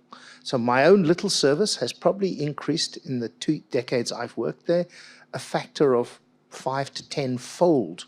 So we have got 10 times more clinicians working in the service than we had 10 years ago. The problem is that they haven't invested in capacity generation as much as they've invested in posts. So what this has led to is a conga line of piranhas each eating each other's tails. So there's massive competition between services from staff, and all this is doing is increasing the churn of people jumping from service to service, which has not been terribly helpful. So one of the challenges for us is to massively increase the capacity, both of researchers, particularly clinical academics, and clinical staff. We are way behind in meeting the staffing needs that we require. The other characteristic where things have really changed, and I think Australia is doing quite well, is the extent to which clinical research priorities are now consumer-led. So we have our government is investing in, at least in the state that I'm in what they're calling the Victorian Collaborative Centre for Mental Health and Wellbeing. So this is a $1 billion infrastructure investment in a clinical academic research structure, and it's co-led by consumers and clinicians. Consumer priorities are foremount. You can't get a research project funded unless you have a consumer advisor on your team. That is a big change in the way things are working, and I say all strength to your elbow in that one. I think that's a really important and productive change. I'm also very much aware that if you look at consumer surveys of their needs, and again, forgive me from taking mental health focus on this, but number one on most consumer needs is getting better. They want better treatments, effective treatments. And we really struggle in the mental health space with a drought in our treatment development pipeline. There is a real crisis in terms of this. We've been working very hard in developing alternative pathways to bypass the lack of basic known pathophysiology of these disorders using reverse engineering. So we take patient-derived stem cells and we reverse engineer using transcriptomics and other omics to both see how we can repurpose medications that firstly capture what known medications do in terms of transcriptomics and messenger RNAs, and secondly how you can use repurposed medications to transmute a patient phenotype into a control phenotype. So we think that there are ways to bypass this drought in treatment discovery, but I still think this is the major gap for us. But in doing so, there are a couple of other priorities that I think are terribly important. The first is we need transdisciplinary approaches, what Harris wrote about in his book on convergence mental health. The field is too complicated for anybody in one silo to deal with. We need economists, we need physiologists, we need data scientists. We work very closely with cardiologists and intensive care physicians because there's an enormous amount we can learn from them, particularly at the systems level, in terms of managing the challenges organizationally, structurally, and collaboration-wise. So I think that is a very important issue for the field. We also need to mount large-scale research initiatives akin to those that are routine in cardiology and oncology. It's normal in oncology, in cardiology, to have trials of 20,000 people. It's normal in psychiatry to have a trial of 123 people, and you get statistical significance of 0.07, and then you say it's a failed trial. We have to stop doing this. In order to do this, we need to collaborate, and even within Australia, it's too small. I have the privilege of leading Magnet, which is a government-funded national clinical trial network, where we're trying to pull together people across the country to prioritize trials of the identified priority areas. But Australia is too small for that. We need to be thinking nationally, internationally. We have this in other disciplines. The neurologists do this, the cardiologists do this, the oncologists do this. We can launch large-scale international trials of scale, power, and gravity that will definitively answer the critical issues for our field. We need international clinical trial networks that will recruit a diversity of patient populations and have the power to be able to come up with definitive answers. The last thing I want to mention is to pick up on a point that Theo mentioned in his conclusion, which is also a point that was raised by The Economist about 5 years ago, which made the point that mental health is an economic best buy. We live in a brain economy where capital and cognitive skills are paramount to our future as a race, as a nationality, as a humanity. We have to invest in brain capital, and we have to look at common risk factors that are targetable in plastic. There's a huge number of risk factors. You identified 97. I've seen other reviews. Ken Kendler says there's 37 risks, whatever it is, but not all of them are plastic. Many of them are environmental, and we need to prioritize those. The second thing that we need to prioritize is we need to be looking at those factors. If we're looking at, we're going to have to deal with public health policy approaches because the model of individual motivational change does not work. We have to be looking at public policy approaches. We need food taxes. We need bans on junk food advertising. We need urban design that prioritizes bicycles as opposed to cars. That's how we're going to change exercise. That's how we're going to change diet. We have to change the food environment. In order to do that, we need to work not just as brain scientists. We need to work with cardiologists and oncologists and diabetologists because the risk factors are the same. But I'll be a little bit cheeky here in suggesting that if you want to change behavior you want to prevent bowel cancer, to tell a 20-year-old to change their diet because it might change the risk of bowel cancer when they're 60, you're going to have no cut through. But if you can tell a 20-year-old, you'll feel better tomorrow if you change your diet, if you exercise, if you stop smoking, you got a chance of cut through. So I think mental health is the arrowhead of a transdisciplinary prevention and promotion health category, with the end point being across the non-communicable disorders. I mean, that's a big vision, but I think that's what we have to aspire towards. Thank you so much. Thank you. Well, George, to wrap it all up, you represent South America. Last but definitely not least, South America, brought to us from the University of Limerick in Ireland, right. no less. It's not, I'm not coming far away, actually. This was just 1 hour and a half flight. Yeah, so I being part of IBRO, for example, so I'm IBRO LARC member.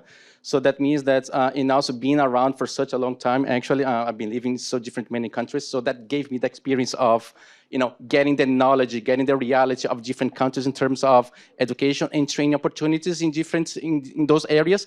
So I think that speaking about Latin America, I think that's speaking about my home country. So I would say that we have some difficulties. We have some lack of funding. I think funding has been mentioned so many times right here. So I will try to go over that in a deeper way. So just to give you some data on that, actually just 1% of the gross income is spent in science. And take into account that only 1% of that income is brought to science, actually, we just need to ask ourselves how much is that going to be applied actually to communities, to local communities, how is that going to be successfully reach any outcome that could be a positive outcome. So I think that most of the funding in South America is not distributed equally. So I think that one of the problems that we have is that how we can distribute the resources equally. So one point is that there is a lack of data transparency and actually surveys that might give us the idea of what each region needs actually, so we can distribute the funds equally. The next one is the brain drain. I think that people are not happy with the situation in South America, so they will just migrate. So that migration process is quite traumatic to them. Not only important of that would lead also that female underrepresentation in science. So I think that in South America, the policies for equity, for diversity and inclusion, it's not pretty much advanced. So that means that women are underrepresented in influential positions. So I think that we need to change that a lot. Let me give you just one recent example. So I was talking with a colleague. So we were applying for promotion actually, and I asked, are you not going to apply for promotion? Because she said no. And I said, why not? Because you meet the criteria for that. So there were probably 3 criteria. She just met 2 criteria.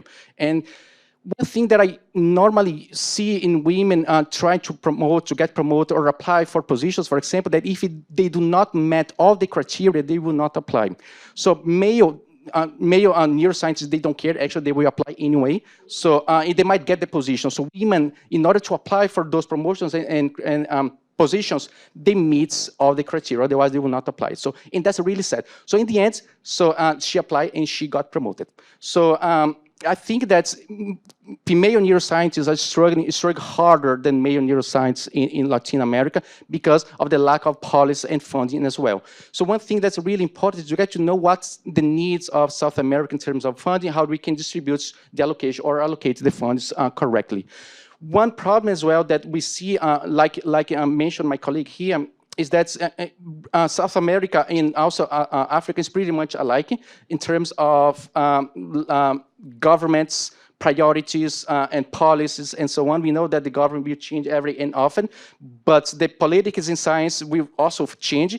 And depend on the financial crisis, for example, that will change likely as well. So that means that the science budget could be allocated different according to every 3 or 4 years. So there are a few ways that we can try to mitigate some of those damages in Latin America. So one is just to promote better policies and apply the fund in a better way according to the needs, because the fund will be mostly allocated to research-led universities in big capitals. So we need to get to know the reality in different areas from far away from the capital as well. So we know that Latin American people, neuroscientists, they struggle a lot to pay APCs, for example, for publication articles, because we know that sometimes the fees could be quite high, because that could be probably 3-4 times higher their salary, their monthly salary. So I think that's we need to build some ways in order to try to mitigate that damage to lack of funding as well. And I think that there is a very important language barrier in Latin America, and that may stop it then, like for example, presenting in Congress, communicating better, building new partnerships, because actually Latin America, we have a lot of brilliant neuroscientists, but we need to know better how we can communicate the science that we do there. So one thing that we could do is, again, just to reduce the APCs, just improve the training for South American people, for minorities as well, because we know the minorities, we struggle much harder than other people. I think that's getting to know what the needs of each country, so we can try to mitigate that damage in a very good way. Fighting against the language barrier, I think that's really important, especially that will avoid you to make a good collaboration with abroad groups or with the groups abroad. So I think that's publishing, for example, your papers, your results in local communities, engage more with policymakers and advocate. Just embrace your science that you do in Latin America. I think that's important for you to make it visible to the world. I think that's my main keys here. Thank you so much, George. Thank you.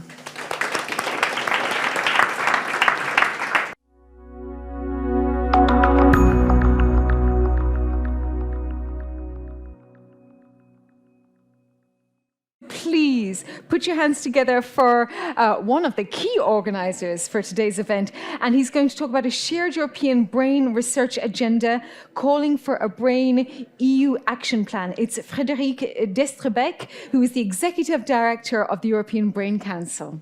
Thank you very much, Lisa. And before starting, I need to provide an apology on behalf of Professor Monica Di Luca, who is past president of EBC, and has been really the key coordinator of the European Brain Research Area project, which I'm going to present to you briefly today, because it has been the start of the idea of the meeting that we had today, and potentially can provide an interesting path on our way ahead. So this project was coordinated by the European Brain Council from November 2018 until October 2022. So we just brought it to a close in the framework of our Brain Innovation Days in Brussels. And we brought together key partners in the brain space at the European level. So basically all what we have been calling the large-scale initiatives that have been supporting brain research over the years at the European level. That means the joint programming on neurodegenerative diseases, the RNet Neuron, and the Human Brain Project. And we had obviously an extensive collaboration within the community.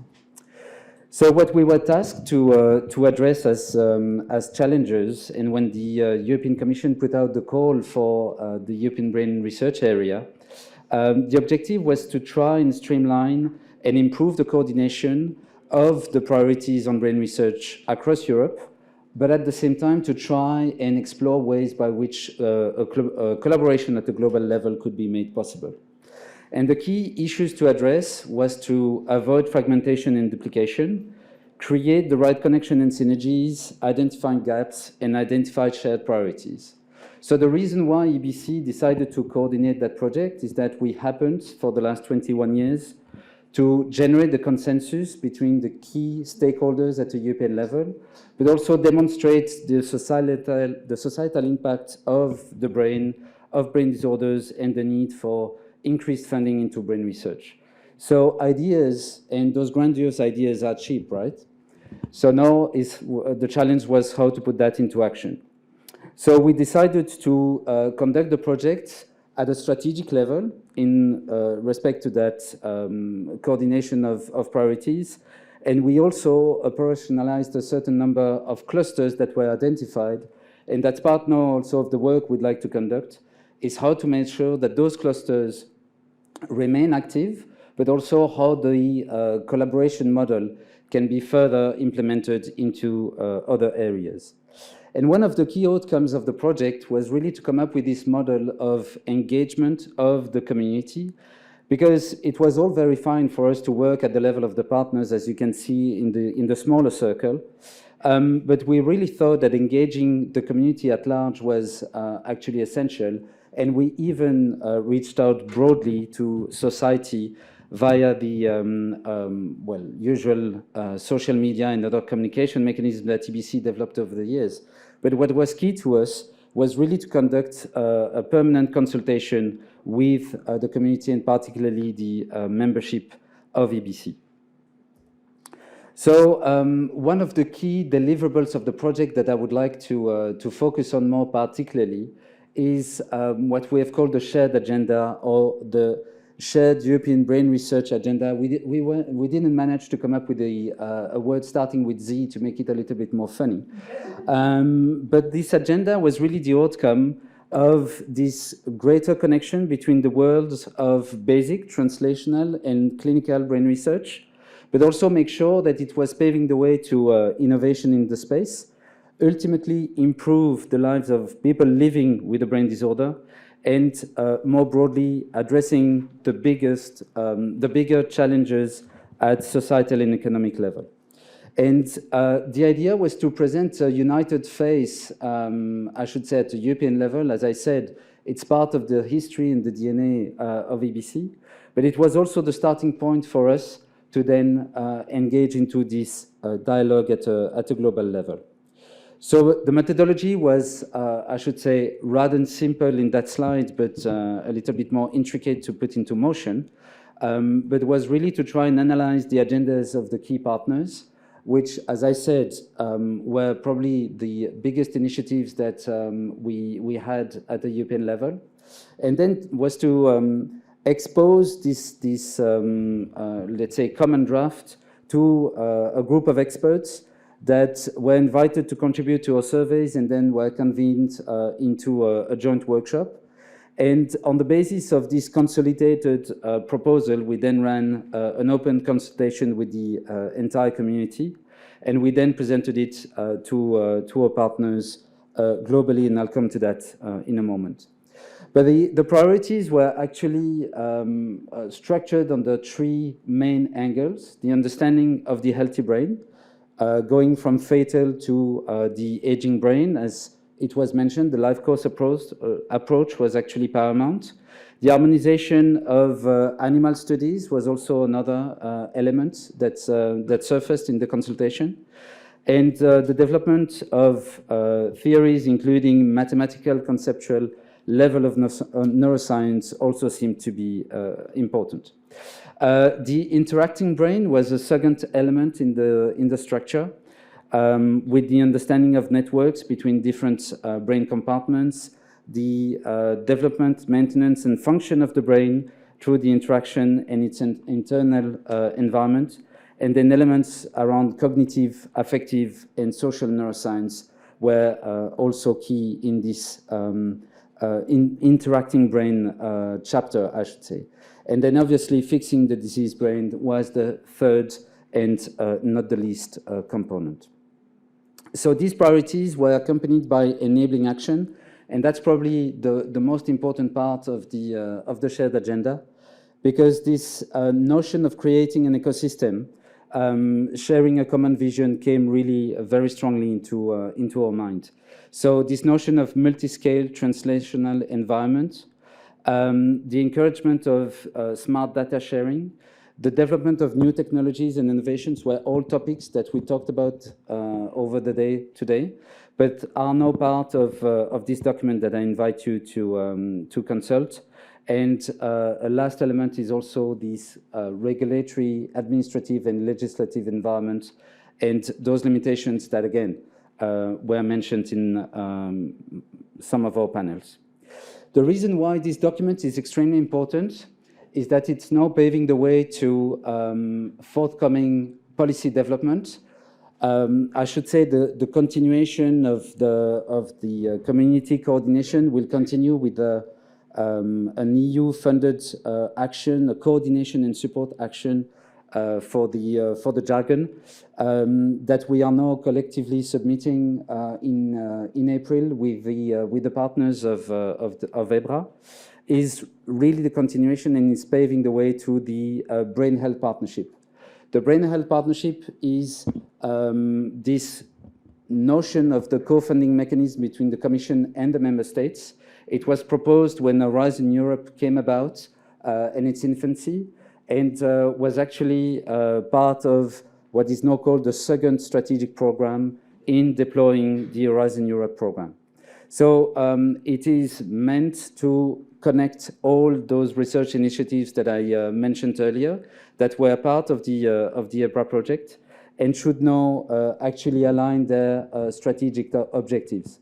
But for us, the shared agenda is not limited to the Brain Health Partnership. It's also paving the way and providing the vision for any EU action into the brain space that would be funded at the European level, but also at the level of the member states. I now would like to bring to your attention the activities that we have done at a global level. I won't go through this, let's say, long list of developments, but as it was mentioned in the introduction by our Vice President Juan Lerma, we are here today because it's really building upon this series of activities that we have had across the life course of the project. And lately we were in New York in September, right before the end of the project, engaging with, I think you can recognize a few faces on that picture. And we were really encouraged to see the level of traction and the level of interest of all the partners that were there in person, but also online. And today we have been trying to respond to the interest of carrying on that dialogue. And this is where I would say that those grandiose ideas are cheap, but consensus building is priceless. So thank you for your attention, and thank you for being here today.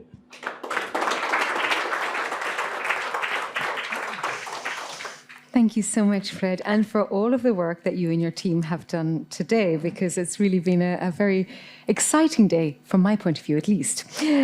Next, we are also extremely happy to bring to you Dr. Jenny Young, who has travelled a long way. She represents the Canadian Brain Research Strategies, the Executive Director, Secretariat of the Canadian Brain Research Strategy. Thank you. First of all, thank you, Fred, and everybody at the EBC for arranging this really fantastic event. It's a real honor for us to be here.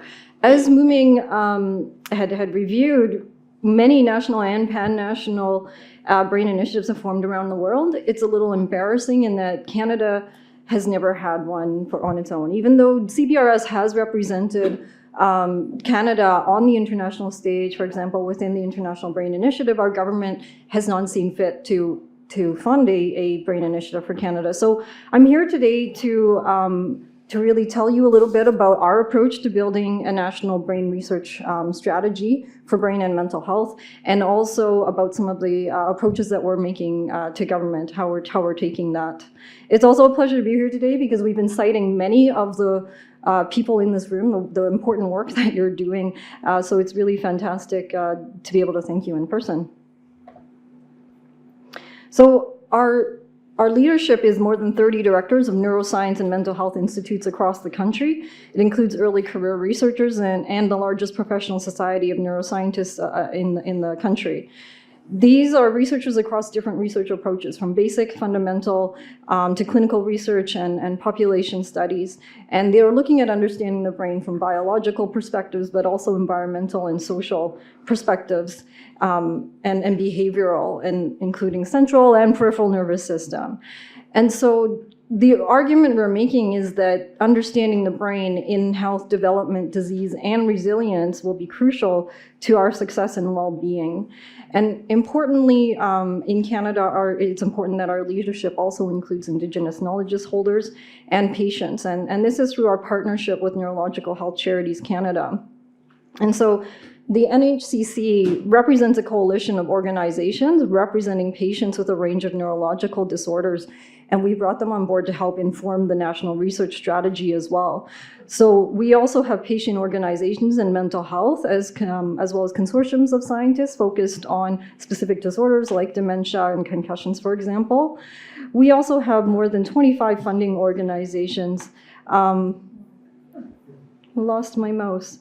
We have more than 25 funding, oh, it's there among all. So we have more than 25 funding organizations funding brain research, including federal, provincial granting agencies, nonprofits, health charities, and private foundations. There are also organizations that are supporting health and community services, and they're on board because they have the understanding that prevention, treatments, and cures can only come from new knowledge on the brain. And we are continuing our outreach at this time as well. So how are we able to bring together all of these varied stakeholders? By focusing on our strength in how we conduct research rather than trying to answer a specific research question or focusing on a specific disease.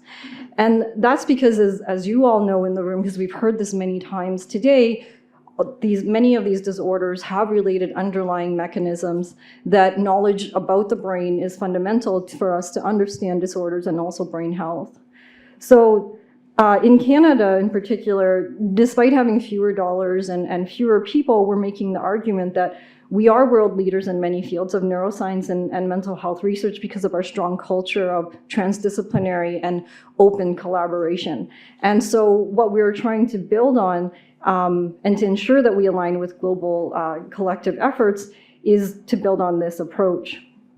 So in a strategic planning meeting with our leadership, we arrived at 6 strategic priorities to start with to concretely build on a collaborative, transdisciplinary, and open brain research ecosystem, and those are highlighted in gray here. And you can see that there are many parallels with what many of the speakers from today have talked on. For example, the need for a transdisciplinary approach, which is bringing in patients as co-creators and as partners, the need for more data, creating these large data sets, but also the infrastructure to support and enable this network to connect together, and so forth.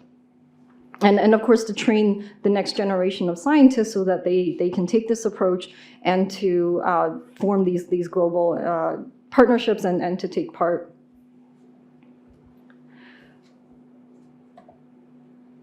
So this pivot to really building an ecosystem rather than focusing on specific disease areas or scientific questions has allowed us to bring in many different partners to our coalition. And again, there's this growing realization that brain disorders don't just exist in silos. And so in building this infrastructure and resources for open, collaborative, transdisciplinary research, we hope it will have impact beyond just brain research. And that's why we're able to bring in organizations like Canadian Cancer Society, for example, where they only fund a small proportion of grants in brain, but they know that building this ecosystem will benefit them all. And we do have national strategies in Canada as well, for example, on dementia, on autism. They are going to ask the specific questions, but in enabling a collaborative transdisciplinary approach, we hope that we will, as it has come up many times today, be able to lift all boats. So we're also bringing on board other professional societies, national and voluntary associations of other groups, including clinicians, other nonprofits created by the Canadian government, for example, to tackle mental health, international organizations and friends that we're making here today, Indigenous organizations outreaching to industry as well. For example, Roche is funding a large open science project in Canada in multiple sclerosis. And also working with different government agencies and other advocacy groups that are calling for more support for research in general. And reaching out to government, various government departments, and many of whom are already supporting collaborations within the EU programs. So I brought up this logic model just quickly because I wanted to point out that because we have all of these funders on board, we want to make it clear that they are not there to fund our brain initiative. We need national level resources and infrastructure for that. But because there's alignment with our strategic priorities, for example, more than half of them are already funding programs in open science, we can form these working groups and have everybody come together to think about how to advance the field and how to cooperate and make advances now. And it will also hopefully demonstrate to the government that we're working well together and that if we do get a brain initiative, this network and ecosystem is set up for success. So just to wrap up really quickly, to highlight some of our government outreach efforts. So one major avenue for outreach is through the House of Commons Standing Committee on Science and Research. This is across all 4 political parties in Canada, and they carry out different studies on different topics relating to science and research in Canada and then present it to the rest of the House of Commons. And so there was recently a study on international moonshot programs, so programs that aim to resolve difficult environmental and social problems and to make recommendations on what such a program could look like here in Canada. And so we were fortunate enough to be invited to testify in front of this committee. And so we made the case that there should be a moonshot for brain research in Canada and discussed what that would look like. We also submitted a brief to support our appearance, and I'll just mention a couple points because a lot of these arguments have been made today.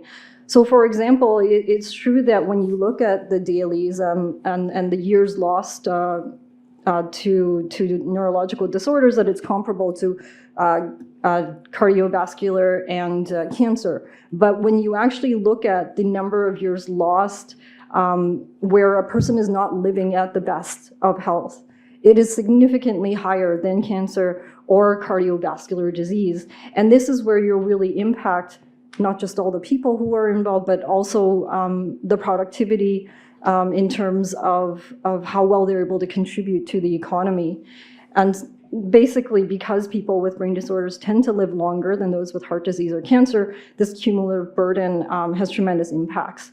Another point that I wanted to make in some of the arguments we were making, and you can read them all in our brief, is cost savings in terms of direct medical healthcare costs, social care costs, loss of productivity, private insurance claims. But also that Canada, for example, has the youngest working age population in the G7, but working productivity will be impacted by this increasing need to take care of aging population and also with increasing incidence of brain disorders. And so we are also making the argument that we need to maximize brain health of our entire population as well. So when we made this appearance in front of the committee, we also managed to get 15 organizations in our coalition to support briefs in support of our call for a brain moonshot. And so these are many different health charities, organizations that are funding research, but also organizations supporting knowledge mobilization, health and community services. And having this broad range of voices together really made an impact on all of the government officials that we've been speaking with. And then to bring this back as a final slide, to bring us back to global efforts, given this global movement towards large-scale collaborative efforts and just how much alignment has been expressed in this room today, we can work together to advocate with a unified voice. And so, for example, we held this panel together with the IBI and Human Brain Project and our Australian counterparts as well at the Canadian Science Policy Conference. So you can download our brief to read more about some of the arguments that we're making, but we would love to hear from you. So thank you again. It's been a privilege to be here.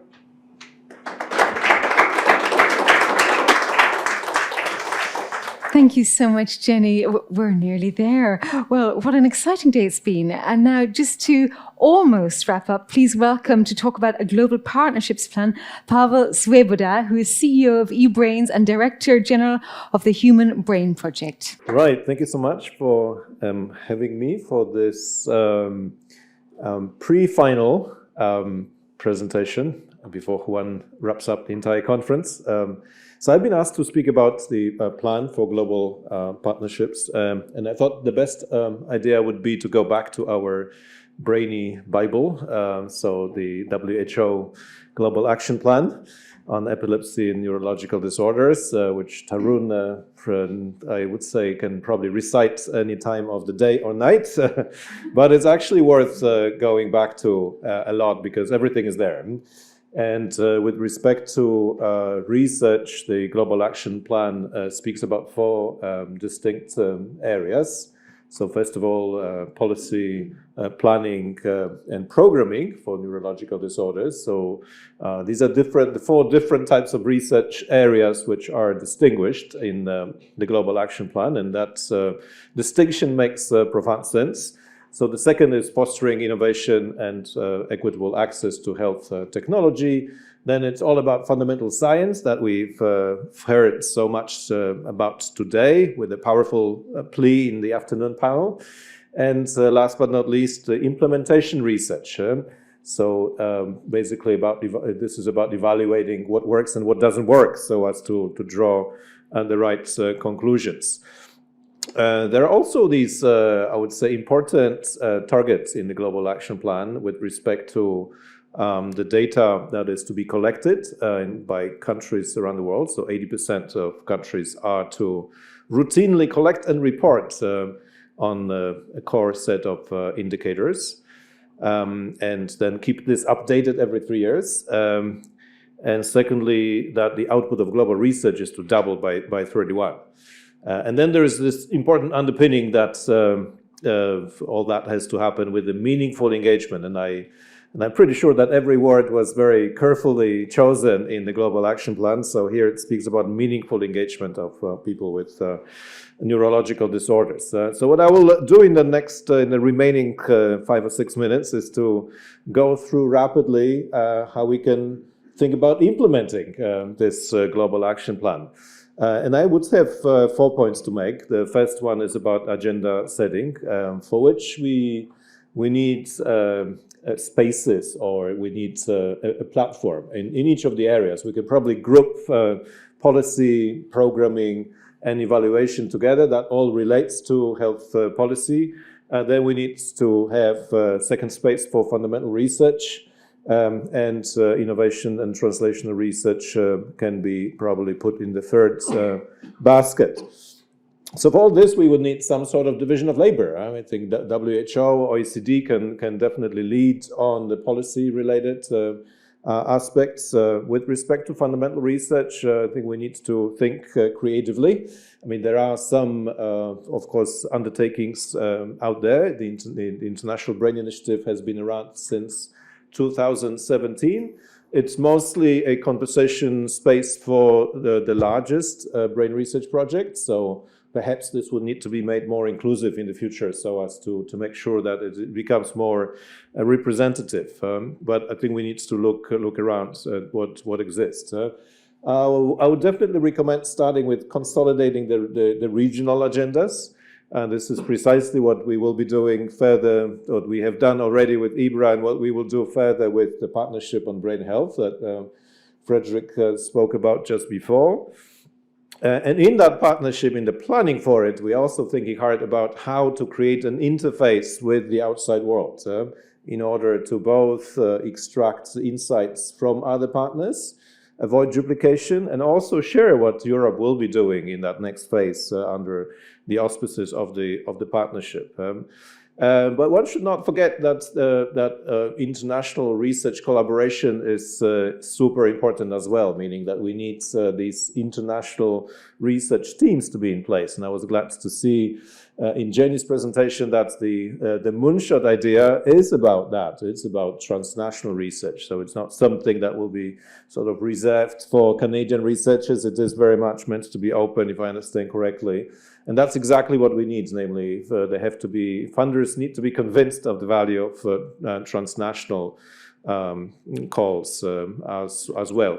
My second point is about optimizing tools and technologies for research, because this is where a revolution has taken place in the past few years in terms of availability of different technologies for the study of the brain. I mean, we are able to study what was not dreamt of by neuroscientists only a few years ago, and technology, of course, moves on with progress in imaging, in reading from the brain, Just imagine if one was able to put the neuropixel into the human brain, which will be possible at some point with recordings of millions of neurons at the same time. That would be, of course, yet another step in terms of technological means. Of course, technology doesn't always mean progress in theory. These are two different things, but technology should be there at the disposal of the scientists. And what this means also is that research infrastructures need to collaborate among themselves, and in order to make sure that the offering is as optimal as possible. My third point will be about data, where I think the objective needs to be super ambitious, because data needs to become a global public good for research purposes. This actually aligns with another WHO strategy on digital health, which I quoted here because its objectives are super ambitious when you read about it. It's about the interoperable digital health ecosystem, enabling seamless and secure exchange of health data. I mean, we would wish to have that already in Europe, where this is the objective of the European health data space. And WHO is proposing that we should have that at the global level. So that would mean, of course, a step change in terms of accessibility to data. And there are good reasons for it. Some of them have to do with primary, some of them secondary use of health data. But what is also important is this horizontal objectives, which was mentioned by some of the speakers from outside of Europe, especially and that is about representativeness of data. Most of research on neurological disorders is done on the basis of American and European data. Well, in order for greater representativeness, we would need to have cohorts from outside also be part of it. And I think the objective of having a global health data space is worth speaking about, and it would take a big effort, but several components I think are particularly important.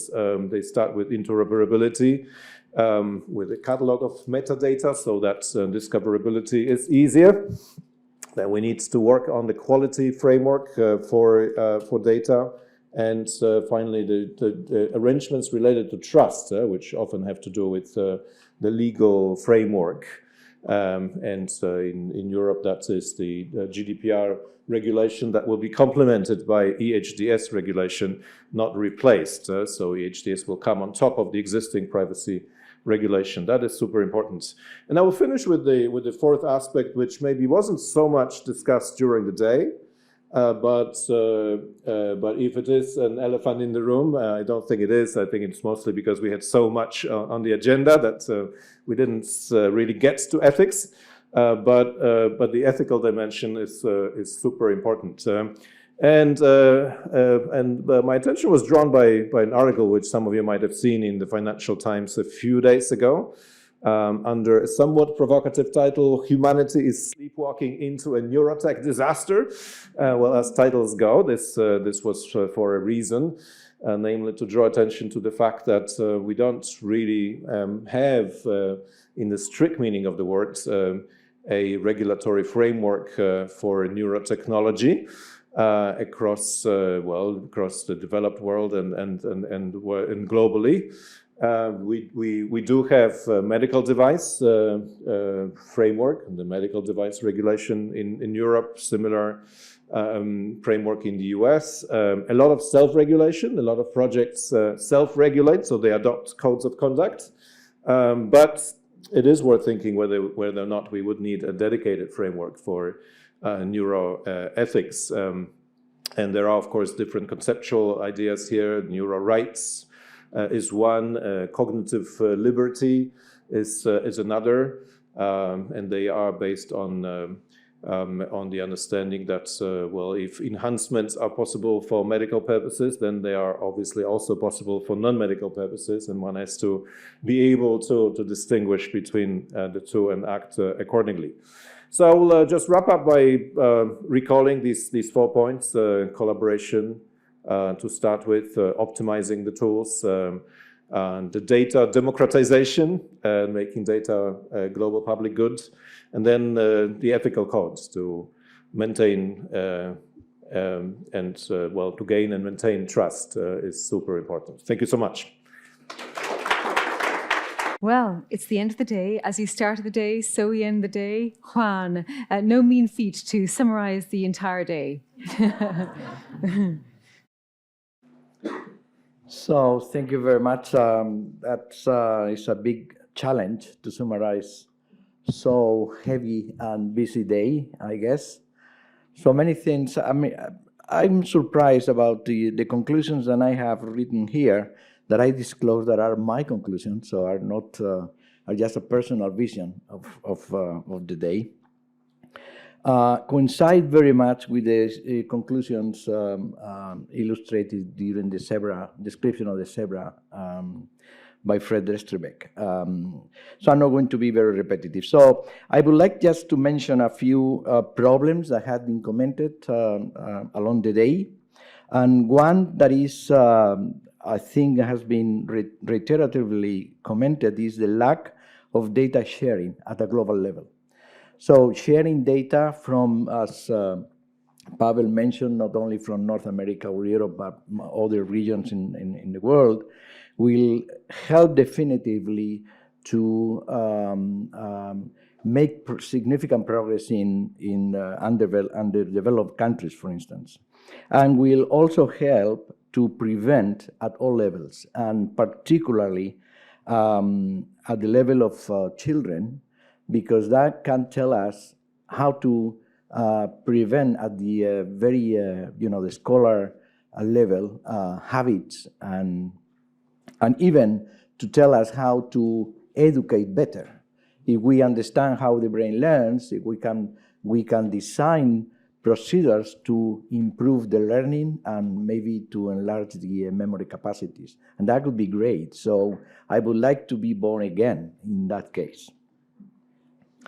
So then this is just pinging on the updates of that, an update on databases that we have discussed, not only in burden and costs, but also in how this could just help decision makers to design, or scientists to design future programs, what to study, what not to study, etc., etc. We have also heard about the necessity to increase diversity, equity, and inclusiveness, because although this may be obvious, it's not so obvious, and we have to reinforce this idea every single day. And we have also heard about the importance of invest in brain capital, that I understand is just like invest in human beings, or in trust in the humanity, just to be able to solve the problems that are now on the table. I think it's important to consider the diversity and individuality of the brains. There is no, our brains are unique. So, and this brings to a single problem, is how to treat all the brains with a single vision. So no brain is identical, and this is a problem. And we have heard also that we need, or we are lacking innovation in all this, in studying and developing new drugs, because probably we don't know yet how, for instance, this has been mentioned, how precisely circuits in the brain generate particular behaviors that can be dysregulated during disease. And then we need to know that, and that means that we need lots of basic research too. It has been also mentioned the need for markers to be able to provide an objective measurement of our brain health, and I think that this is important. It would be, I mean, I've discussed a lot with colleagues working in pain, and that would be very good to have a pain meter or something like that. So when you say, no, I'm feeling pain, how much? So how is the sensitivity between different people? We know that women are they have less or lower response to pain than men. So in that, we have a serious disadvantage, I guess. And probably this is because evolution, because of obvious reasons. So also the global action plans has been illustrated in this last session. That means that many of these problems are already being addressed at the level of local or country or regions side. That means that it's good to think global, but to act local. And in that sense, EBC is working with national brain councils just to develop the so-called national brain plans that I think we have to reinforce this idea, because it would be very, very good if every single country in Europe, or maybe like in Canada, we can develop our own brain plans with local interests. So, and this is just a source of hopes. And there are many other sources of hopes that we have, that have been illustrated today.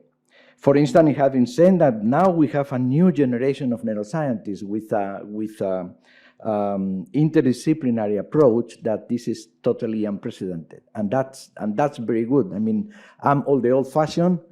Probably I'm an electrophysiologist, an aficionado of molecular biology, try to combine these things, but it's extremely difficult because once you have you are far away from the critical period, learn new things is very difficult. That would be very interesting to understand why and how to break this barrier.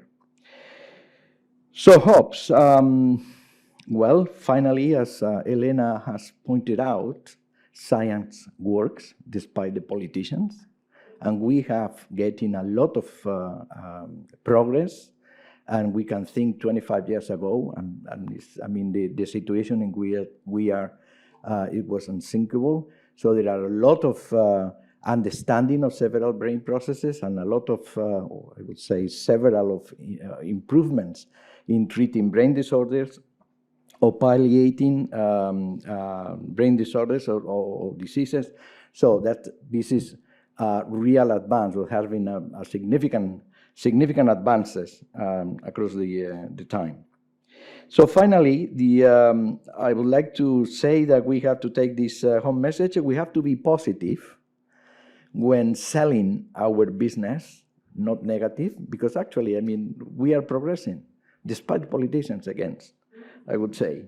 So when we translate our thoughts to suggestions and requests or whatever we have, to be positive, because, and this is a hope, and with this hope, I would like to leave you, thanking you.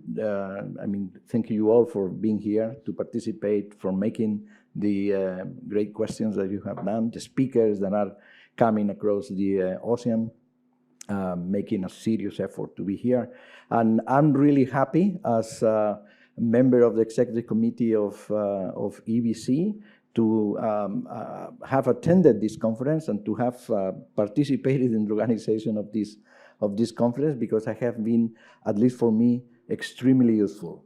And I promise to do my best to develop many of the conclusions that we have reached today. So thank you very much, and enjoy the dinner if you come.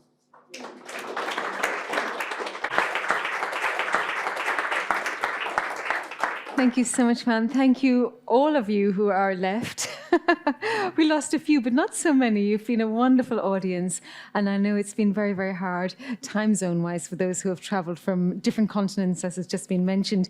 And Juan also mentioned that many of you will be present for the dinner tonight, the first fundraising gala dinner of the European Brain Foundation. So it's been a great pleasure for me. Thank you for those of you who've stayed with us throughout the course of the day online. And I wish you all a wonderful evening ahead, and also many more years of fruitful global collaboration. Thank you.